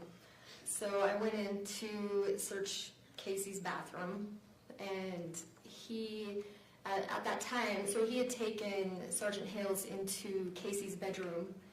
I believe it was the first time Sergeant Hales had been to the home. So they had ripped the carpet out of the bedroom because of the flood. It had started to smell. They were planning on redoing the damage to the room. And so all that was left in the room was Casey's bed frame. When I went in there, Mark pointed to the medical closet. There was a syringe on one of those permanent shelves. And he said, I found the syringe when I was taking out the carpet. So I believe we asked him where he found it. He pointed to the middle of the room, and I'm like, you found a syringe in the middle of the room? Like, that doesn't, I mean, I wouldn't have stepped over a syringe. So he said, no, I didn't say it like that. I was like, where did you find it? And he said, in the closet. And so we put it in a bag and took that as evidence. He also provided me with some more paperwork that day. Okay. Did the syringe that Mark gave you that was found in the closet feel significant to you as far as evidence being collected in this matter? No, it was in the closet with the rest of the medical equipment. And you mentioned that you at that time also searched the bathroom associated with Casey's bedroom. Yes. Tell us about that. So we had interviewed Meggan by then, and she had stated that Casey had gone in the bathroom for an extended amount of time, and that when she came out, she was more loopy and that she needed help back to bed. So I wanted to look in the bathroom to see if there was any medications or anything in there. What did you find? Nothing. Did you look in the trash in the bathroom? Yes. Find any pill bottles, any syringes, any insulin? No. None of those matters. No. Items matters. All right. Then you also mentioned that Mark Farnsworth also gave you some paperwork at that time. Do you recall that? Yes. What did he give you? So he had all of Casey's belongings in the kitchen area. So in the body cam that was shown a little earlier, there's the kitchen table, and everything was kind of stacked in that area that was Casey's, and then there were additional items on the bar and on like near the bar. And he had taken that turquoise box, and it was sitting near the bar. And he was looking through it because they had found some additional paperwork. He said they found it in the closet. So he gave me a paper, I believe it said Schedule A or Schedule B at the top. It looked like life insurance paperwork. He said he had found it in the closet. He did take it out of the box. Okay, let me back you up for just a minute. Your understanding was that he had found items in the closet when they were clearing out the closet? Yes. That he then put into the box? Yes. And he was giving you those documents on Yes. August 19th? Yes, he had compiled some things in the box, and he did give me that. He said he had an additional, actually I believe he gave Sergeant Tishner a mailer from John Hancock, and then when we were searching the car, he brought me that additional document. All right, let's look at Exhibit 24, please.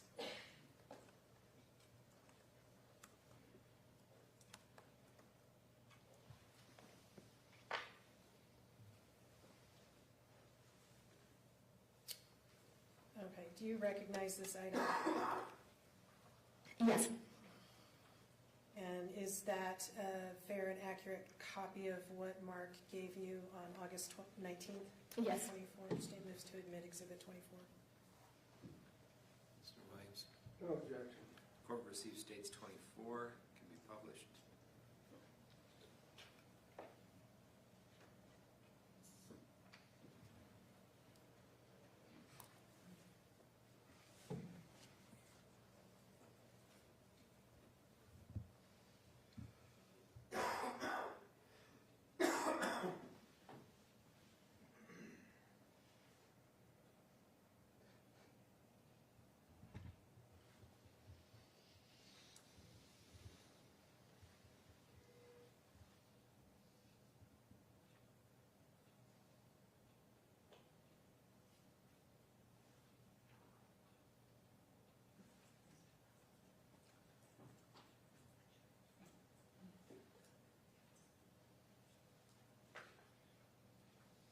Did this exhibit have another page to it?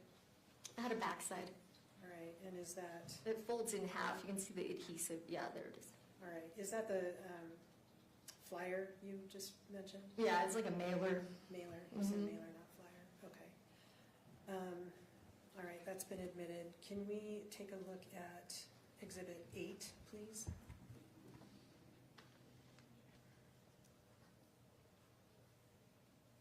And what is this document? That is the other document given to me by Mark that day, And on does the that, 19th.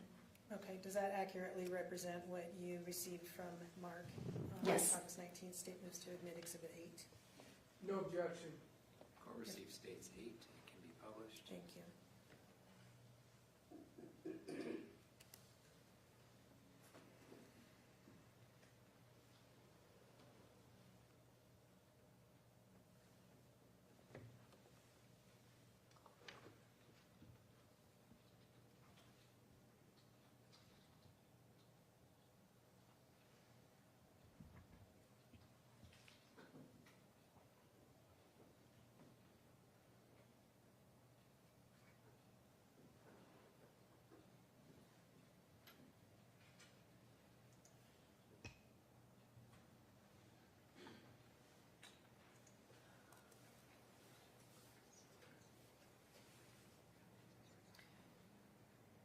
Okay, so when you went to the house on August 19th, just to recap, you received from Mark these two insurance documents, the syringe he'd found in the closet, and the items from the Fanta box. Yes. Anything else? Not from Mark, no. We did find some items in the car. All right, and so that's the next question, is what did you do after receiving those items? Well, we did search Casey's car and found a couple more things in her trunk.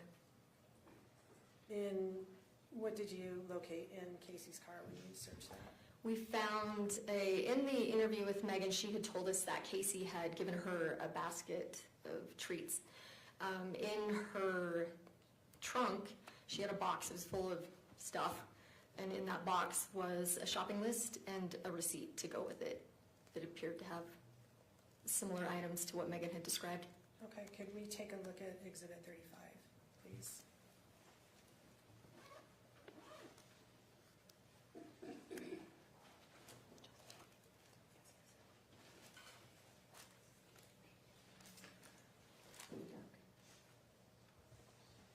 This is the 34 and 35, it looks like. Sorry, I was waiting for it to come. Oh, sorry. No. Thought you were talking to me, I apologize. Thank you.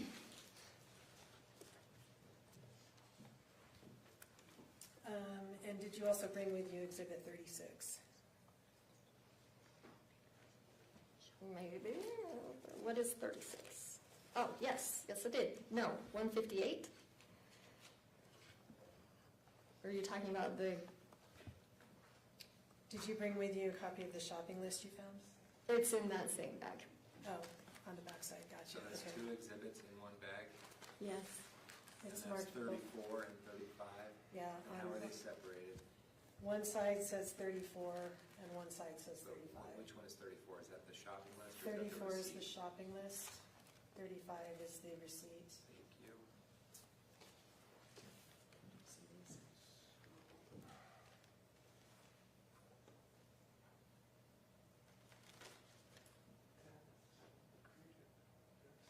I know, right?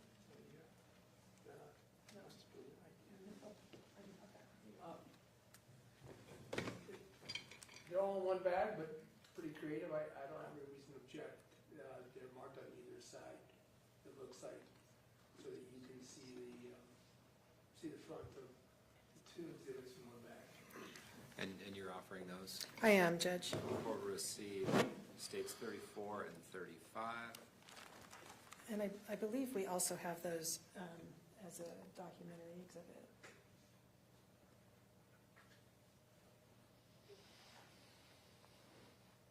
And so that's 34, if we could publish that to the jury. Can do it.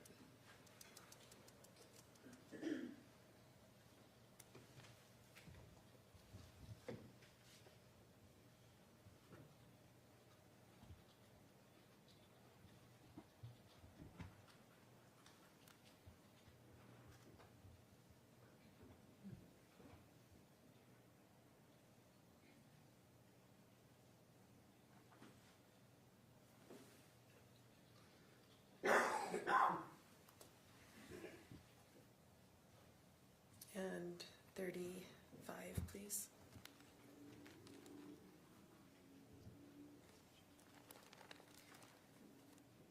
Your Honor, may I provide this as well to the jury, just to You may. take a look at? Thank you.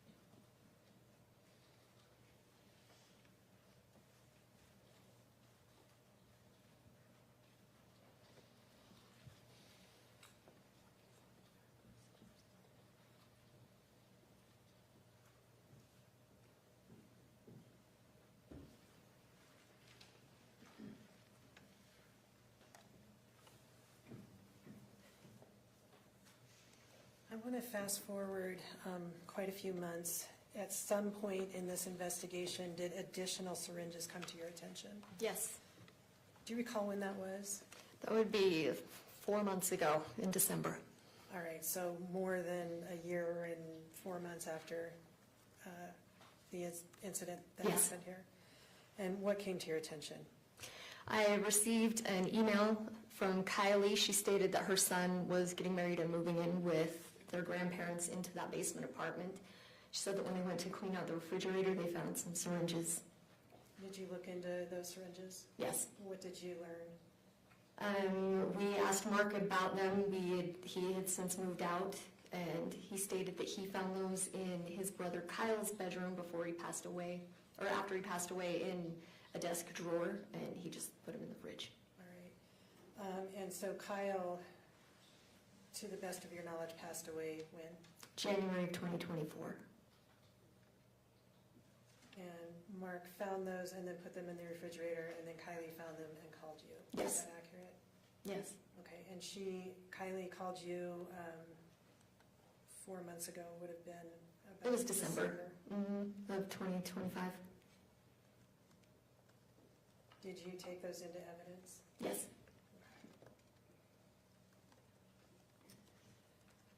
All right, from the information you had, well, in addition to the search warrant on the vehicle and gathering the other evidence from the home, what else did you do around that time frame? Prior to that, we interviewed Meggan for the first time. What was that date? It was on the 16th, Friday the 16th. All right, had you received any information about Casey's status at that point? Yes, when we had arrived to serve the search warrant on the 14th, Casey's brother-in-law Jim told us that she had been placed on the end-of-life care. She ended up passing away on the evening of the 15th, I believe, at 8:22 p.m. All right, how did you receive that information? I received a voicemail from the hospital. They had left me a voicemail about an hour after she passed away. All right, and you received that call, you said at 8:22, or is that when she? That's when she passed away. 8:22 p.m.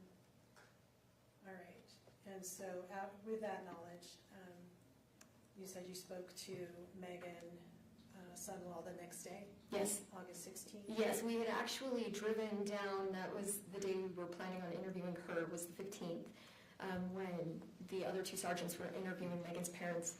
So we had driven to, Sergeant Hales and I had driven to Santa Quinn to interview Meggan. When we did get a hold of her, she said she was up north, so we had made plans for the next day to speak with her on the 16th. And before going to speak with her, had you made any efforts to locate DNR advance directives? Yeah, all throughout the room and through her uncle. And I don't think it was, I think it was after that we spoke with her doctor All right. that we inquired there as well. And in all of those people, were you ever able to locate DNR, No, an advance directive? no. Okay, you went to speak to Meggan Sundwall on August 16th, you mentioned. Do you Yes. recognize her in the courtroom? Yes, I do. Could you describe what she's wearing, please? She's wearing a green dress. For St. Patrick's Day? Yes. Where did you meet her? At her home in Santa Clara. Who else was present? Her husband Mitch and Sergeant Hales. What did you do?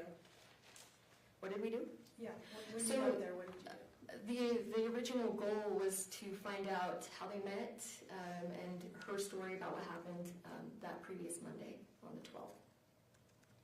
And before we talk about that interview, did you receive a call from Mark while you were at that interview? I did, halfway through the interview. And what did he convey to you? He told me that they had been going through, they meaning he and Kaylin, his sister, had been going through their parents' finances and that they had found some money missing from, I believe it was the Alta Bank account. What did you tell Mark? What did I tell Mark? What did you tell Mark when he gave you that information?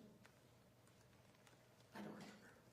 Did he mention to you how much he thought was missing? I believe it was $1,700. Did you take a report at that time? Take a report? Take a report about the missing? Well, I know I discussed with him because I had started looking through that box of paperwork that I told you about, and there was some credit card information in there that I wanted to discuss with him. So I would assume I advised to get in contact with him at a later time, but I honestly don't remember. All right. Are you aware of whether an investigation report was opened by local police on? as far as Yes, this? I did. I opened a fraud case, and APS got involved as well. What is APS? It's Adult Protective Services. Why did they get involved? Anytime they think there is elderly abuse and like financial abuse or physical abuse, they get involved to investigate. Did you work with them or did they conduct their own investigation? They conducted their own investigation. Did you receive a report from them about their investigation? I did. Are you aware of who they investigated? I did. Are you aware of who they investigated? They originally, in their report, it says Kaylin and Casey. And Kaylin is This- Mark's sister, Yes, Casey's aunt. yes.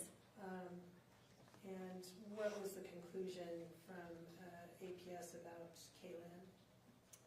It was unsupported. Their findings were unsupported for Kaylin. What does unsupported mean? They didn't have enough evidence to support their findings.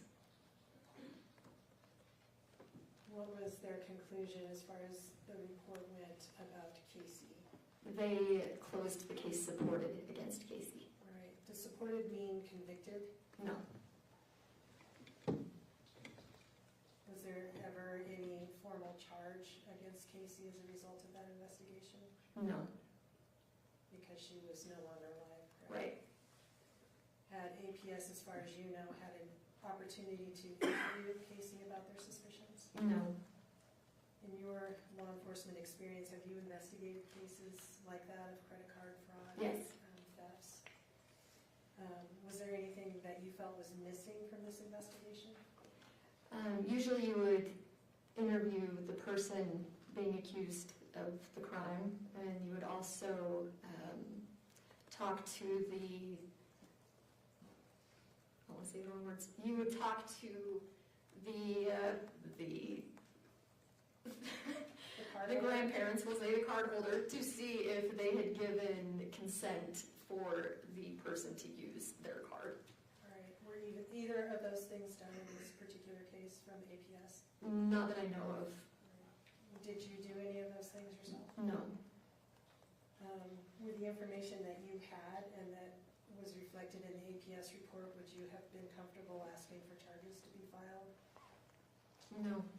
Objection, Your Honor, to process. Please don't ask for charges. Prosecutors make that decision. Would you have referred that matter to the county attorney's office for consideration of charges in the state that it was in?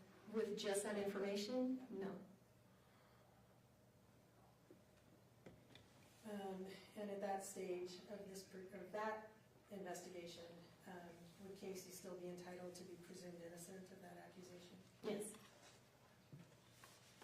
All right, so we sort of took a detour there with Mark's phone call to you as you were at the interview with Meggan Sundwall.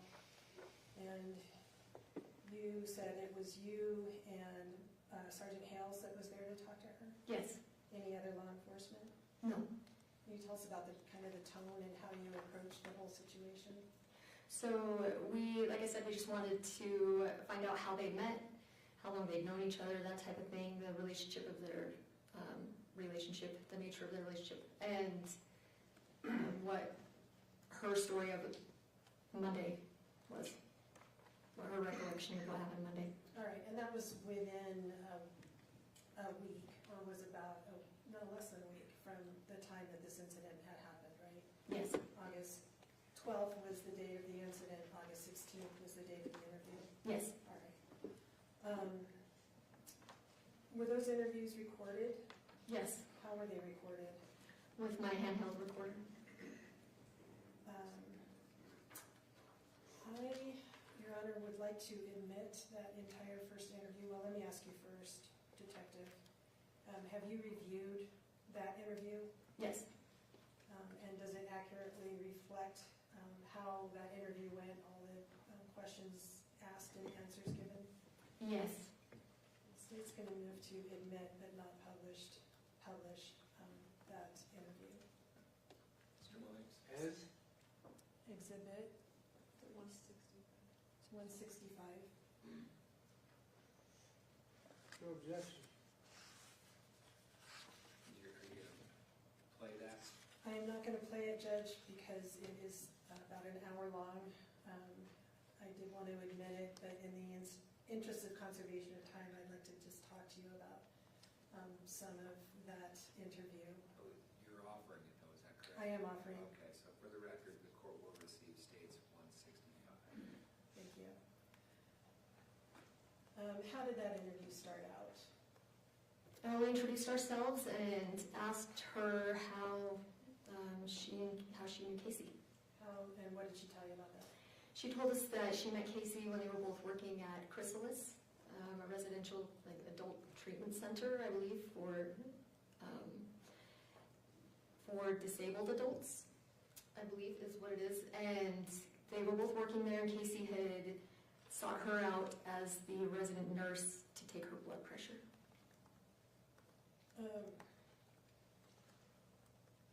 Did she tell you about when that was? I think 20, no, I don't remember. Okay.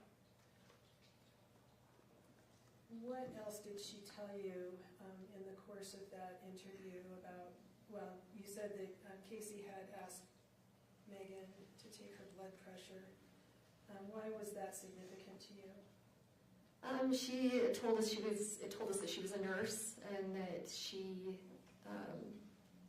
took her blood pressure and it was high, which showed us that she knows, I guess, basic medical knowledge.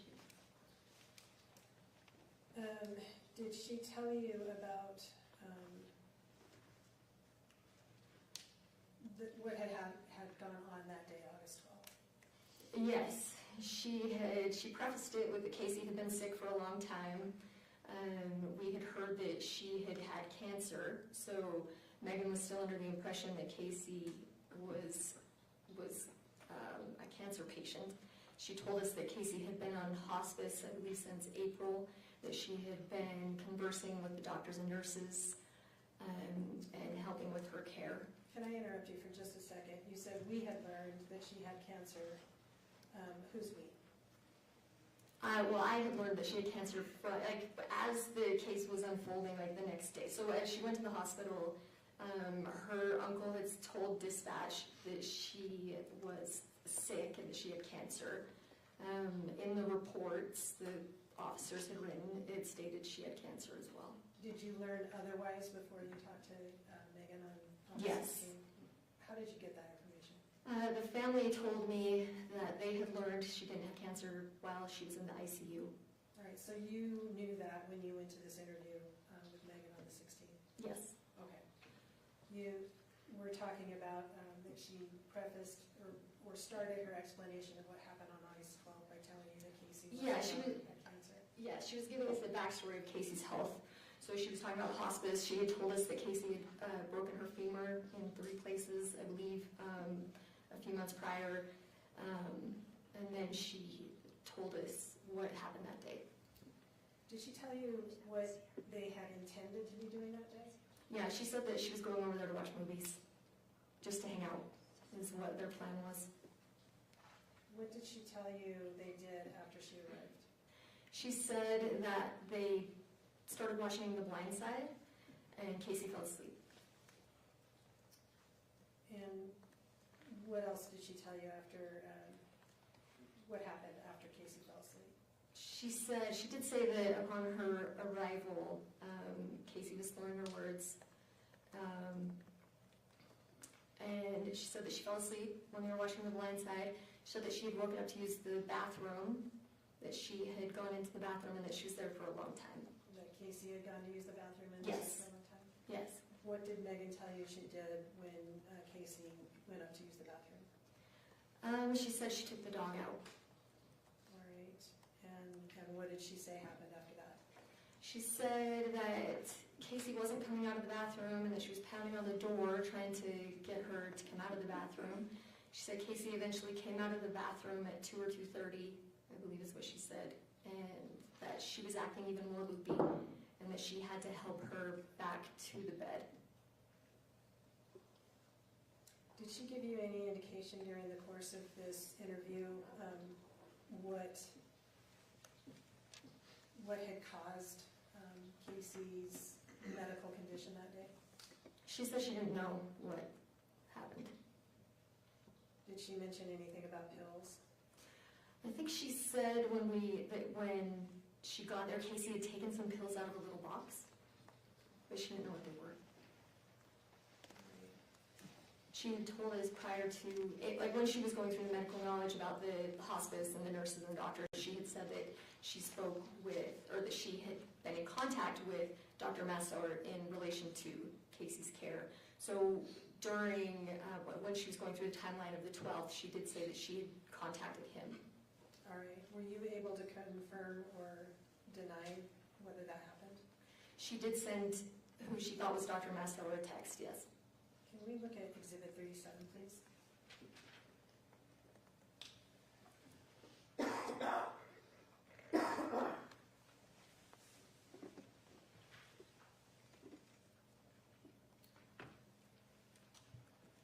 I know this wasn't that particular day, but did you at some point in your investigation locate this text message on Meggan's phone? Yes, I did. And did that line up with what Meggan had told you about contacting Dr. Massour? She said she had texted him a couple times, I believe, and that she had tried calling him. So it was a text. Okay, but you did locate this text on Meggan's phone? Yes. State moves to admit Exhibit 37. No objection. Court received states 37, can be published. Please.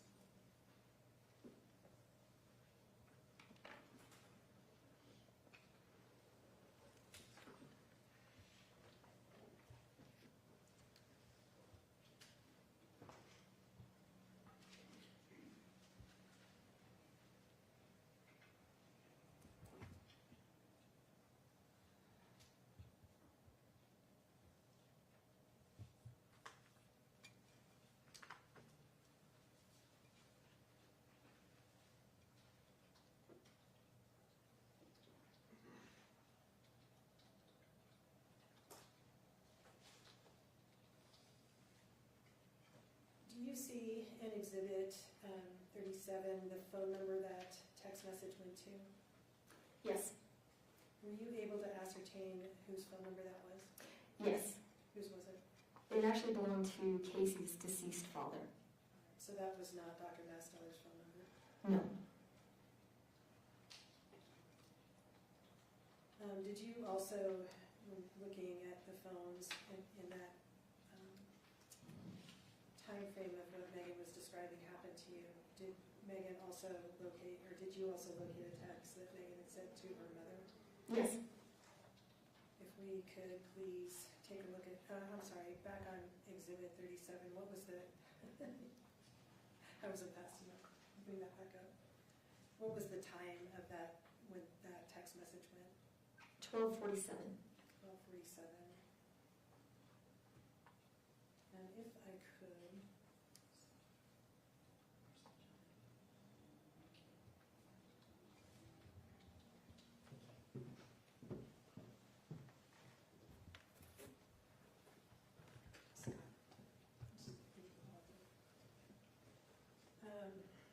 All right, at 12:47, and I'm referring back so we can look at both things at the same time. This is Exhibit 10 that I'm showing you, that you previously discussed was the glucometer readings. At 12:47, can you tell us what Casey's blood glucose level was? It looks like it would have been somewhere between 76 and 69. Okay. And then, did you also locate a text that Meggan had sent to her mother, Renee? Yes. And that is Exhibit 27. If we could take a look at that, it's already been admitted, I believe. No. Yes, thank you. So if we could publish that. All right, and this was, when you were interviewing Meggan, did she mention that she had texted her mother? She said she had contacted her parents. She said that Casey wasn't doing well by 4 or 5, and that she had contacted her parents, I think, around 6. Okay. And what is the time on this particular text message? 1:59. I'm referring again to Exhibit 10. What would Casey's blood glucose have been at 1:59? 30.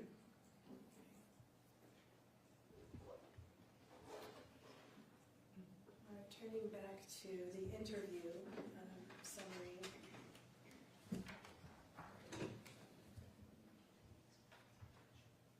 What else did she say happened that day after she said that she had helped Casey back to bed?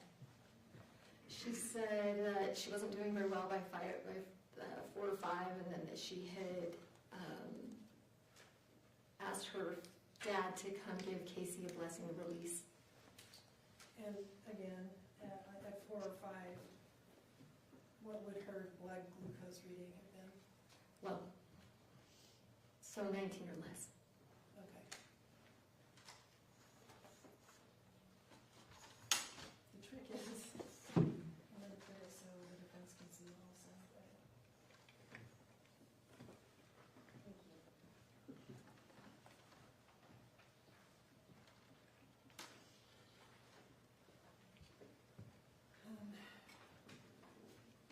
Okay, so it was reading low when she said she wasn't doing well. What did she say, do you recall, about watching Casey as Casey's condition deteriorated?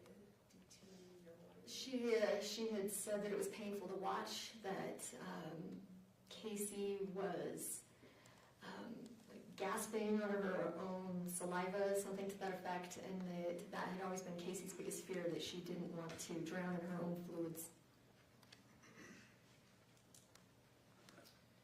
Meggan told you that she contacted her parents to come to the house? Yes. Why did she want her parents there? She wanted her dad to come give Casey a blessing of release. Did she tell you whether that happened? Yes, they did come. They did come. Did she indicate what time they arrived? I don't remember. Did she mention a telephone call with Kylie? Yes, What did she she did. say about that? She said that after her father had given Casey the blessing, that's when Mark had entered the room. That's when he came downstairs. She said that that's when she told him that there was a DNR, that he shouldn't call the ambulance. And at that point, she called Kylie to tell Kylie about the DNR as well. Did she describe to you how Kylie responded? I think she told us that she was angry, told her to get out. I don't remember specifics. What did Meggan tell you about whether she had ever actually seen a DNR? She said she had not. What did she tell you about whether she'd actually seen a physical power of attorney? She had not seen that either. During the course of this interview, did she ever tell you what Casey had in her system? No. Okay. Did she ever indicate to you what had happened to Casey that day? No, she said she didn't know. Did you ask her why she didn't call 911? Yeah, she said because of the DNR.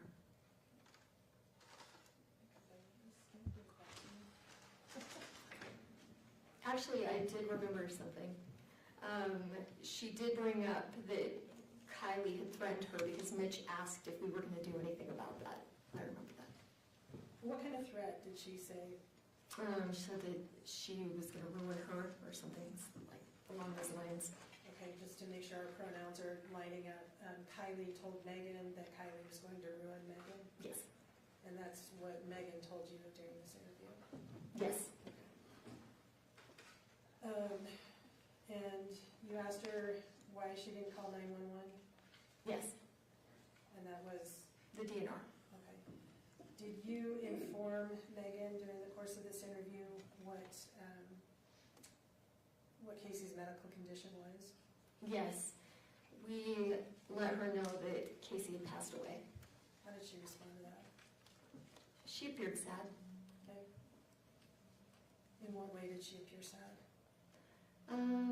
She sniffled and hung her head for a minute, I guess. Okay. Did she tell you about you mentioned that she had described to you Casey being on hospice. Yes. What did she tell you about that? She said that she had been in contact with the doctors and nurses that were taking care of Casey. She was contact for Casey's medical care, and so they were going through her. She said that they were sedating her to help her pass. Like sedation therapy, I believe, is what she said. Did she tell you how she communicated with these people? Yes, she said that they would contact her through Casey's phone. Did that raise any questions in your mind? Yes, we did try to clarify that several times. Asked her if she had spoken to any of them on the phone or had met any of them in person. She had said no. In the course of your investigation, did you notice the vitals that these so-called hospice workers had given Meggan over the course of time? Yes, I believe she gave us some that day, or in the second interview, she had read some to us. And what struck you about those?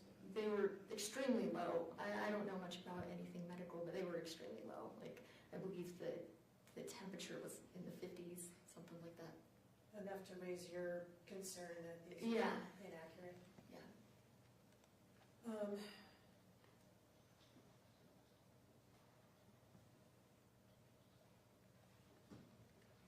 Before the interview was concluded, did you ask Meggan for anything? Yes, we explained that it would be important to corroborate her side of the story, to see the text messages that she was telling us about, so we asked her for a consent search of her phone. Did she agree to that? Yeah, she said she had nothing to hide. Did she provide you the phone right then and there? No. What did she do? I can't remember why she didn't want to give it to us right then. She said that I thought she was going to bring it in later that day or another day. And then she was coordinating with Sergeant Seitzinger When we were searching the car, we were notified that he was on his way, so that next Monday on the 19th, he was on his way to pick up her phone. So that's when he received it, Okay, just for our timeline then, you asked her on the 16th for her phone. which was Friday, yes. And she provided it to Special Agent Seitzinger on the 19th? Yes.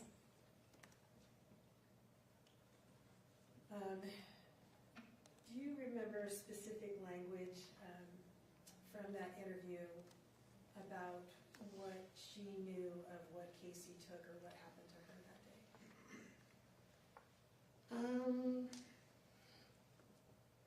It's hard to differentiate the interviews, but she made it clear that she didn't know what she had taken.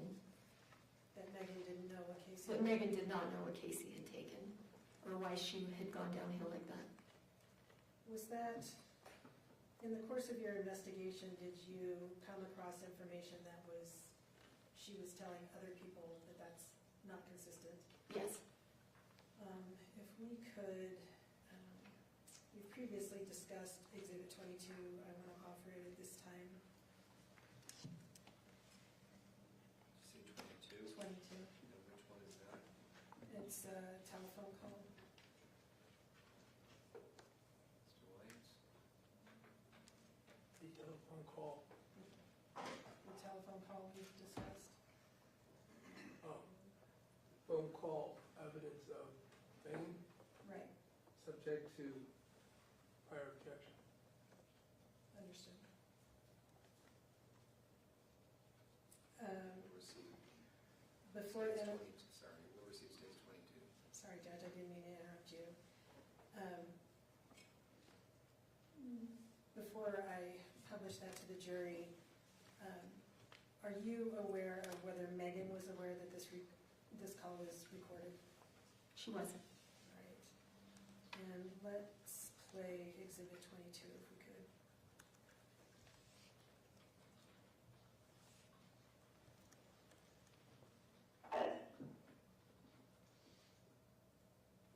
I felt maybe I needed to know that I knew what she was doing, but I didn't help her.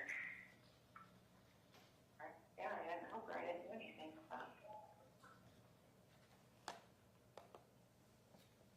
Okay, so she told you on the 16th that she didn't know what Casey took or what happened to her, and then you had this phone call where she's saying maybe I should say that I didn't help her. Yes. Did you conduct another interview of the defendant after the Yes. first one? When was that? That was on the 21st of August. I believe it was the next Wednesday. Why did you do another interview? It was at Meggan's request. Why did she want to talk to you, do you know? She had questions about the investigation. Where was this interview conducted? She met Sergeant Hales and I at the Utah County Attorney's Office Investigative Bureau office.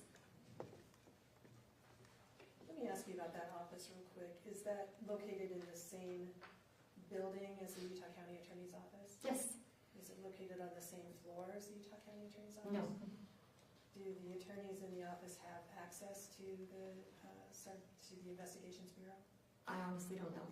Is it a locked facility? It is locked. You have to get magic permission to get in. And does that extend to you? You have to Yes. get permission to enter? Yes. How do you enter? You have to have somebody with a key card let you in. All right. Is there any alternative ways to get in? Not that I know of.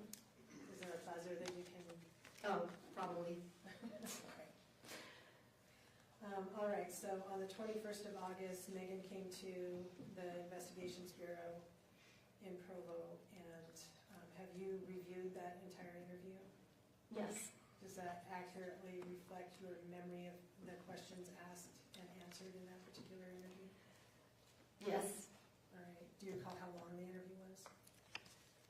No. I don't. Okay.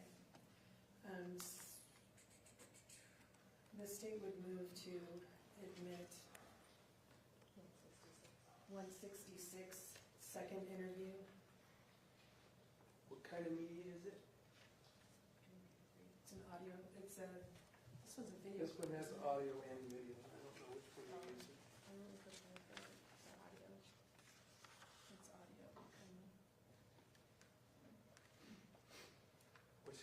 number? 166. Audio only. Can we lay some foundation where the audio is coming from, please? Sure. So where was this interview held? In their conference room, And what is in that conference room as far as recording capabilities?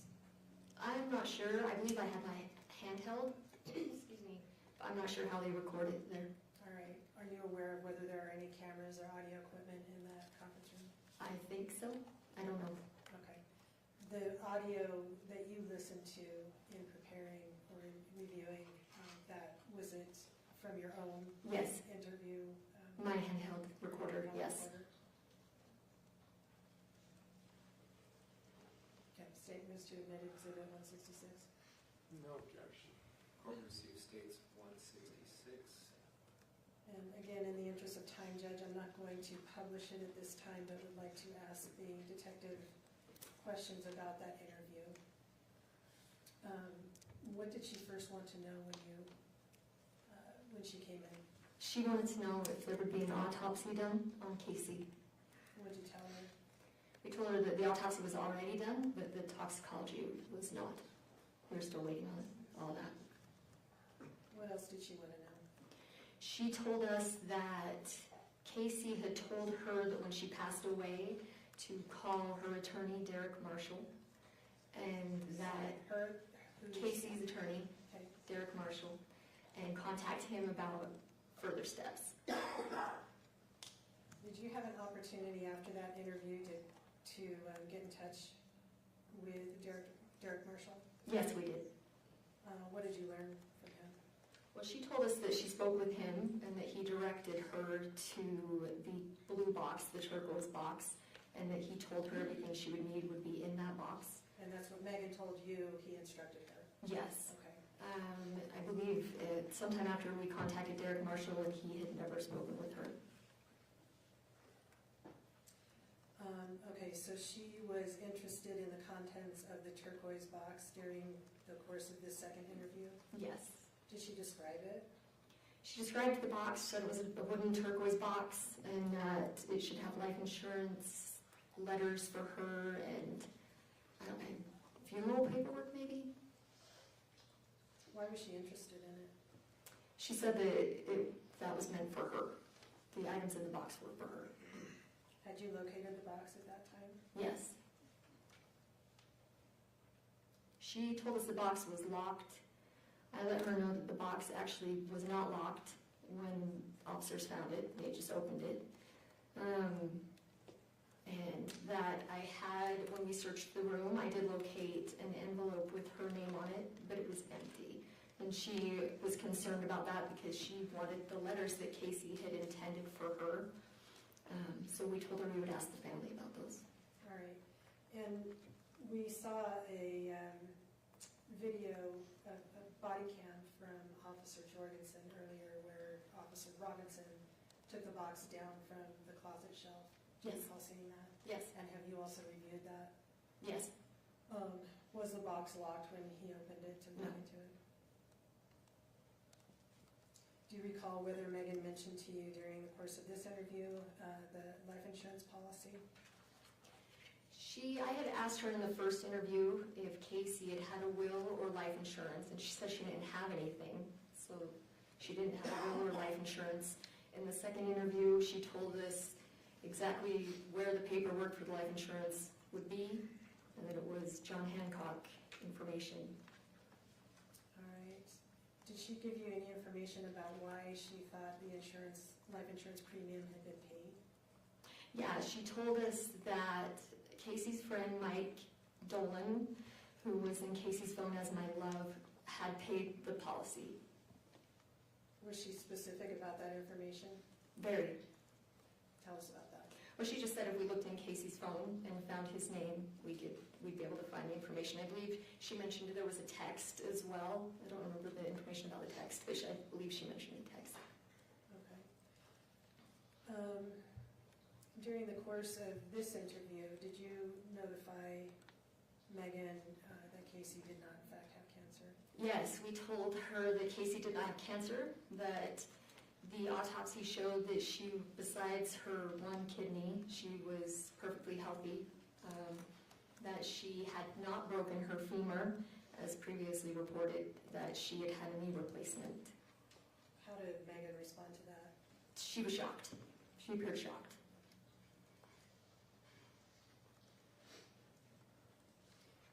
And at that point, did she again describe to you what had happened that day? Yes. What did she tell you? She said that they just recounted the story, that she'd gone in the bathroom, that she had to help her out of the bathroom and back to bed, and that she was loopy, more loopy. Did you have any additional discussion during the course of that interview about the insurance policy? During that interview, I don't recall. Was it mentioned during the course of that interview that it was unlikely there was an insurance policy? Yes. And who said that? Sergeant Hales told her there was a 0 to none chance that Casey had life insurance. How did Megan respond? She doubled down on Mike Dolan, saying that he had paid the policy. All right, did she give you an amount that she believed he had paid for the premium? I think it was $2,000. Did you talk to Megan at that time about discussions of suicide? Yes, she at one point told us that she never thought Casey was suicidal. And having been to the house and seen that Fanta box that we've seen a couple of times now, did you ask Megan about the Fanta box? We asked her if Casey's favorite drink was Fanta. How'd she respond to that? She said she didn't know. Did she mention anything about what she liked to drink? Yes, so I believe Sergeant Hales said that we found Fanta cans all over the room, and then it was Fanta Zero, so she said, yeah, well, that's probably Casey's. I drink Coke. Casey had bought Coke for me and put it in the downstairs refrigerator. Is the downstairs refrigerator the same place where the insulin that Mark stored Yes. located? That was a terrible sentence. Did that make sense to you? Yes.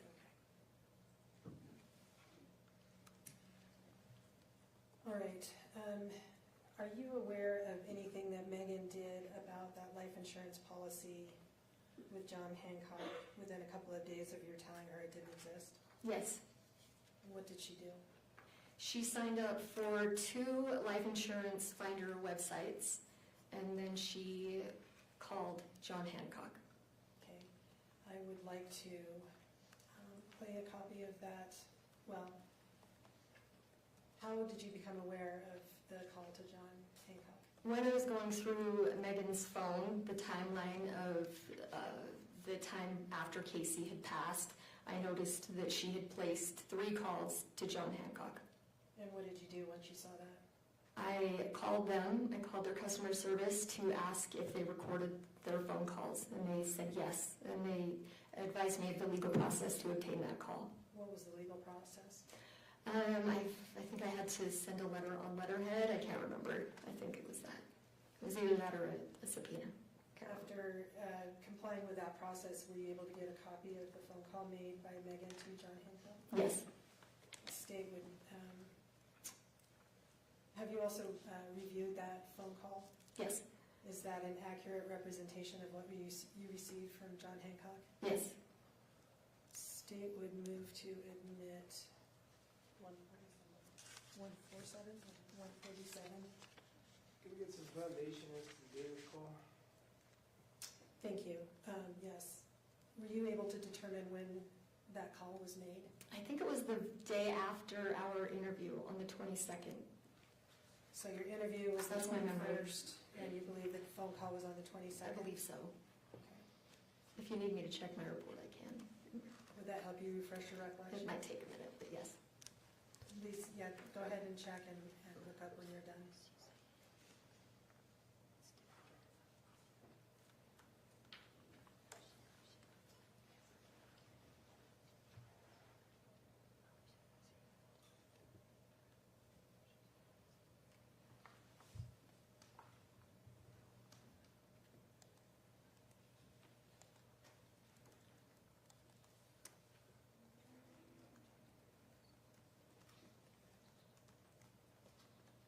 It was Friday the 23rd.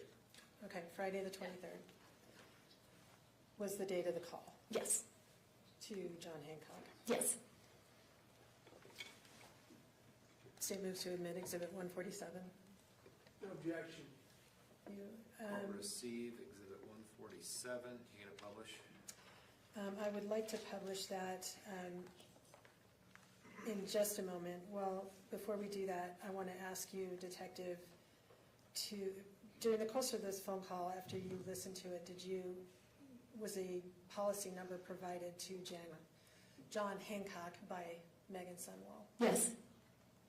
When we listen to that phone call, I'd like you to note down the policy number that was given. Do you have a pen or pencil up there with you? Okay. All right, if we could publish that.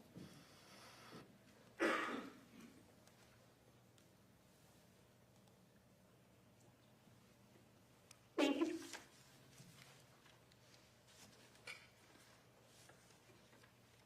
Thank you for calling John Hancock Life Insurance. This is Erica. How can I help? Hi, Erica. My name is Megan, and I got a kind of a weird situation.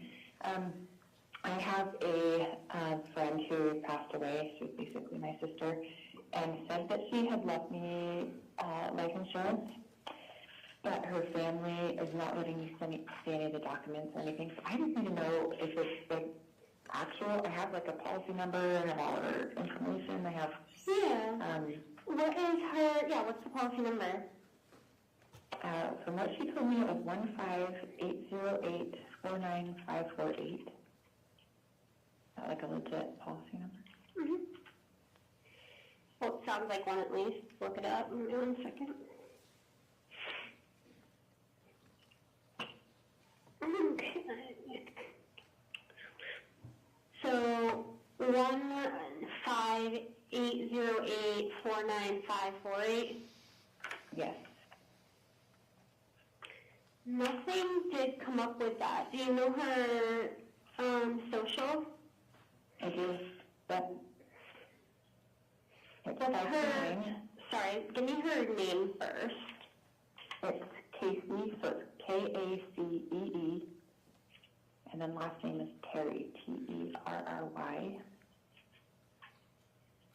And then just the last four of her social. 1540. 1 second.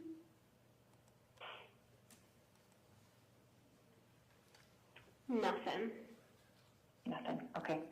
Okay, that's all I needed to know. Thank you. Yeah, of course. Take care. Okay, bye. And if we could pull up Exhibit 30, please.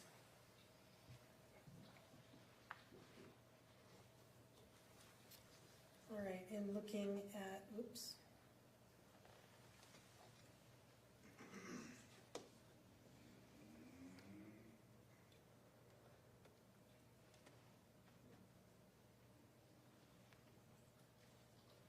All right, and looking at Exhibit 30, what was the policy number on that? It says, it looks like a 15, that looks like a B, but 808-49548, Okay. Which is, the number that she read off. thank you, you can turn that off. Oops. All right, and before this interview, you mentioned that she had provided her cell phone to, directly to Sergeant Hale or Sergeant Seitzinger for examination. Yes. And what, as far as you know, did he do with that? What did he do with the phone? Yeah. He extracted messages between Megan and Casey. Did he tell you, or did you see how many texts between them there were? 28,880. What was the earliest? I believe it was December 2019. Do you know why it didn't go any further back than 2019? I think one of them got a new phone. Okay. And did you compare the information on Casey's phone with the information on Megan's phone? Yes. What did you learn? Due to the vast amount of text messages between the two of them, Sergeant Hales had pared it down from July 20th to August 12th. In that time frame, there were 283 texts missing from Megan's phone that were still on Casey's phone. All right. And that was in a 3-week period, about Yes. July 20 to August 12. Did you yourself notice anything particular about the messages that were missing from Megan's phone that were on Casey's phone? Yes. What did you note? They were mostly about life insurance, suicide, and insulin. After talking to Mrs. Sundwall on the 21st, did you have another interview with her? We did. Why? We wanted to ask her about those missing messages. What was the date of that interview? August 29th Where was it? at Megan's home in Santaquin.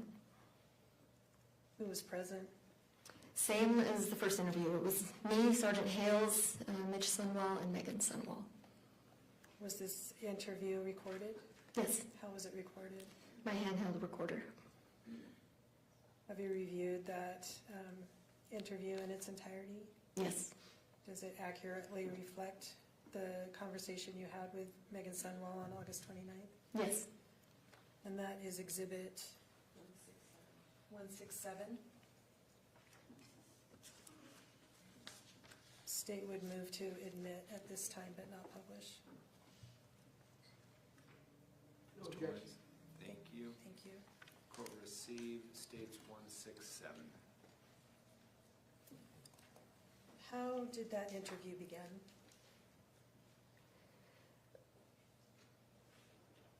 I believe we asked her, I know Sergeant Hales had brought kind of a visual prop with us. He had printed out the text messages for those 3 weeks from Casey's phone, and he had printed out the text messages from Megan's phone. And he set them side by side and told her that there were 283 messages missing from her phone. How did she respond to that? She just kind of shrugged it off, I guess. Did she provide any explanation for why they were not there, or why there was a difference between her phone and Casey's phone? Yeah, she said that she always deletes texts when she talks about those things. What did she mean by those things? I believe Sergeant Hales had told her that they were about life insurance, insulin, and suicide. All right. What did you say or ask her about why she hadn't mentioned that to you earlier? We asked her why she hadn't told us she deleted messages, and she said because we didn't ask. Did you talk to her again about a life insurance policy? Yes, we had asked her about it, and she said that she never believed that Casey had a life insurance policy. So, and then we asked her how much it was worth, and she said like $1 million. What, if anything, did she tell you during the course of that interview about whether Casey was suicidal? I think that is when she told us she never believed Casey was suicidal. Did you ask for any additional information about what she did during the entire, almost, 11 hours she was at Casey's home on August 12th? Yeah, she said she wasn't doing anything.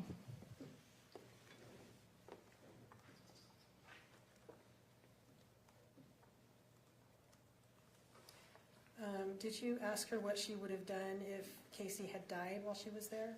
Yes, I asked her what her plan was if Mark hadn't come downstairs, and she said, well, Casey would have passed. And so we said, well, then what? And she said, I would have called the mortuary.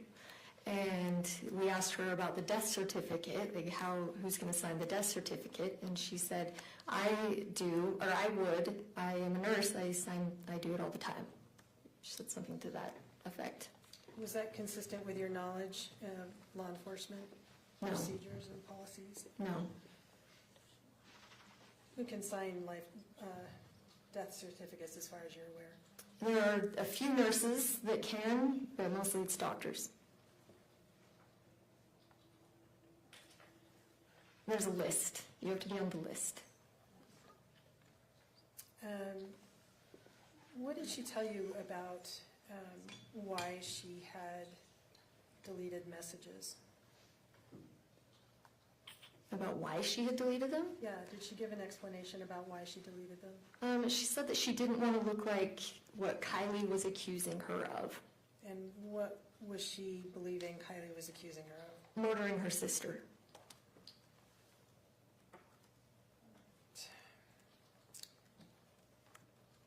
Let me switch topics a little bit and ask you, going back to the items that you had collected up till that point, the syringes, the insulin bottle,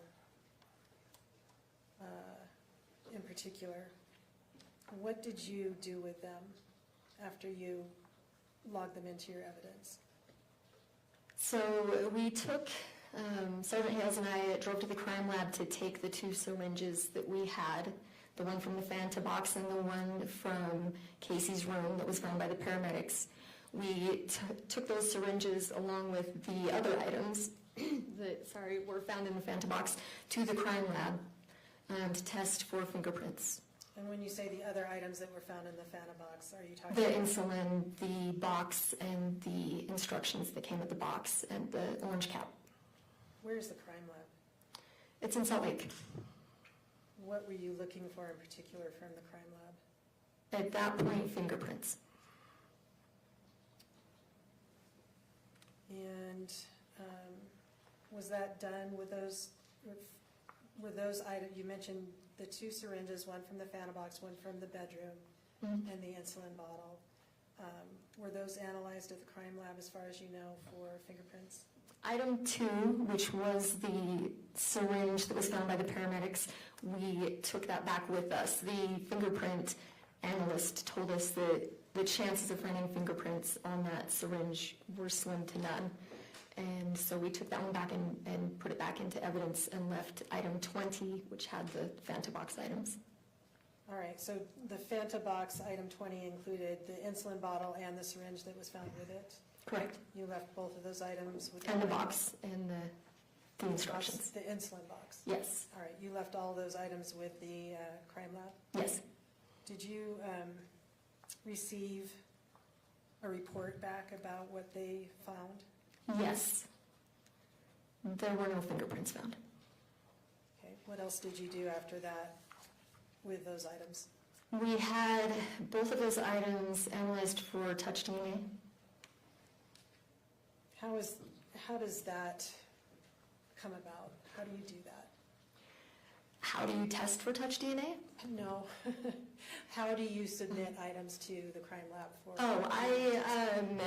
Usually you just give them to the evidence tech. It works in your office and they take them up. And Do you have to be specific about what it is you're looking for and where? yes. What did you tell them? I don't know about that. I don't know. I mean, you just say, will you test these for touch DNA? And they say, okay. All right. As far as you know, those items were delivered back to the crime lab, or did they retain them after the fingerprinting? I believe they retained the item 20 and we sent item 2 back up. All right. Did you receive a report about about the DNA testing? Yes. And what was the upshot of those tests? I can look on, I have a chart. I don't remember. I know that the 2 syringes had Casey's DNA on them and 2 other profiles, but it was undetermined who those other 2 were. All right. And what about the insulin bottle? The insulin bottle had, I think the orange cap had DNA. I'd have to look. I don't remember. Would that help you refresh your recollection as to that conclusion? Yeah.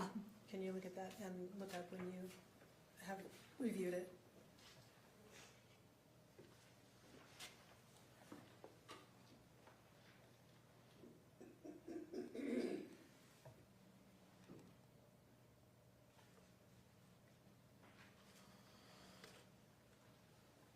So tell me your question again. What was the DNA, what did the DNA report indicate about DNA on the insulin bottle?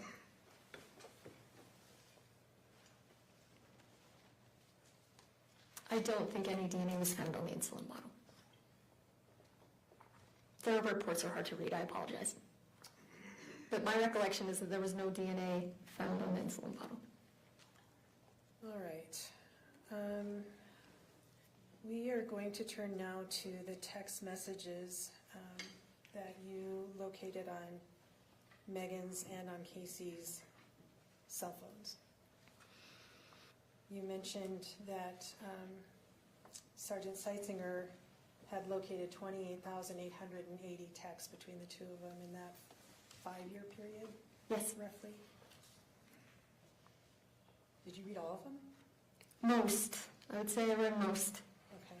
Did you note as you were reading them, the content of them? Yes, I did. So I searched through, you're able to search with keywords. Like if I looked up Casey, then it would show me all the texts that refer to Casey. So if I found a text that seemed like it was either going to refer to suicide or foul play, I would look on either side of the text for context. Okay.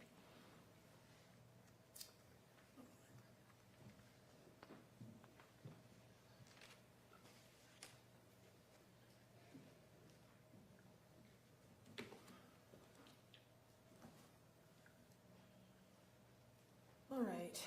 What was, I think you already mentioned it, what was the earliest text that you recall taking note of? It was like when were the first texts sent? In December of 2019, I think. All right. Do you recall a text on December 21st of 2019? Let me just show you. Okay. Can you show Detective Farney Exhibit 42, please?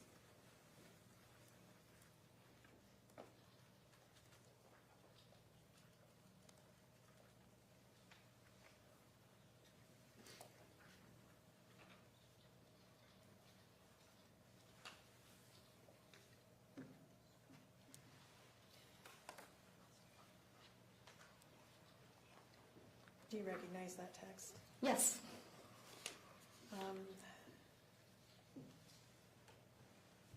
Let me see if I can do this. When you received the report from Sergeant or Special Agent Seitzinger, what was the format of that report with the 28,000 plus messages? So he gave me a thumb drive after we served the warrant for for Meggan's full phone. I received a thumb drive with her phone and a thumb drive with Meggan's phone, or Casey's phone. And I actually had to get a new computer because the vast amount of information, the computer I had would not open the file, would not open the thumb drive. So when you open it, it gives you, there's different tabs across the top and different things that you can click on along the side. And so mostly I worked within timeline, or I believe in the timeline is where you find the text messages. It's been a minute. I apologize. And were those texts that you received from Sergeant Seitzinger altered in any way after you received them? No. There are text strings, is that accurate to say? Yes. So conversations between the two of them that go on for many texts? Or Oh, yes. Sometimes several, Yes. sometimes hundreds? Hundreds. All right. And in your review of them, did you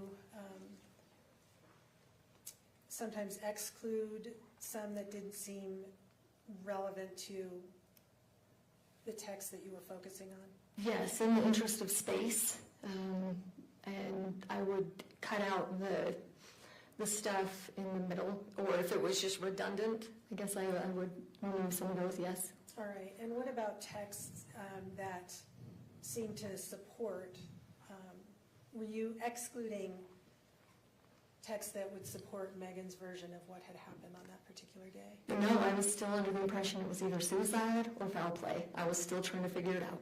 Okay. And when you selected or went through and found relevant, or things that you found to be relevant to the investigation of the case, did you flag every single one that you found? Every single one? No, probably not. Were the ones that you did identify representative of what you saw? Yes, Okay. And you have reviewed as much as you could of the texts that were provided to you by Sergeant Seitzinger, correct? yes, All right.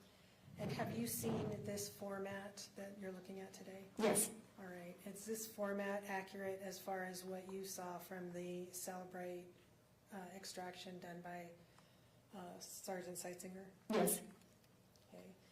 At this time, I'm going to move to admit Exhibit 42. No objection. Thank you. Court will receive States 42. Wish to publish? Yes, Your Honor, thank you. And if you want to just read it to us, Detective, sorry. It's okay. Casey is the green bubble, and she says, reassure me I'm not dying. Megan is the blue bubble. She says, unfortunately, I don't know if you are dying or not. I'm sorry. You need to be prepared no matter what happens. And the date of that was? December 21st, 2019. Like I'm yelling. Am I yelling? You're not yelling. I want to introduce a group. We're not going to publish or talk about all of them, but it exhibits 43 through 53. State would move to admit.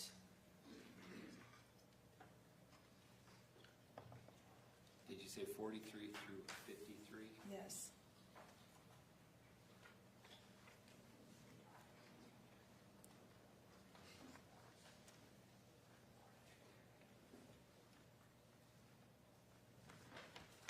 And they're all texts.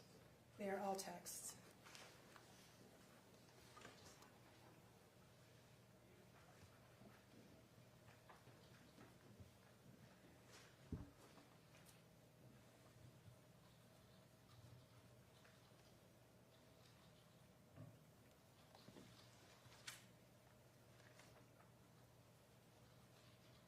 Subject to the prior correction. Thank you. Court will receive States Exhibits 43 through 53. So those will be available to the jury, but I just want to talk about a few of them. If we could look at Exhibit 44.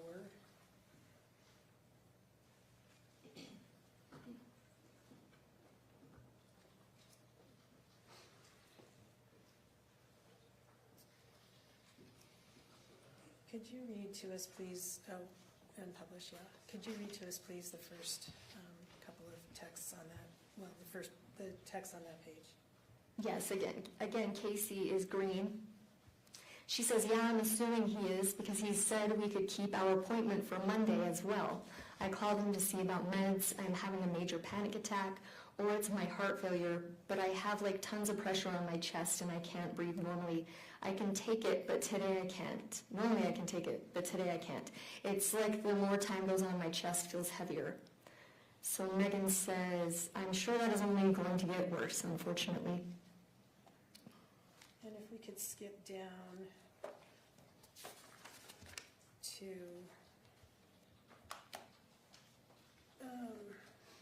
keep going.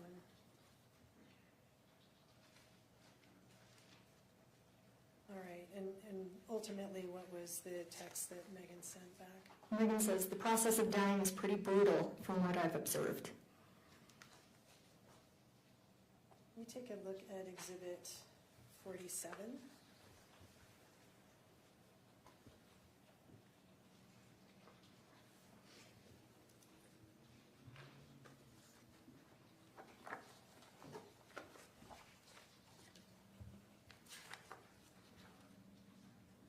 And would you read these to us, please? Again, Casey is green, says, I can't do this. This anxiety and pain is too much. I'm stuck between I'm scared to live and I'm scared to die. I can't even breathe. And Megan responds, Casey girl, what choice do you have? You have to keep going. And to scroll up, please.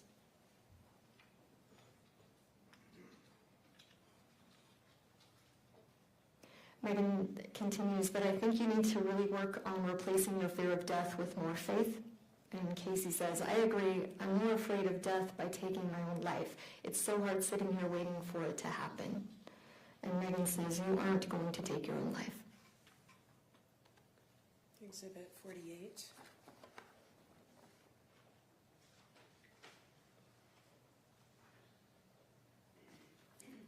If you could read to us, please, just the first. Casey says, I'm so sick, I can't stop throwing up. My legs are jumping so bad. My head is pounding and I can't breathe. It's making me panic. And this was, sorry, what was the date on that? That's 8/31/2020. And then the next two, please. Meggan responds, sorry, I just got these, been up all night with Porter. You didn't freak me out, Case. You are never going to pass away if you keep freaking yourself out and going into a panic when you start to feel bad. I am convinced that you are not going to pass until you actually want to, completely. You've asked for blessings, taken stuff, and say you want to, but I know you don't. You have to let go. It is past time. The next one says, there is nothing left here for you. Everything is ahead of you in the next life. Move forward and stop only existing. Okay, let's skip the next three and go to the one after that that starts because. Casey says, because I feel like I'm frustrating the hell out of you because I'm not dying. I do want to be done and out of pain, but yeah, I'm scared and I don't know how not to be. And yeah, I'm scared to leave Bella and you. Do you recall who Bella is? Her dog, Casey's dog. All right, the next three. Meggan says, you aren't frustrating the hell out of me. Faith and fear cannot exist in the same place. You are letting fear rule your life. I understand that is the way you have always lived, but it will not work to die that way. I try to help you, Case, but I can only do so much when you sabotage. I don't know what more I can do. Casey says, I didn't think I was sabotaging. I tried 3 different times to die this weekend. I don't know what I'm doing. I'm trying the best I can. I'm sorry I'm constantly complaining about being sick and asking you for help. She goes on to say, I was grateful that you were there for me this weekend, and I felt like I didn't have to do it alone. It made it so much easier. It makes me sad that you think I'm just sticking around on purpose. Anyway, we don't have to talk about it anymore.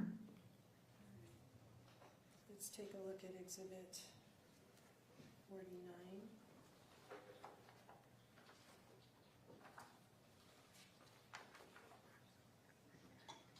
What's the date on this one? This is September 10th, 2020. And if you would read us this conversation, please. This is Meggan. She says, all I know, Casey, is if I was in your shoes, if I had been told that I had done everything I told Heavenly Father I would do, that I would go home and leave all the pain, heartache, and worry of this world behind, I would have been long gone by now. Then she says, I think you are crazy to want to stay here for a dog and a mess of a best friend when you have so much more on the other side. And number 50.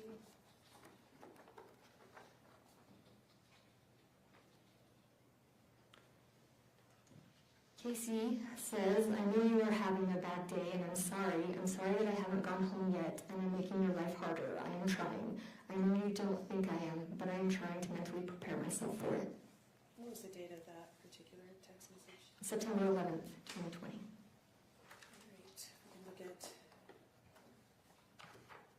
51.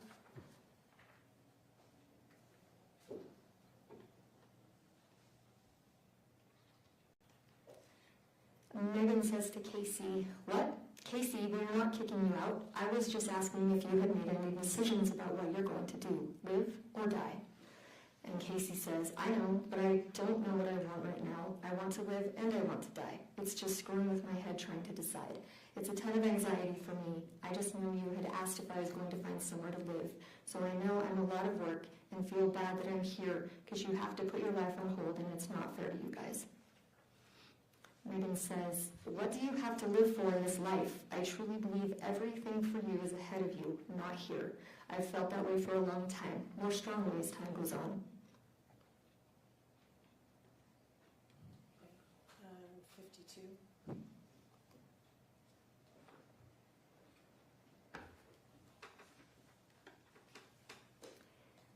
Meggan tells Casey, Case, I will come over and help you do them. She then says, I'm happy to come over and help you if you are really ready to be done. And that's June 11th, 2021. 53.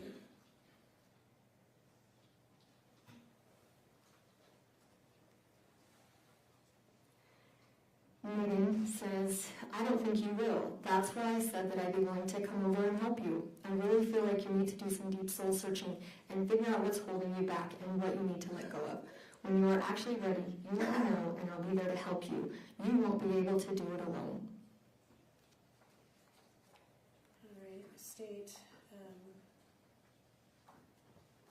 next wants to talk about exhibits 54 through, let's say 64. And move to admit those at this time. Objection. Court receive states exhibits 54 through 64. And I may publish, Judge? May. Thank you. And 54.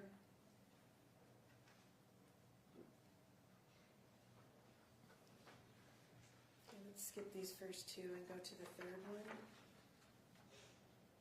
Meggan says, Case, I promised you I would do whatever you need or want me to do. If that means you want or need me to be there, I will.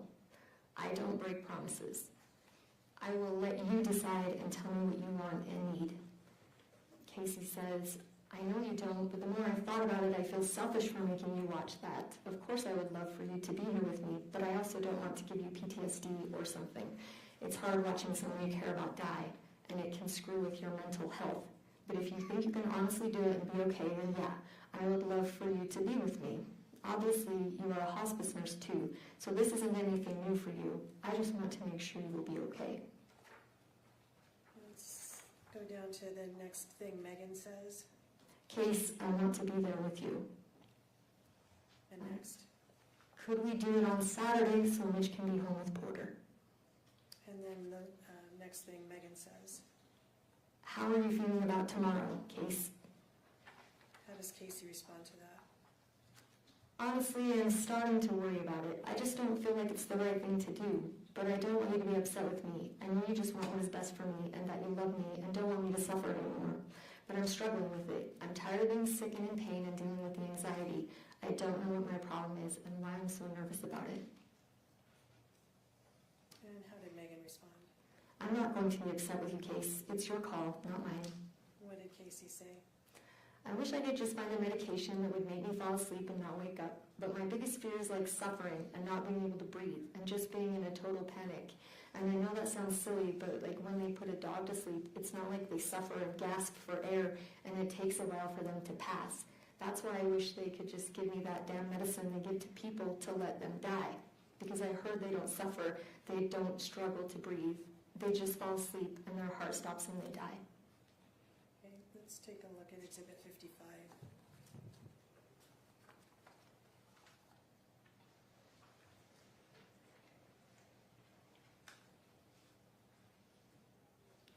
And what's the date on this one? This is January 23rd, 2023. All right, and what is said? This is from Meggan. It says, truthfully, I really, really want to be there with you when you pass. I know that isn't very realistic, but that is what I wish could happen. All right, and 56?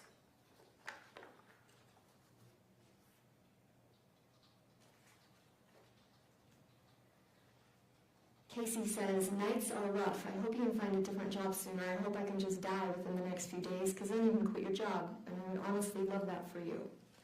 And Meggan says, you are sweet. I'd love that too. Exhibit 57. Let's look at the third and fourth text in that one.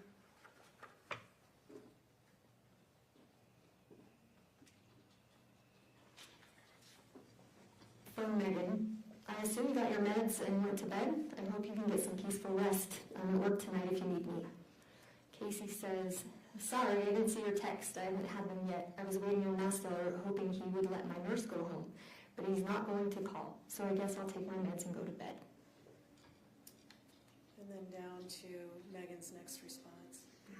Meggan says, I'd sneak to the bathroom and take extra if you can. Does Casey respond to that? I will. And what does she tell her next? She says, I took more meds and did a full bottle of long-acting. Here's my vitals from tonight. BP 30/0, HR 17, O2 21, temp 87, blood sugar 43. I've never seen the temperature that low. Nurse says it happens near end of life. Last night I had a fever, so I'm not sure how it dropped that low. According to the nurse, that's a sign it's getting close. Anyway, just wanted to give you an update. I'm going to bed. Love ya. Let me just stop you for a minute. In the course of your investigation, did you learn whether there was a hospice nurse present? There was not. And how did Meggan respond to that? I hope this is your time, Case. Get some rest, sweets. What else? Case, when you need to go with whoever it is that comes to get you, do not look back, do not hesitate, you go. You probably don't remember what you were like after the blessing you got when you first moved in with us, but I do. I believe someone came to take you home, but you wouldn't let go of here. That is why in all of your blessings you have been told that when you are ready to leave me and Bella and everyone here behind, you can go home. Go, Casey, don't look back, go. This is your time, Casey girl. Go home, run home. All right, let's move on to Exhibit 58.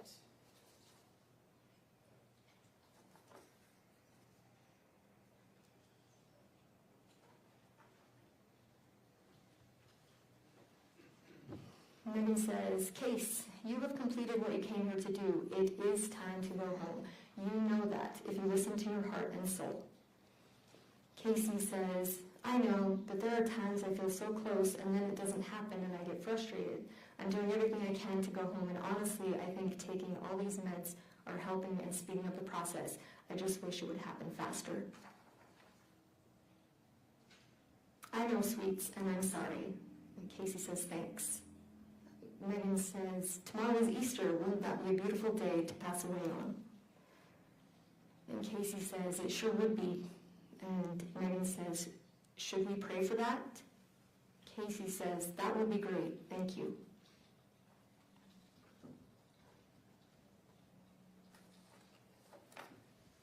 And 59. And sorry, let's skip over to 60.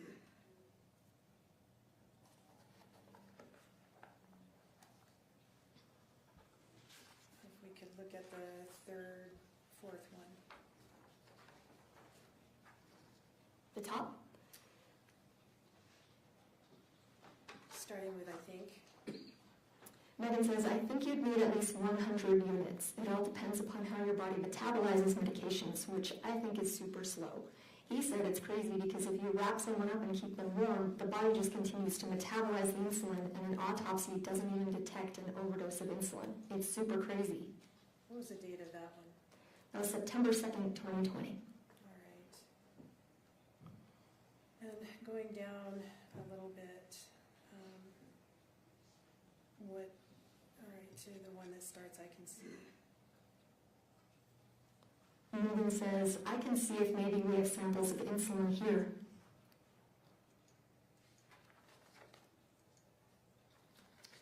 Let's skip some of these and go down to,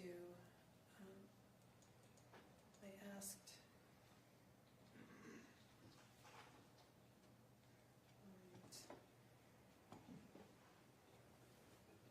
and what does Casey say at that point? Casey says, I asked if it makes you feel weird. She said, you can't, I think she's talking about her grandma. I asked if it makes you feel weird. She says you can't even tell, so at least I know I don't need to panic. I can just take it before I go to sleep, or maybe you could give it to me after I fall asleep. What are they talking about? What's the it? Insulin. I believe she had told Meggan that she was going to ask her grandma about it. All right, and how did Meggan respond to that? She says, oh, you won't even know, Case. Please don't make me give it to you, though. Okay, I won't. I feel bad even writing that. All right, let's take a look at Exhibit 61.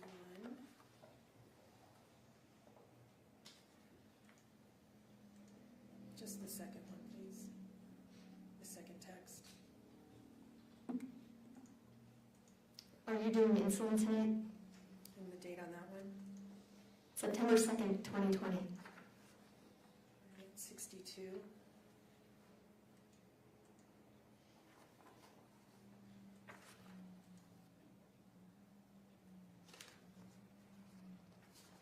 Megan says, you didn't use the insulin last night. Are you planning on it? September 3rd, 2020. Okay, so, thank you. Casey says, I'm planning on it. I just wasn't ready to use it last night. I took too long with Michelle showing up. You had gone to bed, and I wanted to see and talk to you for a bit before. I know that's probably annoying to you. I want to be out of pain, but yes, I'm still sad about leaving. You are probably thinking, how many goodbyes do you need? I'm just broken. I have attachment issues. I'm scared, and I'm going to miss the heck out of you. I just need to do it and get it over with so everyone can get back to living their life and not have to worry about me. Megan says, you are never going to be free from sadness about dying, Casey. It's normal to feel sad, but I already told you I'm not going to say goodbye. That's a permanent thing, and it's not. You don't have to use the insulin. I'm just going to take it back to my work if you don't. No big deal. All right, and 63?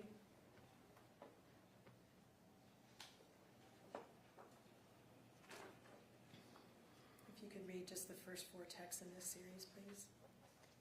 Megan says, are you planning on using that insulin, or do you want me to take it back? I didn't see it in the fridge. Casey says, I took it with me just in case. It's on ice. You can take it back if you need to. I can get some somewhere else. And Megan says, just in case of what? And Casey says, I thought about doing it while I was gone, but of course I didn't. All right, and let's go up to 64.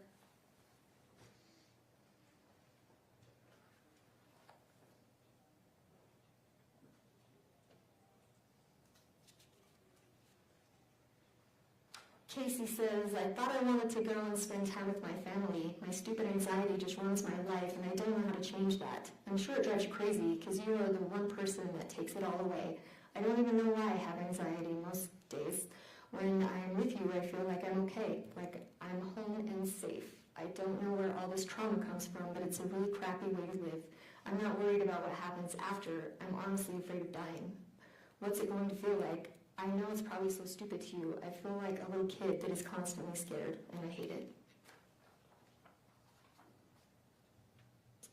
Megan says, it's not stupid to me, none of it. You are in pain all the time, Case. Dying couldn't be more painful than that. And that is the purpose of just taking the insulin, so you just go to sleep.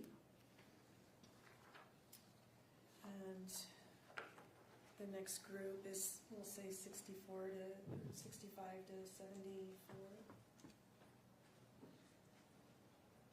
Exhibit 65 to 74. Mr. Williams?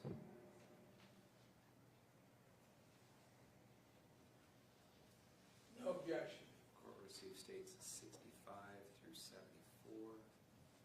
Subject to prior discussion, John. Thank you. All right, 65.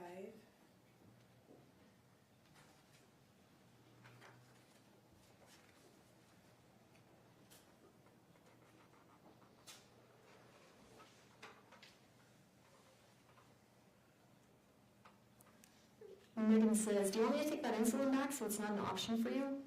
And Casey says, no, I was going to ask you to draw it up tonight, but then I'm worried I won't dare do it and it will be a waste. I should have never Googled it. Everyone says it's a horrible way to die and it can take hours. Can you just give it to me after I fall asleep? And Megan says, I'm pretty sure you'd feel me giving you a shot. How in the world would people know it's a horrible way to die if they are alive?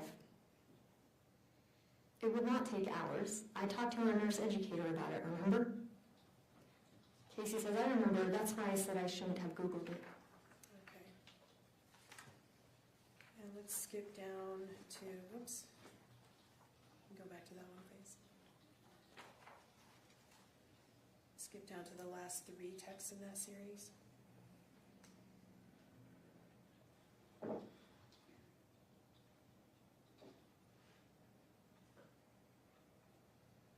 Starting with I agree. Casey says, I agree. I'm sorry. I just have had a fear of dying that way. But you're right. It doesn't matter. Megan says, a fear of dying what way? And Casey says, out of it. Feeling funny and like I can't breathe. If I could just take it and fall asleep, great. But I need something to get me to sleep or I will freak out. You see me on the gummies and I wasn't even close to dying, but I thought I was. 66.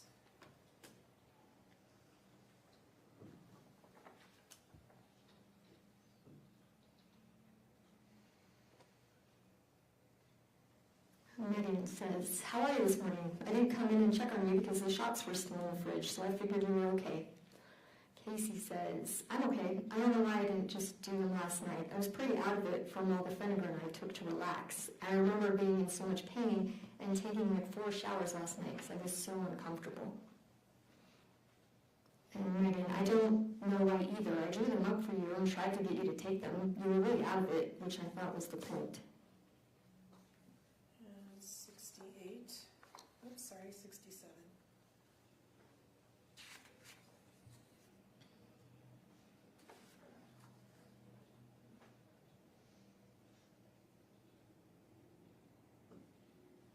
Megan says, are you planning on trying the insulin again? Yeah, I hope it works. Megan, when are you planning to do it again? Or do you not want me to ask? Casey, I was going to do it last night, but fell asleep. I will probably do it tomorrow night because I have to go with my aunt tomorrow morning. Megan says, for what? I just kind of need to know because of work and such. And the date of that was, I believe 2020. sorry, 10/12/2020. all right, 68. Let's just read the third and fourth one in the series. Megan, you want me to bring you home another bottle of insulin? You could try the whole thing. I don't know. Casey, yeah, hopefully it will work. I totally thought the second dose would have worked because it was such a huge amount. I don't remember much. I was just bugged that I was still here. Didn't you say I was worse the first time? If you're okay getting it, that would be great. I just don't want you to get in trouble. All right, let's move on to 69.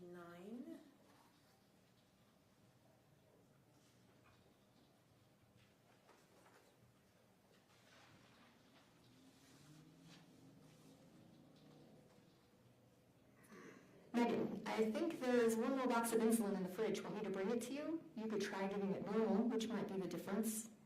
Casey says, yeah, thanks. Megan, I didn't know if you heard me tell you that the insulin is in the fridge, top shelf in the door. That's the last bottle, so hopefully it will help you. And the date on that one? December 2nd, 2020. All right. Exhibit 70.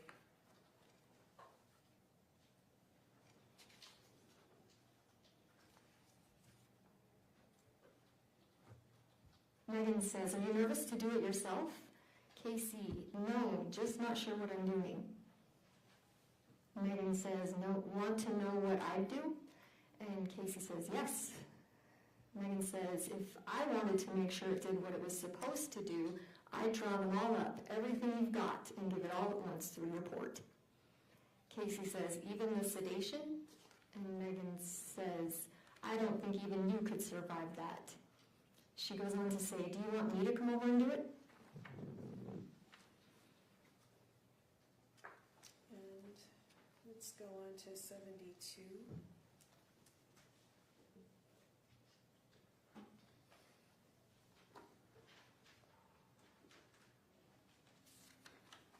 Let's take a look at the fifth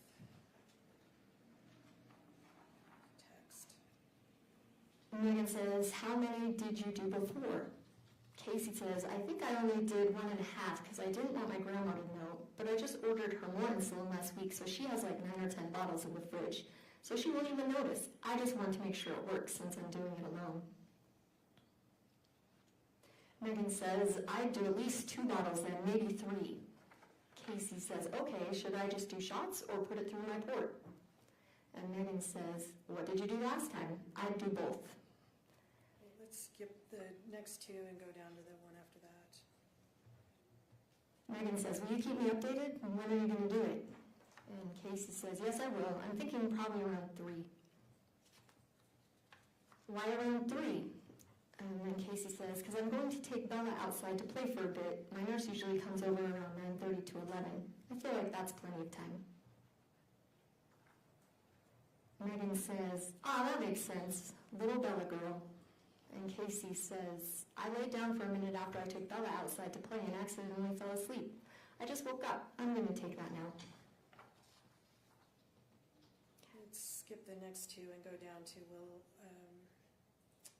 should I?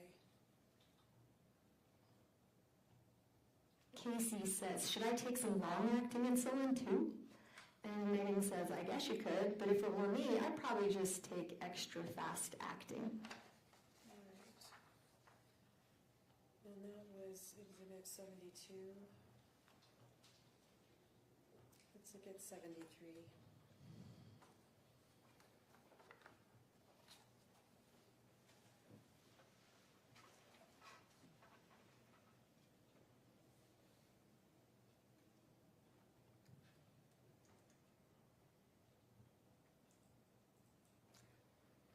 Megan, good morning, Casey girl. Been thinking about you all night. How are you? Casey says, I don't know what I'm doing wrong, but this isn't working. I feel really sick and out of it, and my blood sugar is 29 right now. Also, I hope this makes sense because I have to use speech text because I can't even see what I'm doing. Megan says, just keep going. Take some more short-acting and long-acting. 29 is really low, so just keep going. And 74.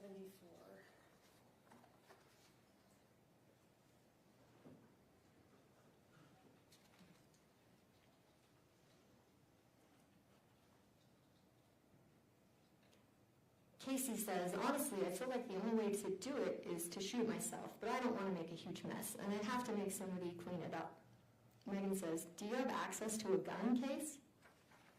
Casey says, yeah, but I feel like they have been making me comfortable for so long, and it's not working. I do have access to a gun. My Uncle Mark actually bought me one for Christmas so that we could go out and go shooting. So I could use that. I just don't know where I would go and do it because I don't want to do it inside of my grandparents' house. Megan says, I know how tired you are of all of this, Casey girl, and I am so sorry you have been having to go through all of this. I will help you if that is what you want me to do. I won't help you shoot yourself. I could never do that, but I will help you. Casey says, I guess I could go down the hill behind my grandparents' house, and then maybe somehow you could suggest that we go look around their property. I don't know. I don't want to put you in the middle of it. I'm just trying to figure something out. Megan says, do you really want to go that way? Casey says, I would never make you shoot me, Meg. I just wanted to run a few ideas by you to see if you think that's something I could do. Well, to be honest, no, not really, but obviously nothing else is working. My life insurance does cover suicide because when I signed up for it, it said I had to go at least 2 years without doing that, but it would be covered after that. Or can you think of any medications that would maybe do it?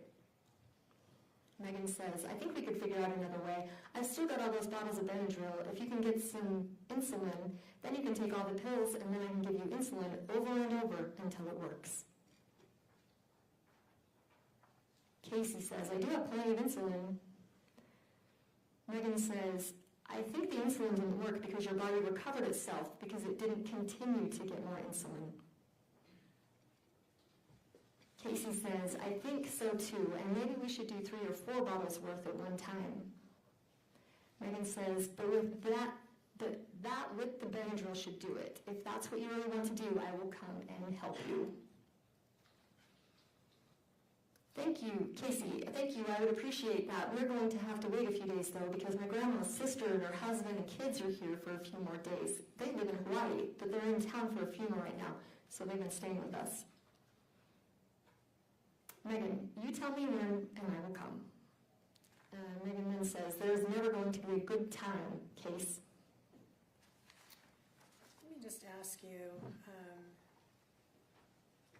in that particular series,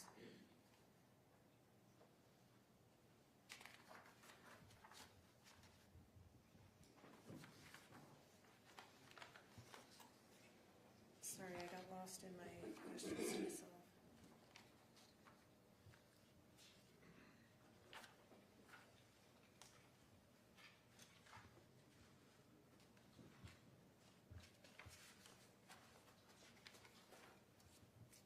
skip that. I think I was thinking of something else. Let's look at number, state would move at this time to admit Exhibit 75 through 85. Mr. Williams, No objection. call proceed exhibit 75 through 85. Let me just ask the jury real quick. We've been going almost 2 hours. Does anybody need a break, or is everybody okay to keep going? Anybody need a break? You can raise your hand. All right, let's keep going. Thank you. Let's go to Exhibit 77, please.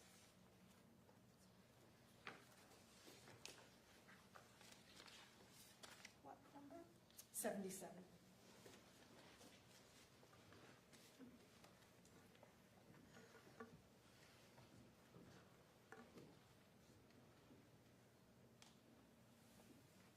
Meggan says, I really think we should try the insulin with your vital signs still being so low. What are your thoughts? Casey says, yeah, I think Becky was trying to tell me that, but I couldn't stay awake or focus on what the hell she was saying. Let me stop you for just a second. Who is Becky? Becky is one of the fake hospice nurses. All right, that Casey made up and was telling Meggan about? Yes. All right, and after that, what happened? Meggan says, ha ha ha, I can understand that. Casey says, yeah, I just hope it will help. But where my body doesn't absorb medication good, I feel like we've tried it so many times and it doesn't work. So I don't know if we should wait and do it after that surgery or just do it. I just hate to waste $900 if it doesn't work. Let me stop you again. What have you read text referring to a surgery before this mention? Yes, so one of the narratives between Casey and Meggan was that Casey couldn't absorb medications like the average person, and that Dr. Mastower was trying to schedule a surgery that would help Casey absorb and metabolize medications normally so that she could pass away. Okay. All right, go ahead and continue with the text messages. Meggan says, but if we try the insulin, I want to make sure that I come and help you do it. Casey says, yeah, I would appreciate that, because then if I'm asleep, you can give me the rest of what I need. Meggan says, That's okay, we can move from there on to number 79, please.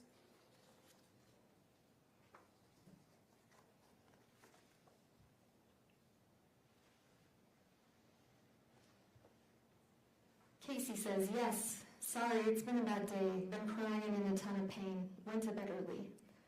Meggan says, I'm really worried about you, Case. And then she says, do you want to try the insulin? What was the date of that text exchange? This is July 26th, 2024. And are you aware of when Casey had had her knee replacement surgery? July 23rd. All right, so this was just 3 days after that? Yes. Okay, Exhibit 80, please.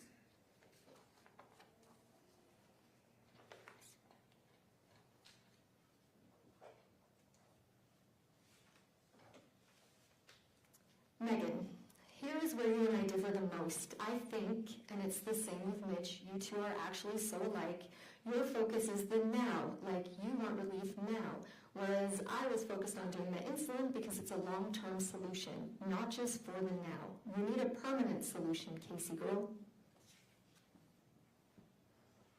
As you reviewed all of these text messages between the two of them, did you notice any that appeared to be blatant falsehoods? Oh yes, a lot. All right. Let's take a look at Exhibit 81, which is a long exhibit, many pages, that takes place between March 31st all the way to, if we could scroll all the way to the end, Chelsea.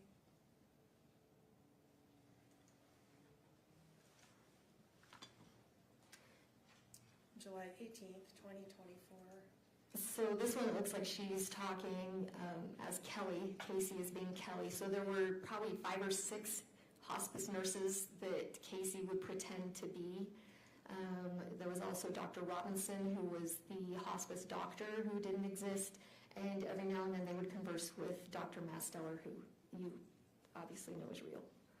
And during the course of these conversations from that span of time, is this where a lot of those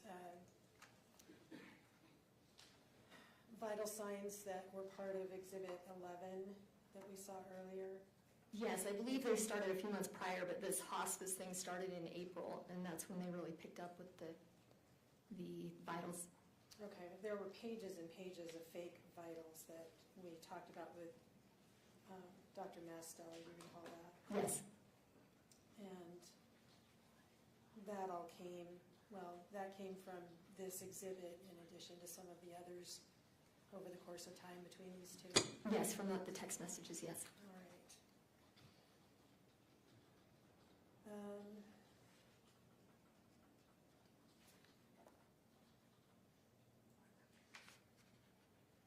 Did you want me to read this one?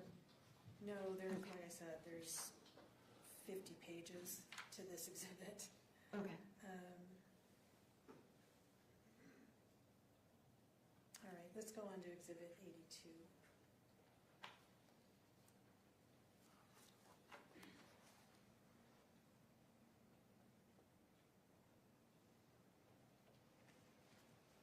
Casey says, but I'm getting 9 bottles, so that should do it, I'm hoping. All right, let me ask you a question about the bottles of insulin. You saw earlier the text from Meggan that 100 milliliters should do it. Yeah. Did you see that? Yes. How many milliliters are in a bottle? I'm not sure. I think Mark said 100 or 1,000. I don't know. Sorry. Okay. So if 100 milliliters would do it and a bottle holds 1,000 milliliters, I'm going to ask you to do math. So that would be 10 per bottle, 10 100 milliliters per bottle. Okay, and 9 bottles? Would be 9,000 milliliters. Very quick, okay. Thank you. And that's a lot of insulin. That is a lot. That is a lot. Even with Megan's own observation that it would take 100 milliliters to do the job. Yes. Okay. Let's take a look at Exhibit 83, please.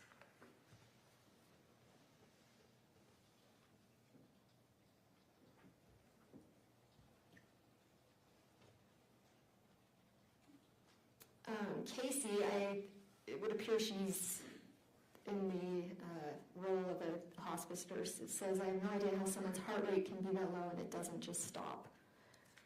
She says again, honestly, when we first started, noticing her heart rate and her vitals were so low, we brought in so many different machines and checked her vitals and used a couple different nurses, blood pressure cuffs and things, because we're trying to figure out how somebody can be alive with vitals this low. The doctor is even confused. Meggan says, it's a total mystery. Exhibit 84.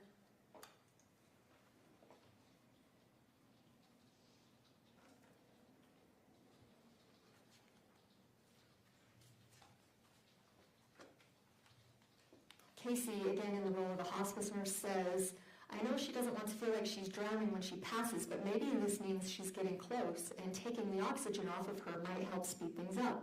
I'm trying to figure out the best thing to do. Yeah, he's a good doctor. She just responds to medications differently, so it's hard to know what to use because we don't know what's going to happen. Meggan says, she does. She's always been hard to treat because she reacts so differently.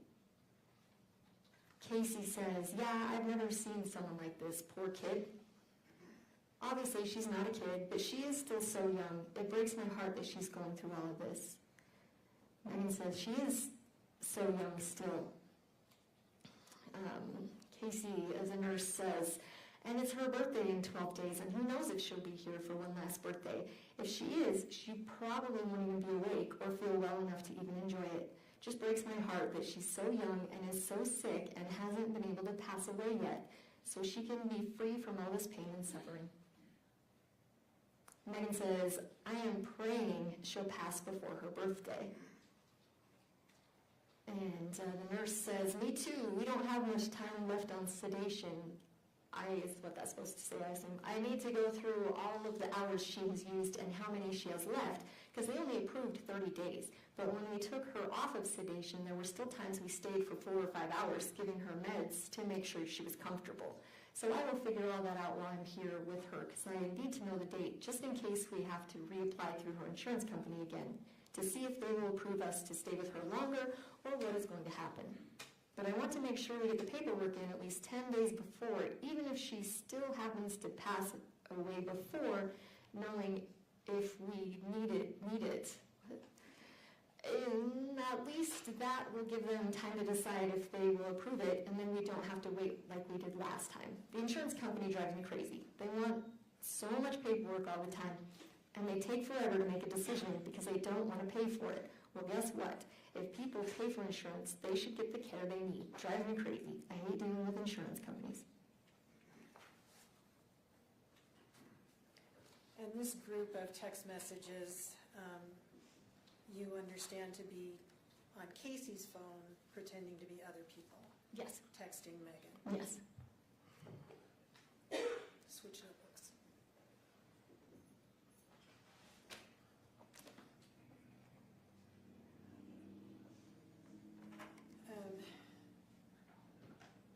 The next batch, the state would move to admit exhibits 86 through 94.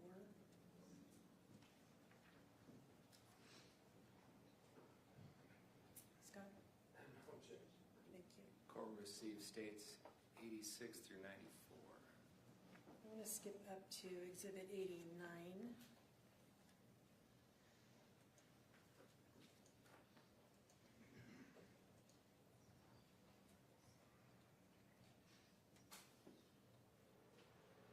Megan appears to be speaking to one of the fake nurses. She says, "Hello, how is she doing? Any change in her vitals?" And just to be clear, this text message is going from Megan to Yes, Casey's this is phone. Megan to Casey's phone. And the date? July 10th, 2024. All right. And next? The fake nurse says, "A little, but not much. Heart rate 7,026, blood pressure 9/5, temperature 57.4. Megan says, "Oh, how I don't want to have to wake that poor girl up again. I wish her heart would just stop." Casey says, "I hope it will too." Let's go up to exhibit 92, please.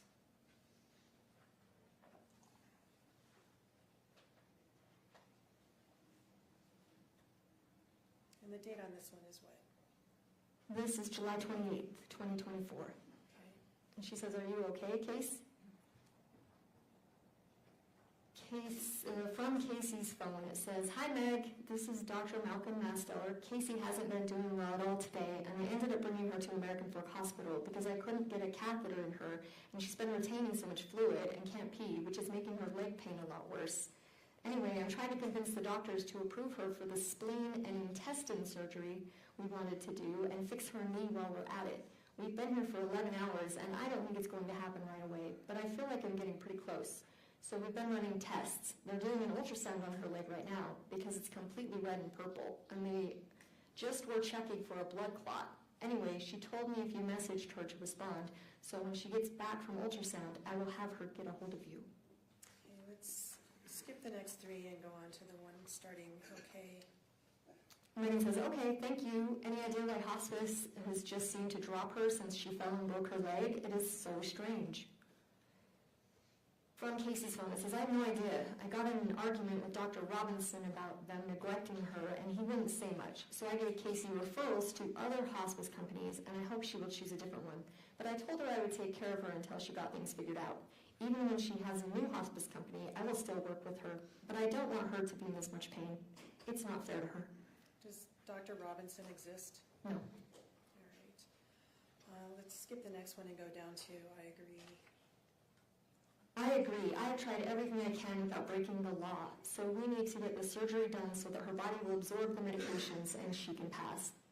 And this is from the faux Masteller. Yes. Okay, let's skip the next.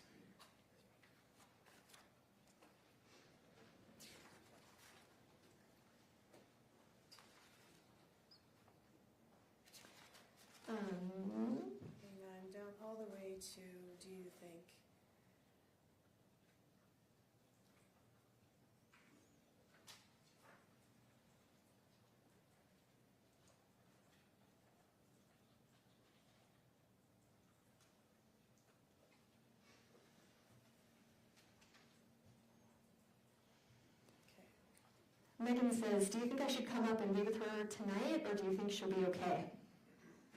From Casey's phone. My only concern is wondering how long she has to recover from spleen surgery and intestine surgery, so I wanted her to be comfortable if that was going to take a while before we could give her the medications. But I will do some research and we can talk about options tomorrow. Honestly, I don't think you need to come and be with her. I think she'll be just fine. She literally falls asleep before I finish giving her the medication. But I put your number in my phone and I will follow up with you tomorrow. All right. And let's go on to exhibit 93.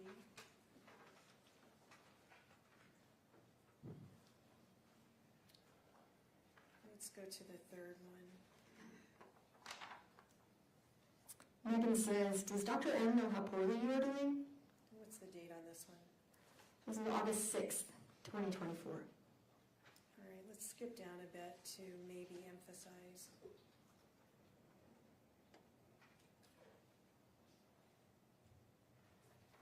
Megan says, maybe emphasize you are getting way worse. I'm sure you probably have already. I will come up and help you with insulin anytime you want me to, Case.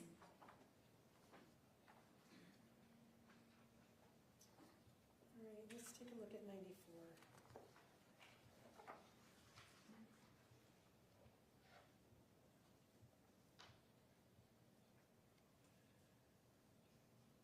Megan, last night you asked me to think about what I thought you should do. Do you remember that? Casey, did you come up with a plan? Amber's here and she's just getting stuff set up, but I'm hoping you came up with a plan so you can tell me before I fall asleep. But who knows, I might not fall asleep because yesterday I didn't. Who is Amber? Another fake nurse. And next. Megan says, my thought was give him until Thursday night, and if you still don't have a plan from him, try the insulin over the weekend. Who is him that they're referring to? Dr. Masteller, he was still trying to arrange that surgery. Okay. Casey says, that works for me. All right. Let's talk about another category of messages. And these are ones in which Megan is offering to help Casey.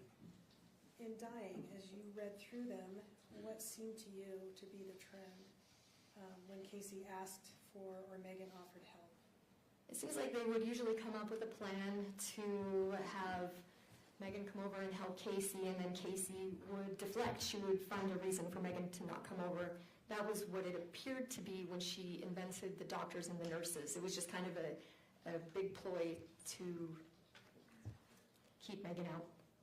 And we've seen a little bit of that already in some of these exhibits that we just read, for example, where so-called Dr. Masteller said, don't come and see her today. Yes. All right. State moves to admit exhibits 95 through 112.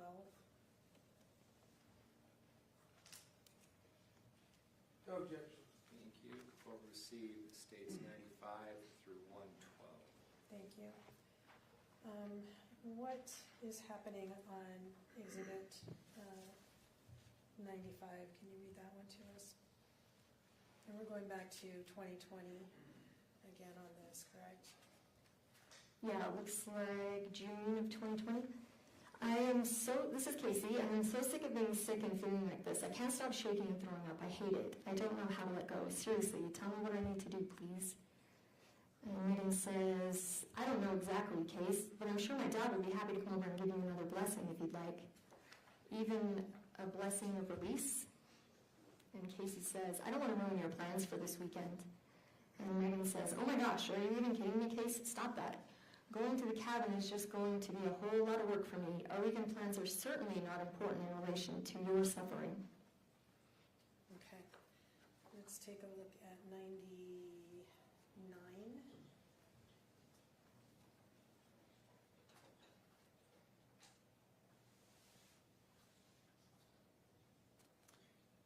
Megan says, this is April 2024, I know she doesn't want anyone seeing her this way. She's talking to a fake nurse, but I feel like I need to come and see her. And the fake nurse says, I think I would wait a little while and let her sleep, and then when we do shift change, we can talk to her and have her get a hold of you and see if that would be okay. Would that be okay with you? Okay. Exhibit 100.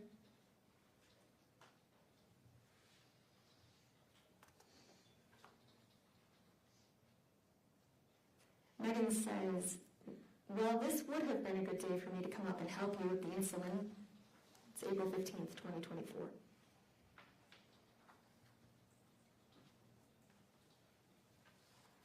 Sorry, I got my signals mixed. I want to go back to 96.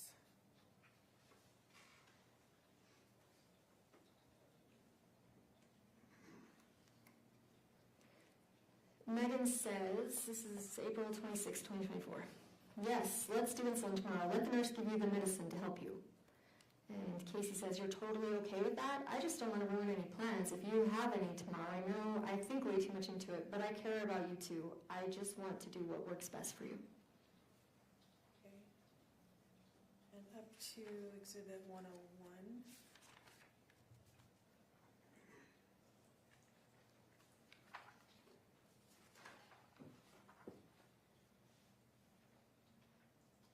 Megan says, maybe it's time to go and get the insulin. This is in May of 2024. And then she says, do you think you can get it? Casey says, I'm going to call the pharmacy right now. And then she says a little later, the pharmacy's out of stock on the insulin. They said they could order it for me, but it could take anywhere between 7 and 10 days. Okay. So Megan says, can they transfer to a different pharmacy? And let's look at 102.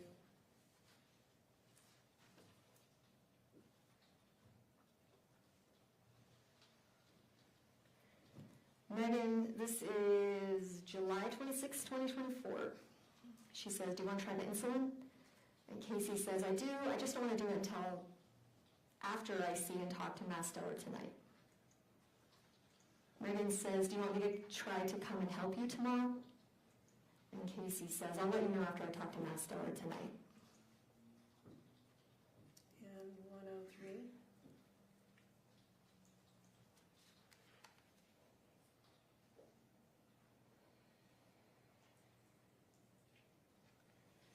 Megan says, okay, no pressure, just here if you need me. And Casey says, I appreciate that. I honestly just don't know if it will work. Hell, even an epidural wouldn't numb me. And Megan says, we are trying to numb you, Case. We are trying to help you pass. And that's on July 26, 2024. Yes. Let's take a look at Exhibit 104.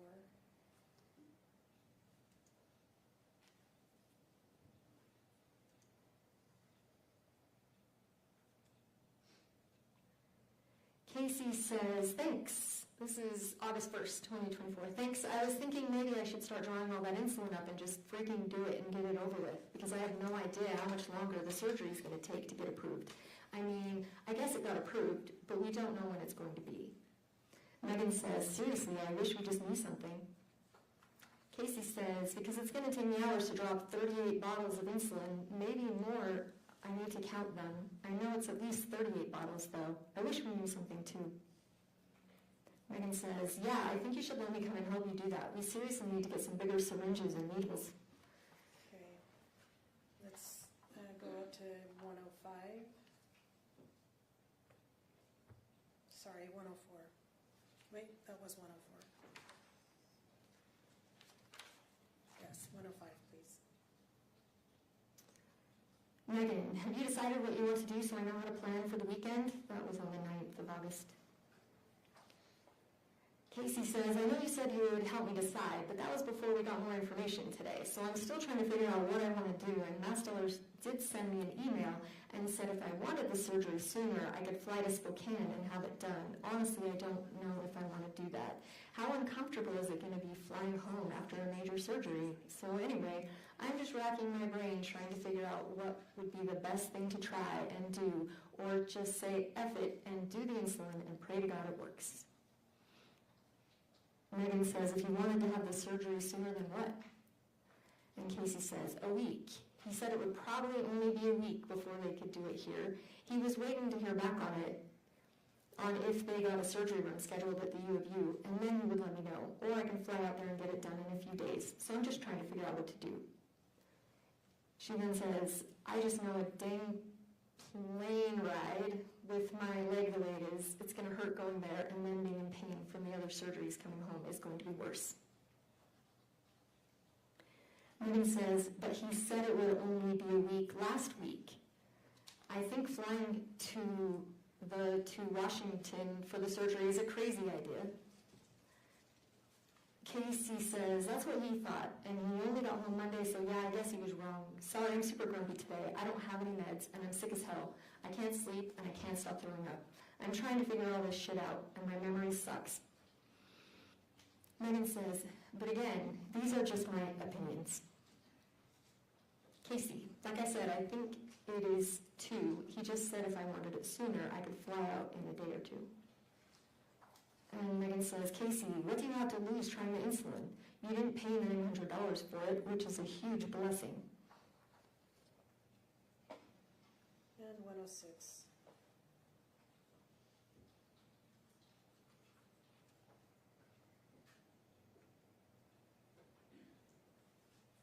Casey, this is August 9th, 2024. Maybe I'm overanalyzing this whole situation, but I just know how my body is and that my body doesn't respond to anything anymore, and I have tried the insulin so many times that I'm afraid it's not going to do anything. I'm stressed out, sorry.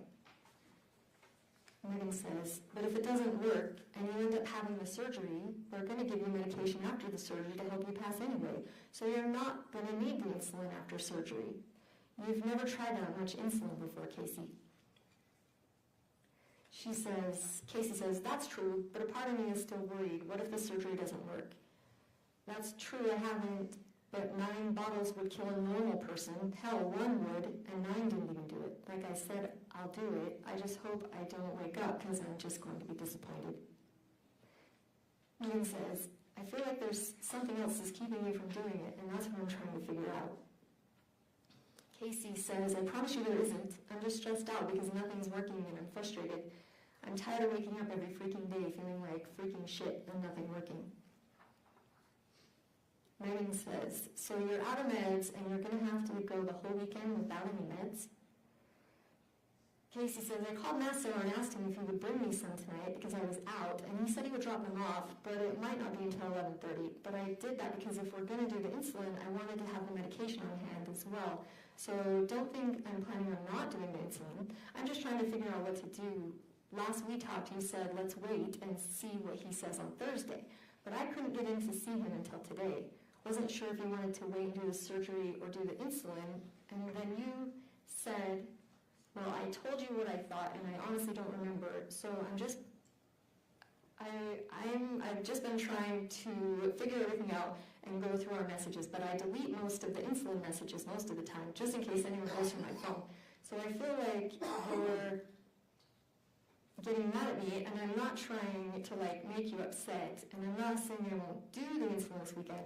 I'm just trying to figure out if it's worth it to wait and do the surgery, if it will be soon, or just do the damn insulin. And if it doesn't work, then I guess we do the surgery. I've just been going through a lot, and I'm stressed, and this has been screwing with me mentally and emotionally. Megan says, I'm not getting mad at you, Case. Casey says, I guess I just thought we were going to come up with a new plan when we talked to him on Thursday, but because he wouldn't answer me, I had to make an appointment. Megan says, I said that we give him until Thursday, and if he didn't have a date for surgery scheduled, then we'd try the insulin. Casey says, but he said it would be in a week, so I didn't know if that changed anything or if that's too long away.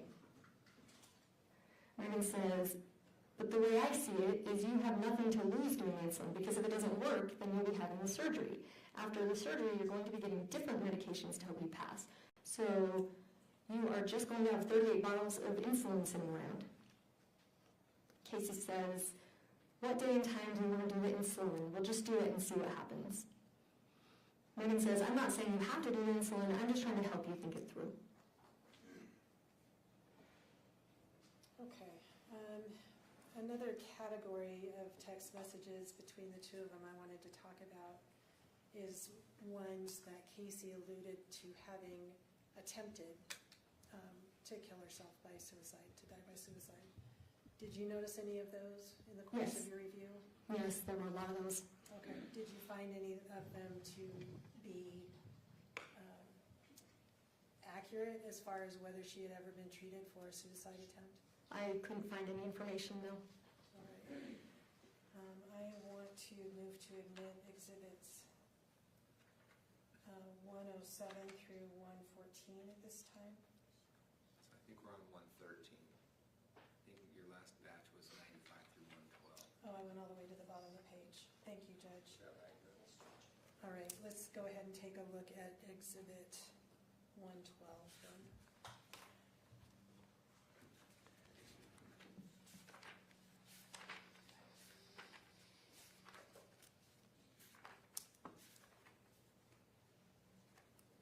This is from March 29th, 2024. Megan says, how much short acting did you take? Are you out of it? And then she says, did you take any long acting? Casey says, I didn't take any long acting, and I was only able to take 2 bottles because I took 4.5 bottles the other day. And then that night, I took the other half of that bottle to bring my blood sugar down from all that glucose stuff they gave me. And then I took like 20 minutes of long lasting that same night. So I still have 6.5 bottles of long lasting, but I'm out of the fast acting now. Megan says, well, I'd take a few of the long lasting. And Casey says, okay, I'm drawing it up right now.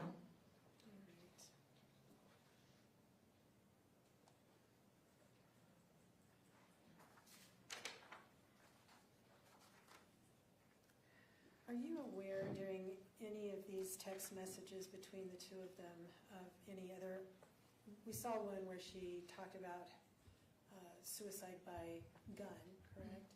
Are you aware of any other messages with any other people that indicated alternative means of suicide? With any other people? Yeah, Casey and any other people other than Megan. No.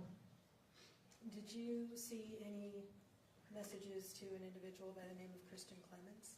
Yes. Yes, I did. Can we take a look at Exhibit 163, please?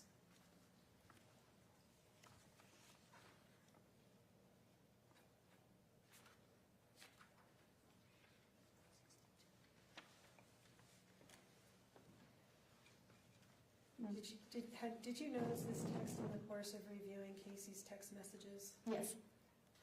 And who is it to? This is to Christian. Who is Christian?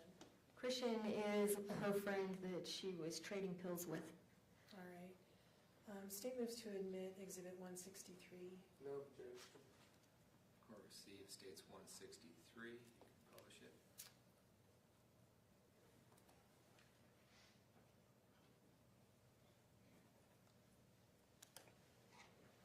All right. Could you read the conversation between Casey and Christian, please? Casey says, they don't have fentanyl in them, do they? I know you hate me asking that, but I just know a lot of people that sell the 30s, but they're laced with fentanyl. But if they're not, I would love to get some. And then she says, okay, sounds good. Have we gotten stuff from him before? Sorry, you know me, I panic a little bit because I'm so afraid of people lacing stuff with fentanyl. But if you feel like they're safe, I'm totally good. And then she says, I know, don't judge me, but I get nervous because the IR30s, people lace with fentanyl a lot. And the date of that one was? That's August 12, 2023. In the course of her interviews that you talked about a little bit earlier, do you recall Megan asking you why she would kill her best friend? She said, in one of the interviews, she said, what motive would I have to kill my best friend, if that's what you're referring to? Yeah, and did any text messages between the two of them direct you to a theory about that? Yes. She would do that? She thought she was the beneficiary of a life insurance policy. Let's take a look at Exhibit 1. Sorry, I have not yet admitted 13 and 14, 113 and 114. Okay, let me see if I can admit at this time Exhibits 113 through 126, please. 126. Yes. Your Honor, may we approach?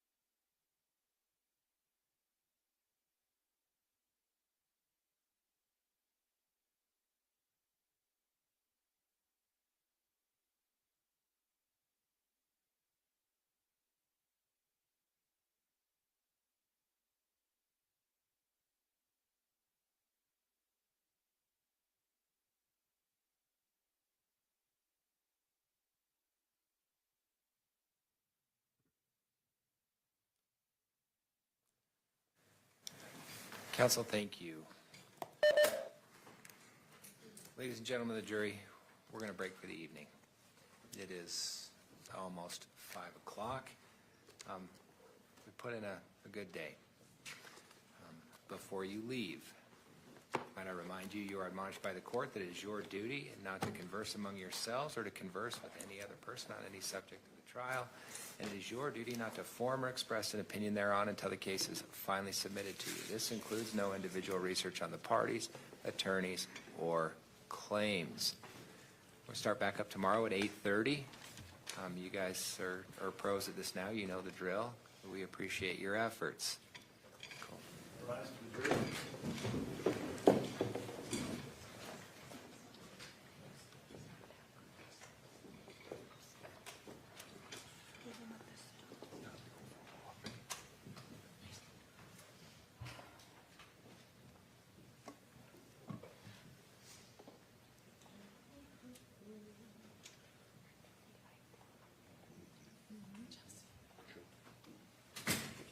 Please be seated. You can step down. Counsel, you're going to email that exhibit to the clerk, is that correct? I'm sorry, Judge. You're going to email that exhibit to the clerk if you haven't Yes, already? Okay, I'm doing it right now. all right. Anything else we need to cover before we break for the evening? I don't believe so. Open state. Can't think of anything. All right, we'll reconvene at 8:30 in the morning. Just so you know, I'm going to have a WebEx pretrial at 8:15, so when you walk in, and that's going to be the next 3 mornings, I'm trying to get them in where I can. They don't take long, so when you walk in, I may be on WebEx handling a pretrial. It's only trying to get dates. You come in and just get whatever you need set up, so. Civil case? They're all civil cases, yeah. Yeah. Has to do, They're no due process, no they're nothing, really just exciting. money. I'll try to avoid being too disruptive. No, yeah, so just come in and get set up. It won't take long, but I appreciate everybody's indulgence. All right, we'll be in recess.